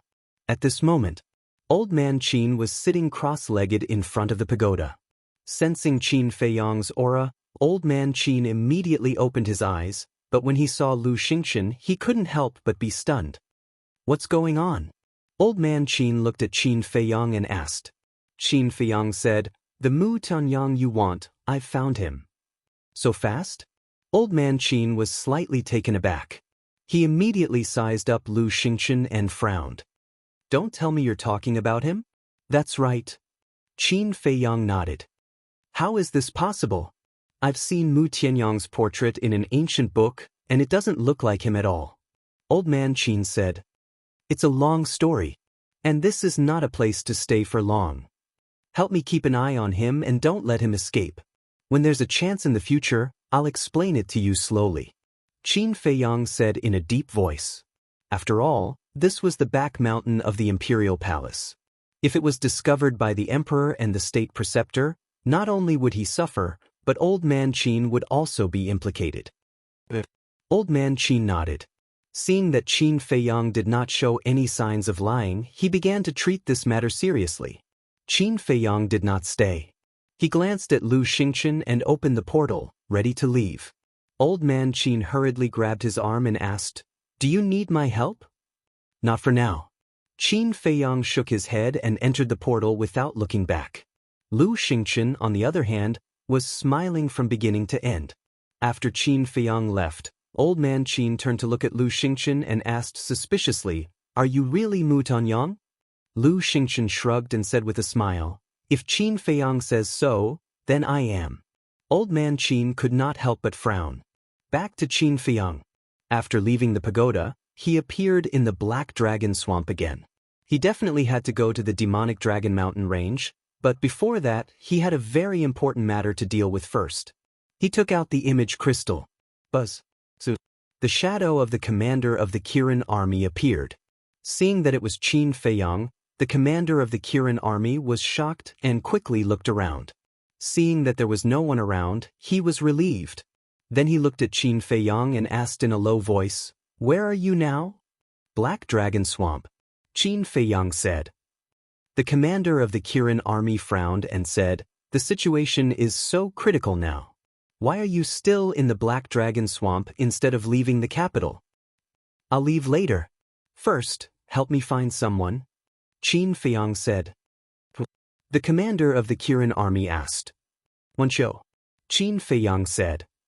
"Why are you looking for him?" The commander of the Kirin army raised his eyebrows. Of course, he was no stranger to Wanqiu. He was still entangled with his daughter. Qin Feiyang said, "Don't worry about him. Go find him immediately and try to bring him to the Black Dragon Swamp before dawn." But the commander of the Kirin army nodded, and then the shadow disappeared. Qin Feiyang put away the image crystal and looked at the waning moon in the sky, his eyes shining. Lu Xingchen saved Wanqiu from him many times. He couldn't figure it out before, but now he knew Lu Xingchen's real identity. He finally understood that this Wanqiu must have been bought over by Lu Xingchen. In other words, Wanqiu had also become Lu Xingchen's subordinate. Time passed quietly. Dawn was approaching. Swish. A black shadow descended over the Black Dragon Swamp. It was the commander of the Kirin army. But he was the only one who came. Qin Feiyang also sensed the aura of the commander of the Kirin army. He jumped into the air and landed in front of the commander of the Kirin army. He asked, "Why are you alone? Where's Wanqiu?" "I didn't find him." The commander of the Kirin army shook his head. Qin Feiyang frowned and said, "How can you not find him? Did you ask your daughter?" "She doesn't know where Wanqiu is either. I also sent a message to Wanqiu, but I haven't received any response," the commander of the Kirin army said. Qin Feiyang frowned. It seemed that Wanqiu was very likely to be in Lu Xingchen's space treasure. The commander of the Kirin army asked, "Why are you looking for him?" Qin Feiyang said, "He's Mu Tianyang's lackey." Mu Tuanyang. The body of the Qilin army's commander trembled as he said, "The matter that you told His Majesty, I also know. But how could Wanqiu possibly be Mu Tianyang's lackey?" Chapter 1165. Crane Province. The commander of the Kirin army was stunned and asked suspiciously, "Why are you going to Crane Province?" "Time is of the essence. Don't ask so many questions. Tell me quickly," Qin Feiyang urged. "Let me think. The commander of the Kirin army pondered for a while and said, I have been to Crane Province a few times before, but it was always in Crane Province City. As for the Magic Dragon Mountain Range, I have heard of it, but I did not pay much attention to it. Qin Feiyang said, Then give me the coordinates of Crane Province City. The commander of the Kirin army nodded and gave Qin Feiyang the coordinates. Qin Feiyang waved his hand and Yen Wei appeared. Qin Feiyang then took out the imitation space-time gate and handed it to Yen Wei. Yen Wei immediately activated his battle chi and activated the space-time gate. The commander of the Kirin army glanced at Yen Wei and the space-time gate, then looked at Qin Feiyang and said, Her Majesty is very worried about you now. Qin Feiyang's eyes trembled slightly. He resisted the impulse in his heart and said, Help me tell my mother that I will try my best to survive. Clang. Before he finished his words, accompanied by a deafening sound, the space-time gate opened completely. Let's go. Qin Feiyang waved his hand and stepped into the space-time gate without hesitation. Yen Wei nodded to the commander of the Kirin army and quickly followed in. The space-time gate quickly disappeared. Mu-nyung. The commander of the Kirin army muttered to himself and then opened the teleportation gate and returned to the Violet Palace. On the second floor of the Violet Palace, the woman in white sat in front of the table with a worried frown. The two maids were also standing at the side, their eyebrows were filled with worry. Duh. Accompanied by a series of footsteps, the commander of the Kirin army walked up to the second floor and stopped behind the woman in white. He bowed and said, My Majesty. The woman in white turned a deaf ear. Is something the matter, Commander? The two maids turned to the commander of the Kirin army and asked. The commander of the Kirin army said, I just went to see His Highness the 14th Prince. Hearing this, the woman in white suddenly stood up and ran to the commander of the Kirin army. She asked, Where is Feiyang? The commander of the Kirin army answered honestly, I was at the Black Dragon Pool just now, and now I've gone to Crane Province. Why is your highness going to He Province? The two maids were bewildered. I don't know either, but I think it has something to do with Mu Tianyang. The commander of the Kirin army said. Mu Tianyang. The white-robed woman's body trembled. The commander of the Kirin army sighed. Although the 14th prince always says that he hates His Majesty, in fact, he still cares a lot about the relationship between father and son. Otherwise, he would not be running around to investigate Mu Tianyang. Feiyang doesn't care about this father-son relationship. The white-robed woman shook her head. Then what does His Highness care about? The commander of the Kirin army froze and asked in confusion. He cares about the late emperor and the people of the Great Qin Empire. I used to worry that Feiyang would be blinded by these enemies. But now it seems that my worries were unnecessary. Feiyang not only inherited the late emperor's bloodline and legacy, but he also inherited the late emperor's great heart of protecting the people of the world. Perhaps he has a heart that empathizes with the common people. It's just that I really can't bear to let him bear this burden now. The white-robed woman sighed faintly. Protecting the people of the world as his responsibility, compassion for the people, Your Highness, are you really such a person? If so, Your Majesty, shouldn't you feel ashamed? The commander of the Kirin army murmured. Crane Province. Just like the capital of the spiritual state, the capital of Crane Province had 5 major districts. North, South, East, West, and the Central District. At this moment, the night was as dark as ink and dotted with cold stars. In the sky above the city center, a stone door silently appeared. The stone door slowly opened. 2 figures strode out. It was Qin Feiyang and Yen Wei. Qin Feiyang waved his hand and put away the space-time gate. He then lowered his head and scanned the city below. The Holy Palace, the Prefecture Master's residence, and the State Prison were all in the Central District. And in the Central District he sensed many powerful auras. Most of them were battle monarchs and battle emperors. The auras of battle masters were not absent, but they were pitifully few. And there was an especially strong aura that came from the Prefecture Master's residence. It was a 5-star battle emperor. If I remember correctly, Tan Wu seems to be from here. Qin Feiyang whispered. Who is Tan Wu? Yen Wei looked at him suspiciously. An old friend. Qin Feiyang smiled and said, "Go down and find out the coordinates of the demonic Dragon Mountain range." Yen Wei nodded and turned into a stream of light, quickly disappearing into the city below. "Which expert has come to my He State city?" Soon, a loud and clear shout sounded. Following closely, a middle-aged man dressed in black rushed out of the prefecture master's residence and headed straight for Qin Feiyang. This person was the five-star battle emperor that Qin Feiyang had sensed before. Obviously, he sensed Qin Feiyang's aura. The middle-aged man landed opposite Qin Feiyang and sized up Qin Feiyang. He muttered to himself, "Why does he look so familiar?" The middle-aged man cupped his hands and asked, "May I ask who you are?" Qin Feiyang. Qin Feiyang did not hide anything. "What?" The middle-aged man turned pale with fright. Qin Feiyang said indifferently, "You should be the current prefecture master of He State. Don't be nervous. I am not here to cause trouble." But even so, the middle-aged man did not let down his guard and asked carefully, "Then why are you here?" Qin Feiyang did not answer and waited quietly. The middle-aged man did not dare to say a word and stood silently opposite him. A moment later, Yen Wei rushed into the sky and looked at the middle-aged man in front of him. He walked to Qin Feiyang and transmitted his voice. "I've heard that the Magic Dragon Mountain range is located in the far west of the city. It is tens of thousands of miles away from here." "What about the coordinates?" Qin Feiyang asked. "I've also heard about it." Yen Wei nodded. "Then let's go," Qin Feiyang said. Yen Wei waved his hand, opened the portal, and retreated to the side. Qin Feiyang glanced at the middle-aged man and said indifferently, "You can report to the imperial capital that I have come to He State." After saying that, he turned and entered the portal. Yen Wei followed him in. The middle-aged man did not dare to breathe loudly, but after the portal completely disappeared, he let out a long breath. Then, a look of surprise crawled up his face. Why did Qin Feiyang suddenly come to their He State? And why was he so fearless?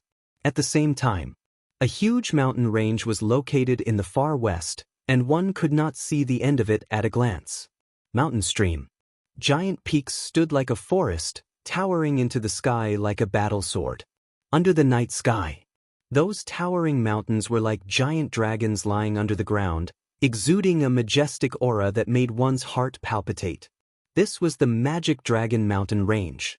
In the sky above the forest at the edge of the mountain range, Qin Feiyang and Yen Wei appeared one after another. Qin Feiyang raised his head and scanned the mountains and rivers in front of him. A hint of surprise appeared in his eyes. The Magic Dragon Mountain Range was bigger than he imagined. Yen Wei said, "As far as I know, the Magic Dragon Mountain Range is the most dangerous place in He State. No one has ever dared to go deep, so no one knows how big the Magic Dragon Mountain Range is." "The most dangerous place?" Qin Feiyang raised his eyebrows. "It is said that not only are beasts rampant here, but there is also a mysterious power. No one who enters the depths of the Magic Dragon Mountain Range can walk out alive." Yen Wei said, "What mysterious power?" Qin Feiyang was suspicious. Yen Wei said, "A power that can rob the vitality of living beings." "What? Isn't this the same as the Black Dragon Glacier and the Demonic Island?" Qin Feiyang said in surprise. Yen Wei nodded and said, "So I suspect that the Magic Dragon Mountain Range might be related to the Black Dragon Glacier and the Demonic Island." Qin Feiyang's eyes flickered. From the Black Dragon Glacier, he obtained the Magic Dragon's Heart and Magic Dragon's Eye. From the Demonic Island, he obtained another reverse scale. What were these things? Could he find the correct answer in the Magic Dragon Mountain Range? "Let's go!" Qin Feiyang waved his hand, and the two of them turned into streaks of light, flying towards the depths of the mountain range like lightning. Magic Dragon's Eye, Magic Dragon's Eye, Magic Dragon Mountain Range, they all had the word Magic Dragon in them. If this was a coincidence, then it would be too much of a coincidence. Perhaps there really was some kind of connection between the three of them. In the mountain range, it was indeed as Yen Wei had said, the beasts were rampant.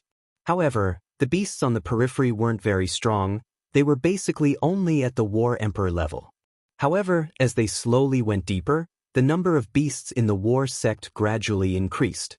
Time passed. Dawn arrived. On the horizon, the morning sun slowly rose.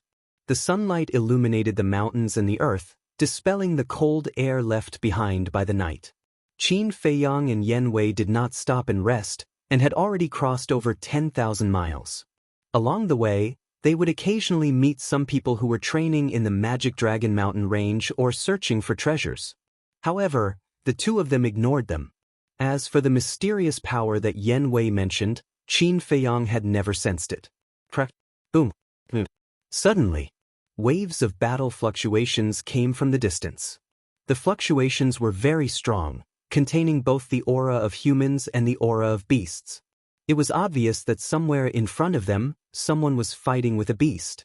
Qin Feiyang looked at each other and increased his speed, rushing towards the location of the battle fluctuations.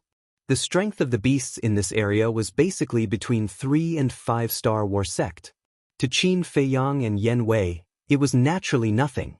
After all, one was a 6-star war saint and the other was a 2-star war emperor. But to the people of He Province, the level of danger here was no less than a dragon's pool or a tiger's den. This was because the strongest representative of He Province, the prefecture lord of He Province, was only a 5-star war sect. Of course, the previous prefecture lord of He Province was definitely stronger. However, the previous prefecture lord had to protect the teleportation altar of He Province, so it was impossible for him to be in the Magic Dragon Mountain range right now. Therefore, Qin Feiyang judged that the ones fighting with the beasts in front were most likely Ren Duxing and his group. Boom, crack. As they got closer, the battle fluctuations became stronger and stronger, and Qin Feiyang was even more certain of his thoughts. Because the fluctuations of the battle carried a strand of saint might. One had to know that in the 9 provinces, it was impossible for there to be a war saint-level powerhouse. Qin Feiyang's eyes also revealed a trace of killing intent. Soon, the two of them passed through a forest and stopped in the air above a mountain ridge, gazing ahead. More than 10 miles away, a man and a beast were crazily fighting in the sky. Blood flowed everywhere, and the mountains and rivers below were destroyed. That beast was a large dark red dog. Its body was more than 10 meters long, but the strange thing was that on its shoulders, there were 5 basin-sized heads. That's actually the Hell Divine Hound. Yan Wei said in shock. Qin Feiyang was also extremely shocked. The Hell Divine Hound was an extremely rare divine beast. That's right, it was a divine beast. Its rarity could almost be compared to a divine dragon. The Hell Divine Hound was ferocious by nature and had an innate talent. It was known as the Guardian of Hell. Previously, he had only seen it in ancient books. This was the first time he had seen the true appearance of the Hell Divine Hound. However, Chapter 1166. That person was thin and had a hooked nose. His eyes were like those of an eagle, shining with a sharp light. He was extremely powerful. That infernal divine hound had the strength of a 7-star battle saint, but he was not at a disadvantage. And his cultivation level was only a 5-star battle saint. How did he do it? Looking at the man and the beast, Yan Wei's rough face was full of disbelief. A 5-star battle saint against a 7-star battle saint, this was a difference of 2 small realms. Why did his cultivation level advance so quickly? But Qin Feiyang was muttering to himself, his tone was full of disbelief. You know him? Yan Wei asked. Qin Feiyang said, Yes, I know him. He was once the strongest king in He Province, Tan Wu. Tan Wu? Yan Wei was suspicious. I clearly remember that when I first saw him in the 9 Nether Yellow Springs, he was only a 2-star battle saint. Only a few years have passed, and he has already stepped into the 5-star battle saint. Qin Feiyang whispered. Yan Wei asked, What about your cultivation level at that time? Qin Feiyang said, My cultivation level at that time was an 8-star battle emperor. Then did he open the gate of potential? Yan Wei said, Definitely not. If he did, with his character, he definitely wouldn't hide it from us. Moreover, he should be in the Divine Palace now. Why is he in He Province? Qin Feiyang whispered. Hearing you say that, it is indeed a little strange. Although you were only an 8-star battle emperor at that time, you opened the gate of potential and your cultivation speed is far from his. But now, you have broken through to 6-star battle saint, and he has also broken through to 5-star battle saint. I think there must be some kind of mystery behind this. Yan Wei said. Gate of potential. Qin Feiyang said word by word. Yan Wei nodded. Qin Feiyang's eyes trembled. If that was the case, didn't that mean that Tan Wu was also related to Lu Xingchen? Rumble. Tan Wu and the Hellhound's fierce battle gradually entered a white-hot stage. They didn't notice that Qin Feiyang and Qin Feiyang seemed to only have each other in their eyes.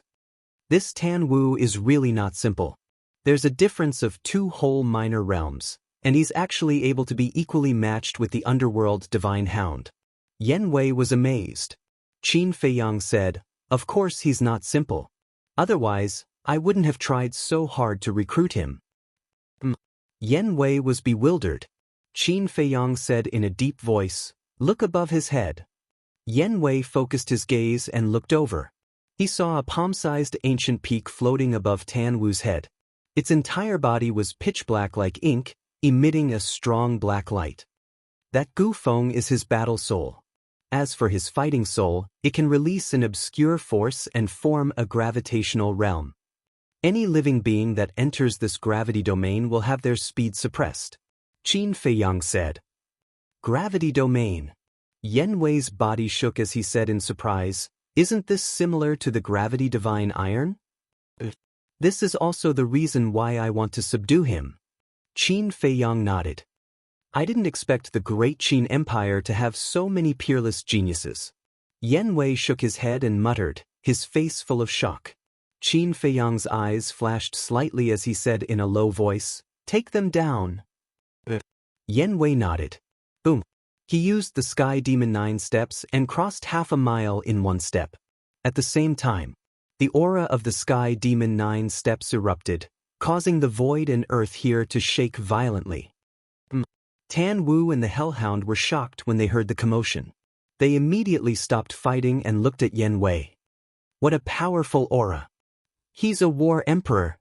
The man and beast's expressions changed immediately. Boom. Yan Wei took a second step, and the aura around his body rose steadily. At this moment, in the eyes of Tan Wu and the Hellhound, Yan Wei was like a war god descending. Every step he took could cause heaven and earth to tremble. Suddenly, Tan Wu noticed Qin Feiyang behind Yan Wei and his eyes widened. Is it an illusion? He rubbed his eyes in disbelief and looked again, only to see that Qin Feiyang was still standing there. It wasn't an illusion.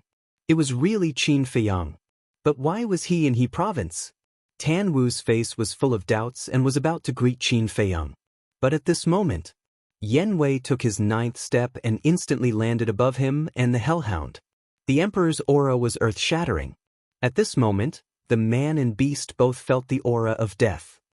Woo-woo, the Hellhound's body went limp and it quickly crawled on the ground, wailing at Yan Wei continuously. Tan Wu's heart was also drowned by fear. His current strength was not bad, but facing a war emperor, it was still too far away. Just as the man and beast thought that they were dead for sure, Yan Wei suddenly stopped. That shocking killing intent firmly locked onto the man and wolf. Swish. It was also at this time that Qin Feiyang took a step forward and walked in front of Tan Wu step by step. Tan Wu glanced at Qin Feiyang, then looked at Yan Wei, and asked in surprise, Brother Qin, what's going on? Qin Feiyang smiled and said, he's my man. Your man? Tan Wu was slightly taken aback, then could not help but heave a sigh of relief. Although he and Qin Feiyang did not have a deep relationship, based on Qin Feiyang's previous attitude, it should not be disadvantageous to him. However, this sigh of his had yet to completely die down when Qin Feiyang raised his arm, grabbed his clothes, and directly tore them to shreds. Tan Wu was immediately startled, both hands protecting his chest. Qin Feiyang's gaze turned dark and he shouted, "Put your hands down for me." Although Tan Wu covered in time, he still caught the shadow of the potential imprint. Tan Wu's eyes had a hint of panic as he pretended to be calm and said, "Brother Qin, what are you doing?" I asked you to put it down, didn't you hear? Qin Feiyang roared, a hint of intense killing intent even flickering in his eyes. Tan Wu's gaze trembled. But in the end, he let out a long sigh and lowered his hands. A dark gold potential imprint immediately appeared in Qin Feiyang's line of sight. Really didn't expect it. Qin Feiyang looked at the potential imprint and shook his head in self-mockery. Tan Wu hurriedly said, "Brother Qin, listen to my explanation." "What's there to explain? Do you remember what conditions I offered when I asked you to follow me?" Qin Feiyang said. "Help me open the door of potential." Tan Wu said. "But at that time, you refused. Since then, I have always thought that you are a person with backbone and dignity. However, I didn't expect that you would actually become Lu Xingxin's lackey." Qin Feiyang reprimanded, his face full of disappointment. Lu Xingxin's lackey? But hearing Qin Feiyang's words, not only was Tan Wu not ashamed at all, but he got up with a suspicious look. Seeing this, Qin Feiyang raised his eyebrows and said, "Do you dare to say that you didn't join Lu Xingxin?" "Why should I join him?" Tan Wu asked back. "In order to open the door of potential," Qin Feiyang shouted. Tan Wu hurriedly stretched out his hand and said, "Wait, what do you mean by this? Why don't I understand at all?" Yen Wei frowned and said through voice transmission, "Look at him, it seems that it's not what you think?" Qin Feiyang couldn't help but frown. Could it be that he misunderstood Tan Wu? Tan Wu opening the door of potential had nothing to do with Lu Xingxin? But that wasn't right. Apart from Lu Xingxin, who else in the Great Qin Empire had the ability to help Tan Wu open the door of potential? If Tan Wu opened the door of potential with his own ability, he wouldn't believe it even if he was beaten to death. Because in the Great Qin Empire, there were many people with better talent, comprehension, and aptitude than Tan Wu. If others couldn't do it, why could he do it? Or was Tan Wu acting now to cover up the truth? After thinking about it, Qin Feiyang really couldn't make a judgment and asked, "Then tell me, how did you open the door of potential?" Tan Wu shook his head and said, "I can't say, but I can guarantee that it has nothing to do with Lu Xingxin." "Guarantee?" Qin Feiyang smiled coldly and said, "Do you know? Right now, Lu Xingxin is my must-kill target. Do you think that I'll easily believe you? What's the situation? Isn't your relationship with him very good? Why would he become your must-kill target?" Tan Wu was bewildered. Qin Feiyang couldn't find the slightest trace of pretense in his eyes and expression. If Tan Wu was really acting now, then his acting skills were really too good. But if Tan Wu was not acting, then who helped him open this door of potential? Really not saying? Qin Feiyang asked once more. Tan Wu said, "I promised him I really can't say." A wave of viciousness immediately surged from between Qin Feiyang's brows. Grabbing Tan Wu's neck, he shouted, "I think highly of you, but it doesn't mean that I won't kill you. Don't challenge my patience. Even if you kill me, I won't tell you." Tan Wu shook his head without the slightest cowardice. Qin Feiyang burned with rage. Yen Wei suddenly reached his hand out, grabbed Qin Feiyang's shoulder, and transmitted his voice, "Don't be anxious, I've thought of a way." What? Qin Feiyang secretly thought. Can't your slavery seal peek into the other party's thoughts? You'll enslave him now. When he's thinking about this question in his heart, you'll naturally be able to get the answer. Yen Wei secretly thought. That's right. Why didn't I think of it? Qin Feiyang's eyes flashed. Tan Wu did not know that his slavery seal had this kind of ability, so he definitely would not be on guard. With this thought in mind, Qin Feiyang did not hesitate anymore, forming seals with both hands. A slavery seal instantly appeared out of nowhere. Following closely, with a wave of his hand, the slavery seal tore through the void and swept into the top of Tan Wu's head. Ah! Tan Wu immediately hugged his head and cried out in pain. But the excruciating pain in his head disappeared very quickly. Tan Wu sized himself up and looked at Qin Feiyang in surprise and asked, "What did you do to me?" Qin Feiyang did not answer and said, "I'll ask you one last time, who was it that helped you open the door of potential?" Under normal circumstances, when being interrogated by others, one would instinctively think of this question in their mind. and Qin Feiyang wanted to seize this opportunity to figure out the truth. Don't force me, I really can't tell you. Tan Wu shook his head again. But in his heart, he was sighing. Puzzled. Old Senior Qin, since you're so concerned about Qin Feiyang, then why don't you let him know all of this? Old Senior Qin. Qin Feiyang's gaze trembled slightly. Chapter 1167. Who is Old Senior Qin? Why didn't he know that there was such a person who possessed the pill to unlock the door of potential? Old Senior Qin? Surnamed Qin. Could it be that this person was a certain old senior of the Qin clan? But thinking about it, it didn't seem right. If it was really a certain old senior of the Qin clan, then they would definitely take it out to nurture the descendants of the Qin clan. But since young, he had never seen a potential pill in the imperial palace. Old Senior Qin, Old Senior Qin? Could it be that Old Senior Qin who guarded the pagoda? But immediately after, he denied this thought. If it was really that Old Senior Qin, then the emperor must also know about the existence of the potential pill. Qin Feiyang was puzzled. Suddenly, he grabbed Tan Wu's clothes again and shouted, "Who is the Old Senior Qin you're thinking of?" Tan Wu was extremely surprised. How did Qin Feiyang know what he was thinking? Didn't you want to know what I did to you just now? I'll tell you now, that's an enslavement seal. After being controlled by the enslavement seal, I can peek into your inner thoughts through the enslavement seal. Qin Feiyang said solemnly. There's actually such a thing. Tan Wu turned pale with fright. Say it quickly. Qin Feiyang shouted. His patience was about to be worn out. Looking at Qin Feiyang's current appearance, Tan Wu fell into a struggle. Should he tell Qin Feiyang or not? Old Senior Qin. At the same time, Yanwei was also thinking about this problem. Suddenly, a look of surprise crawled up his face as he looked at Qin Feiyang and said, I heard from Fatso and the rest that you seem to have a relative called Qin Yuan, right? Qin Feiyang nodded. Yanwei guessed. Do you think this Old Senior Qin could be him? Qin Feiyang's body and mind trembled. Was it Uncle Yuan? He hurriedly looked at Tan Wu. If this person was really Uncle Yuan, then hearing Yanwei's words now, Tan Wu's expression would have some changes. When he looked at Tan Wu, he shockingly discovered that Tan Wu was currently looking at Yanwei. Furthermore, the gaze in his eyes clearly became different. There was a hint of helplessness and blame in his voice, as if he was blaming Yanwei for talking too much. It's really Uncle Yuan. Qin Feiyang's body trembled. Uncle Yuan actually possessed a pill that could open the door to potential? This was hard for him to accept.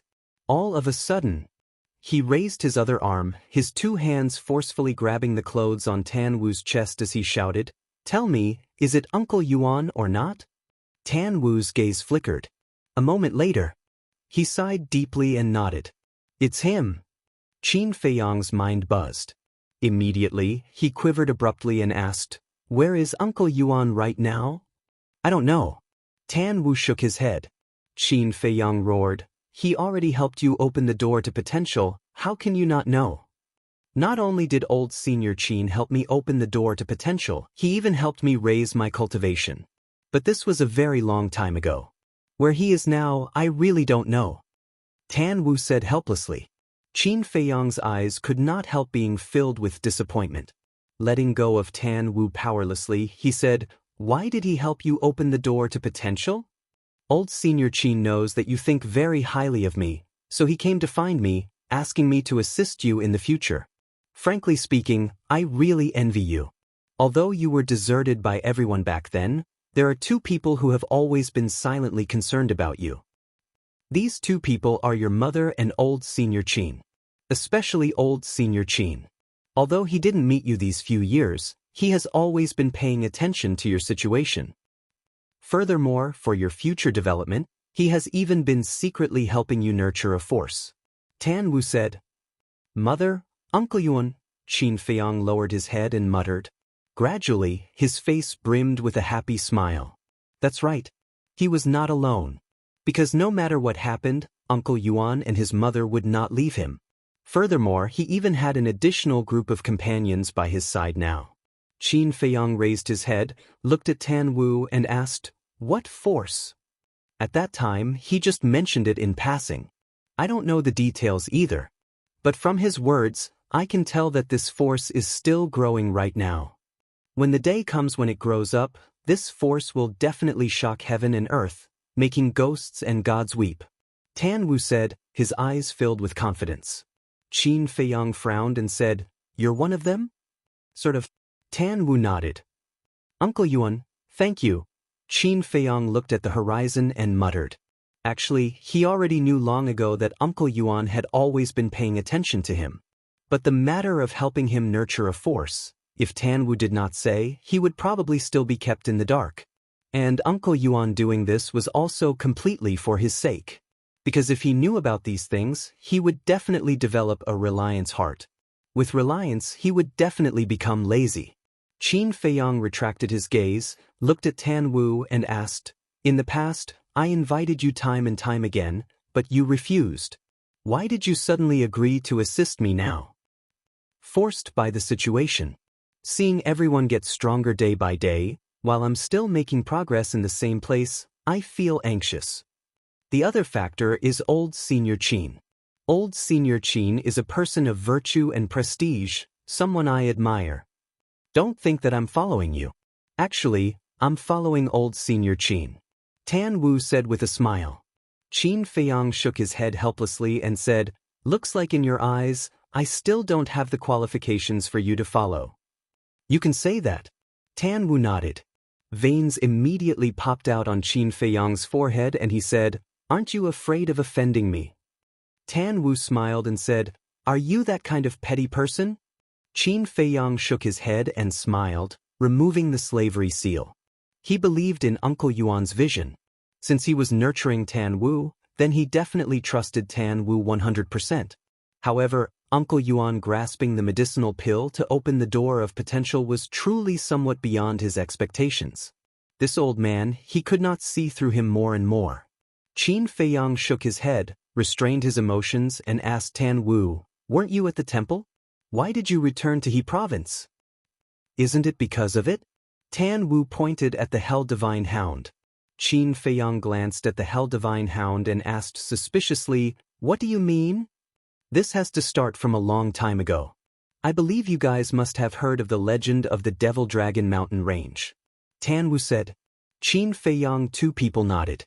Tan Wu smiled and said, "But there's a legend that you guys definitely don't know." "What legend?" The two people were suspicious. Tan Wu said, "Legend has it that in the deepest part of the Devil Dragon Mountain Range, there's a peerless divine weapon hidden. As long as you obtain this divine weapon, you will definitely be like a carp leaping over the dragon gate, soaring to the heavens in one go." Peerless divine weapon. Qin Feiyang, two people looked at each other. If it was in the past, they definitely wouldn't believe it. Because things like divine weapons were too ethereal, it was impossible for them to exist in this world. But now they firmly believed it. Because Ren Duxing's battle sword was obtained here. Yen Wei said, "I really didn't hear about this legend in the capital." Tan Wu smiled faintly and said, "Only a few people in He province know about this legend. They definitely won't be able to find out about it." Qin Feiyang asked, "Then what does this legend have to do with the Hell Divine Hound?" "Of course. Back then, when I stepped into the one-star battle sect, I entered the Devil Dragon Mountain Range to verify the authenticity of this legend. However, when I came to the Devil Dragon Mountain Range, I realized how naive and childish I was. There were too many fierce beasts here and they were too strong. It wasn't a place that I could set foot in at all. But I didn't want to give up. I desperately walked towards the depths and finally came here with great difficulty. And when I came here, I was already seriously injured. Just as I was about to find a place to recuperate for a period of time, this damn dog suddenly jumped out and almost took my life." Tan Wu looked at the Hell Divine Hound, his eyes filled with a cold light. "TSK, that's because you overestimated your own abilities. With your little cultivation back then, you still dared to go so deep. If this emperor doesn't kill you, who will I kill?" The Hell Divine Hound said disdainfully. Tan Wu said angrily, "Then you can't take advantage of others' difficulties, right? After all, you're a divine beast. A divine beast must be magnanimous. Who said that divine beasts should be magnanimous?" This emperor likes to take advantage of people's difficulties. How about it? Not convinced? Come, let's fight again? The Hell Divine Hound clamored. Qin Feiyang's face twitched as he glanced at the Hell Divine Hound. How could this guy be on par with the white-eyed wolf? He turned to look at Tan Wu and asked curiously, "Then what happened after that? How did you escape from its hands?" "After that, it teased me in every way possible and humiliated me. Of course, I refused to accept it, so I arranged a battle with it. When I broke through to the Battle Saint realm, I'll come and find it for a fair battle. If I win, it will submit to me. If I lose, I'll be its human pet." I originally thought that it wouldn't agree, but who knew if its brain had a cramp, it actually agreed. Tan Wu said disdainfully. The Hell Divine Hound was immediately enraged and roared, "This emperor spared your dog life. It's fine if you don't thank this emperor, but you actually scolded this emperor in public? Kid, let me tell you, don't be too arrogant." "Idiot." Tan Wu rolled his eyes at it and looked at Qin Feiyang, saying, "Half a month ago, I broke through to the 5-star Battle Saint realm and found an excuse to return to He province to find it for a battle. The result is that you all saw it. My strength and its are considered evenly matched." "So that's how it is." Qin Feiyang came to a realization. Yen Wei sized up Tan Wu and the Hell Divine Hound and said strangely, "Why do I feel that the relationship between the two of you isn't so simple? It seems like there's a kind of enemy, love and hate." Qin Feiyang smiled and said, "We're enemies." The Hell Divine Hound said angrily, "Don't talk nonsense. This emperor is a divine beast with a noble bloodline. How can I love and hate a mere human?" Tan Wu snorted coldly and said, "I also disdain to be enemies with you." "What do you mean? Have I wronged you?" The Hell Divine Hound immediately glared at Tan Wu angrily. "No, it's me who's unworthy," Tan Wu said indifferently. "It's good that you know your place." The Hell Divine Hound sneered. Qin Feiyang and Yen Wei looked at each other, shook their heads and laughed. This man and beast were clearly enemies. It seemed that when Tan Wu was tortured by the Hell Divine Hound, many interesting things happened. Otherwise, this scene wouldn't have appeared now. Suddenly, Qin Feiyang's face turned solemn. Looking at the man and beast, he asked, "How long have you guys been fighting here?" Tan Wu said, "It should be 10 days. Already fighting for 10 days in a row, and you still say it's not love and hate?" Yen Wei rolled his eyes. Hearing that, Tan Wu and the Hell Divine Hound's expressions both appeared somewhat embarrassed. Chapter 1168. These shadows were none other than Ren Duxing and the others. Tan Wu raised his head and glanced at them. He shook his head and said, "I've never seen them before." Qin Feiyang raised his eyebrows. "The Magic Dragon Mountain range is vast and boundless. They might not pass by here. And I guess that they should have teleported there directly." Yen Wei said, "Teleport there?" Qin Feiyang frowned. Ren Duxing once entered the Magic Dragon Mountain range and obtained a peerless divine sword. Now that Mu Tianyang has taken over his body, he definitely knows the coordinates of the deeper parts. Yen Wei said, "Makes sense." Qin Feiyang nodded and said in a deep voice, "Then there's no time to lose. Let's continue on our way." Yen Wei nodded.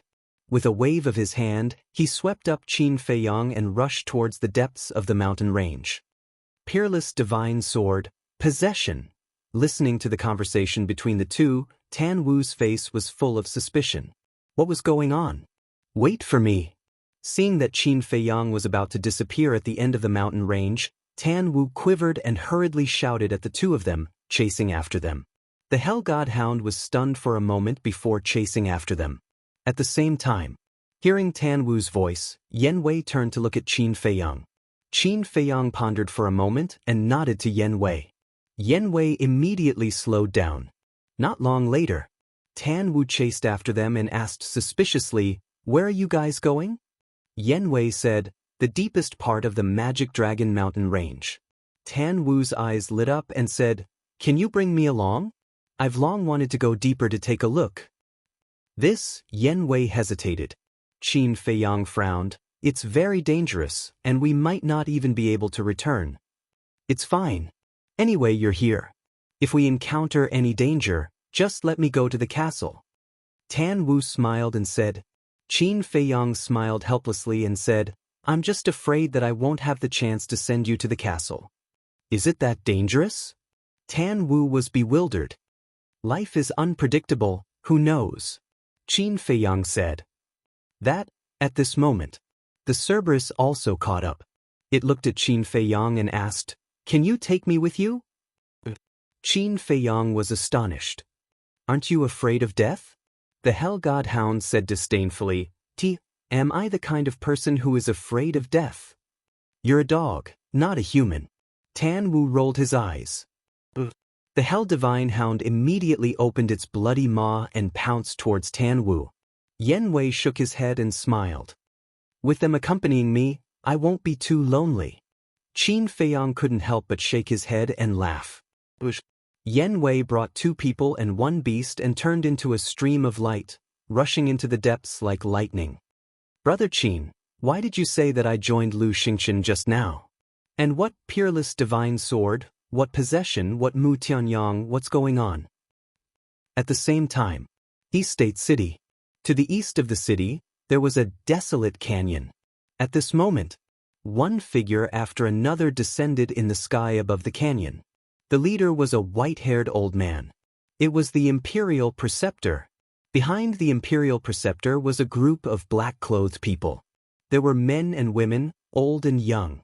On their chests, there was an extremely eye-catching black skull symbol. Just as the Imperial Preceptor and the others appeared, 2 figures rushed out of the canyon and landed in front of the Imperial Preceptor. They bowed and said, Greetings, Lord. Of these 2 people, one was an old man, the other was a middle-aged man. The old man was the previous prefecture chief of He State. The middle-aged man was the current prefecture chief that Qin Feiyang met in the city. And this canyon was where the teleportation altar of He State was located. Very few people knew about it. The Imperial Preceptor looked at the 2 people and asked, Where is Qin Feiyang? The middle-aged man said, He was in the city not long ago, but I don't know where he is now. The State Preceptor's face immediately became filled with a vicious aura that couldn't be dispelled. He gloomily said, Qin Feiyang is a serious criminal in the capital.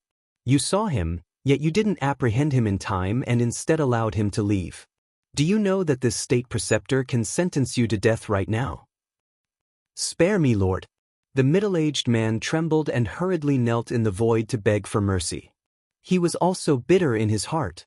Even the people in the capital couldn't do anything to Qin Feiyang, let alone He State. But in the face of the Imperial Preceptor's obscene power, he could only endure silently. Why aren't you investigating? I want to know where he is in an hour. Otherwise, bring your heads to me. The Imperial Preceptor looked at the 2 people and shouted. The 2 people responded respectfully. They immediately opened the teleportation gate and appeared in the sky above the city. How do we find him? The middle-aged man looked at the old man helplessly. Calm down. There must be a way. The old man pondered for a moment and asked, Does Qin Feiyang have any accomplices? There is a middle-aged man. The middle-aged man's eyes suddenly trembled as he said in surprise, Yes, it's him. The old man was puzzled. The middle-aged man said, I saw him fly up from the city and whisper to Qin Feiyang. They should be asking about something. The old man was delighted and said, This is a clue. Quickly bring people to investigate. The middle-aged man nodded and immediately turned to leave. In less than an hour, he returned and said to the old man, I found it. That middle-aged man is in a restaurant asking for the coordinates of the Magical Dragon Mountain Range. They are going to the Magical Dragon Mountain Range? The old man was surprised. Should be right. The middle-aged man nodded. The old man said in panic, This is not good. Tan Wu is now in the Magical Dragon Mountain Range. What? When did that kid come back? The middle-aged man was surprised. More than 10 days ago. It seems to be for that hellhound. The old man said. The middle-aged man said angrily, This brat is too willful. Quickly inform him to be careful of Qin Feiyang. The old man nodded and took out the image crystal. Even the hellhound knew about it. It could be seen that the relationship between these two people and Tan Wu was not shallow. At the same time, Magical Dragon Mountain Range. Qin Feiyang and the others were flying above a forest as fast as lightning. Stop! Tan Wu suddenly shouted. Yen Wei braked and stopped in the air. He turned to look at Tan Wu suspiciously and asked, "What's wrong?" Tan Wu said, "Someone sent me a message. You guys retreat." Qin Feiyang and Yen Wei looked at each other and quickly retreated to the side. Humans are really troublesome. The Hellhound muttered in dissatisfaction and also retreated to Qin Feiyang and Yen Wei's side. Tan Wu took out the image crystal. Buzz. The image of the old man appeared. "Greetings, master." Tan Wu immediately bowed. The old man asked, "Are you still in the Magical Dragon Mountain Range?" Tan Wu nodded. The old man said, "Then how is the battle with the Hellhound going?" Tan Wu smiled bitterly and said, "Its cultivation has also become stronger. It is now a 7-star battle saint.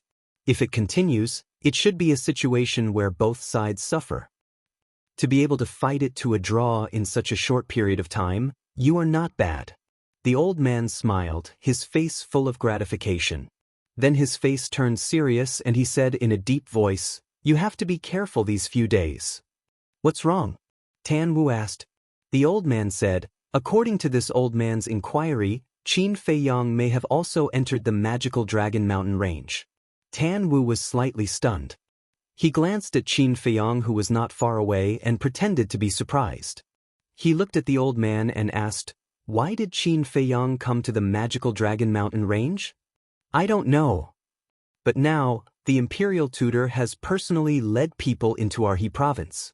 He will definitely enter the Magical Dragon Mountain Range later. If you have nothing else, it's better to come back as soon as possible." The old man said. "Imperial Tutor." Tan Wu's eyes focused and he nodded. "Understood, this disciple will be careful." "That's good. It's not easy for a genius like you to appear in our He province. This old man doesn't want to die prematurely." The old man said with a smile. Tan Wu smiled and said, "Don't worry, this disciple knows his limits." The old man nodded, and the shadow quickly dissipated. Tan Wu also put away the image crystal and turned to look at Qin Feiyang and said, "What do we do now?" The Imperial Tutor personally brought people here. This was not a small matter and had to be treated carefully. "Humph. This old thing, he won't be satisfied until he kills me." Qin Feiyang snorted coldly. The Hell Godhound hesitated and said, "That? This emperor wants to ask, is that Imperial Tutor very strong?" "Nonsense, he's the teacher of the current emperor. Do you think he's strong or not?" Tan Wu rolled his eyes at it. "Then how strong is he? If he's not that strong, we'll think of a way to kill him directly." The Hell Godhound said. Qin Feiyang and the other two looked at each other. He actually wanted to kill the Imperial Tutor? This guy was really a newborn calf that was not afraid of a tiger. Tan Wu said, "Listen carefully, the current Imperial Tutor is a false god." "What? A false god?" The Hell Godhound's eyes widened, filled with shock. Tan Wu said, "Let's talk about it now. Do you still want to kill him?" "Just pretend that you didn't hear what I said just now." The Hell Godhound laughed dryly. "What a joke.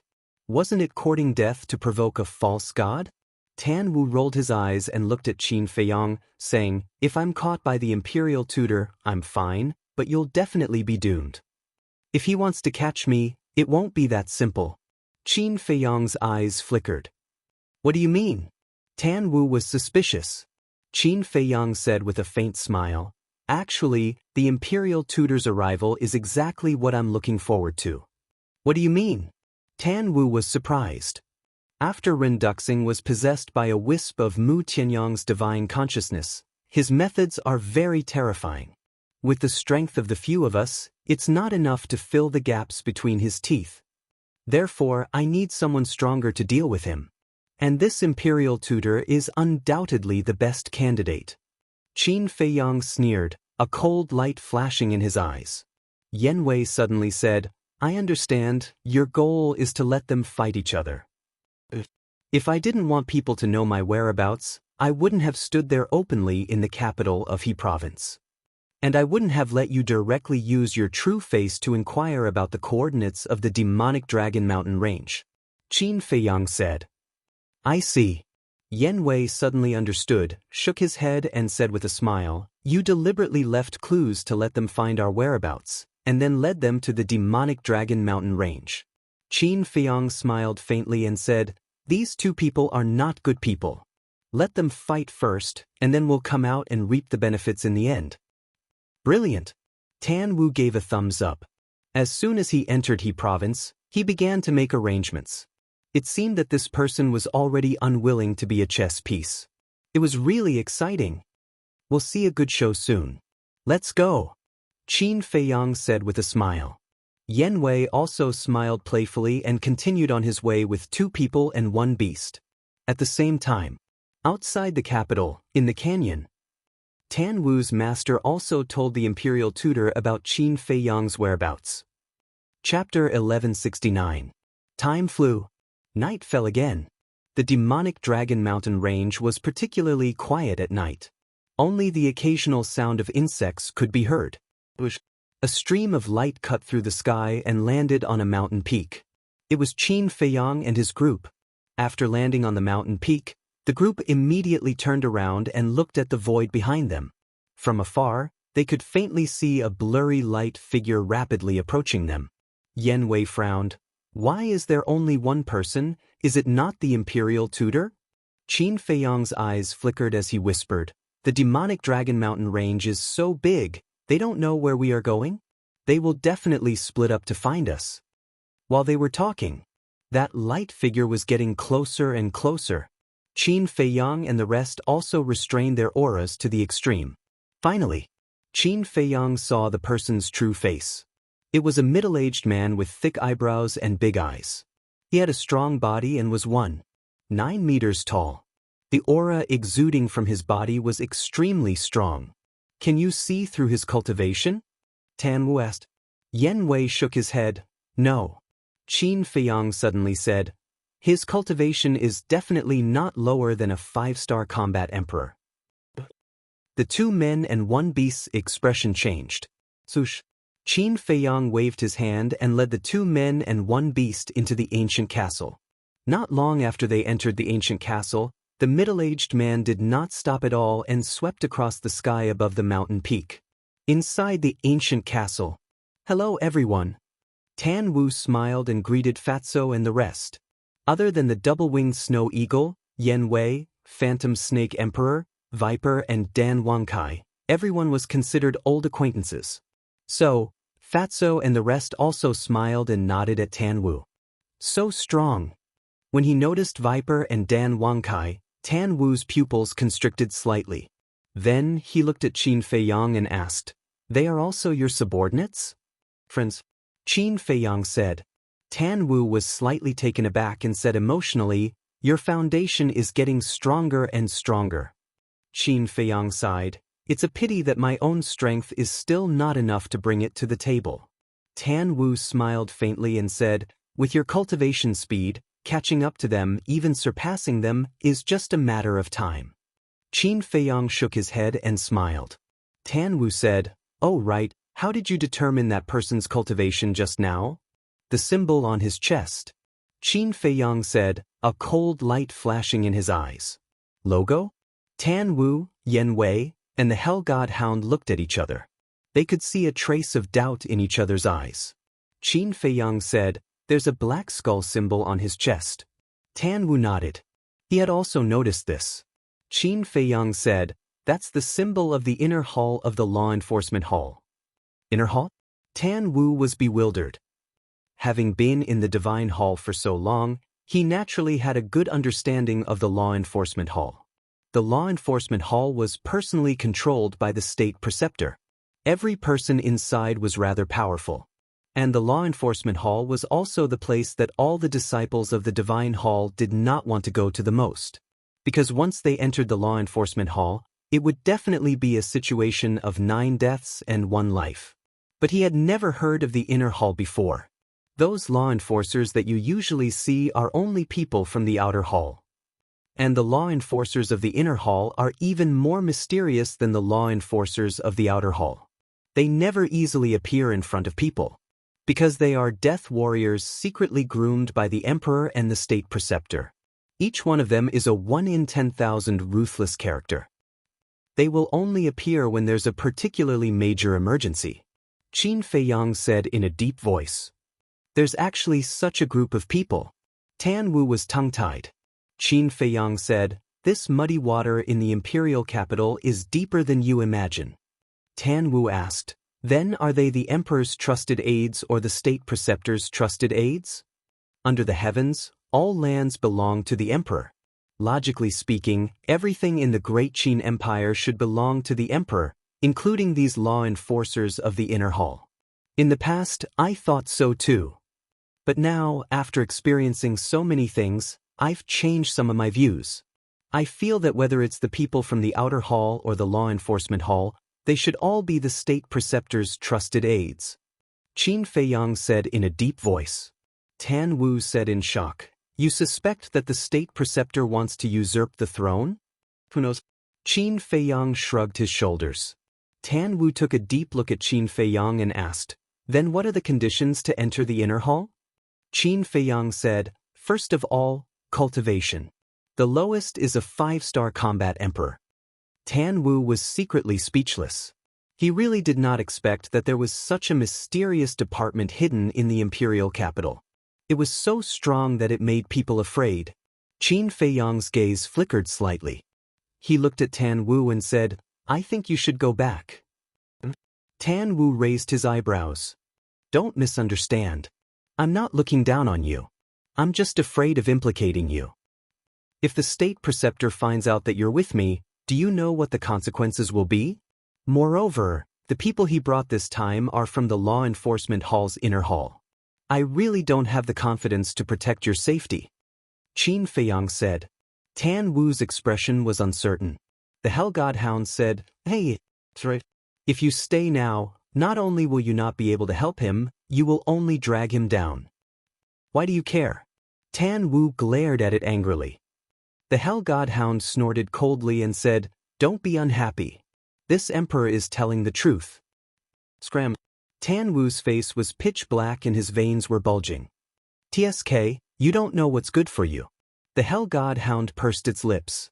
Qin Feiyang shook his head and smiled. He brought Yen Wei, Tan Wu, and the Hell Godhound and left the ancient castle. At the peak of the mountain, dead silence. Qin Feiyang looked at Tan Wu and said with a faint smile, it's settled then. We'll meet again if fate allows it. Then be careful. Tan Wu warned. Qin Feiyang nodded and said with a smile, if there's a chance, when you meet Uncle Yuan, send my regards to him. Tan Wu said with a smile. Qin Feiyang turned to look at Yen Wei and said, let's go. Yen Wei waved his hand, swept up Qin Feiyang, and disappeared from Tan Wu and the Hell Godhound's line of sight without looking back. The Hell Godhound retracted its gaze and looked at Tan Wu, asking curiously, what's the background of this Qin Feiyang, to actually alarm the current state preceptor? Tan Wu said, he's the current emperor's son, the 14th prince. He's known as a monster that doesn't appear in 10,000 years. The Hell Godhound's eyes went wide and it exclaimed, this background isn't small. But since he's the emperor's son, why would he fall out with the emperor like this? Tan Wu said, you fierce beasts won't understand the matters of us humans. You're looking down on me? The Hell Godhound was immediately enraged. I'm looking down on you. So what? Tan Wu looked at it provocatively. The Hell Godhound shouted, then stop talking nonsense. Come, let's fight another 100 times. I'm not in the mood now. Tan Wu rolled his eyes at it, turned around, and returned the way he came. The Hell Godhound stood up and hurriedly chased after him, saying disdainfully, you're not angry anymore? You're too lousy. Tan Wu was silent. The Hell Godhound said, speak, don't pretend to be mute.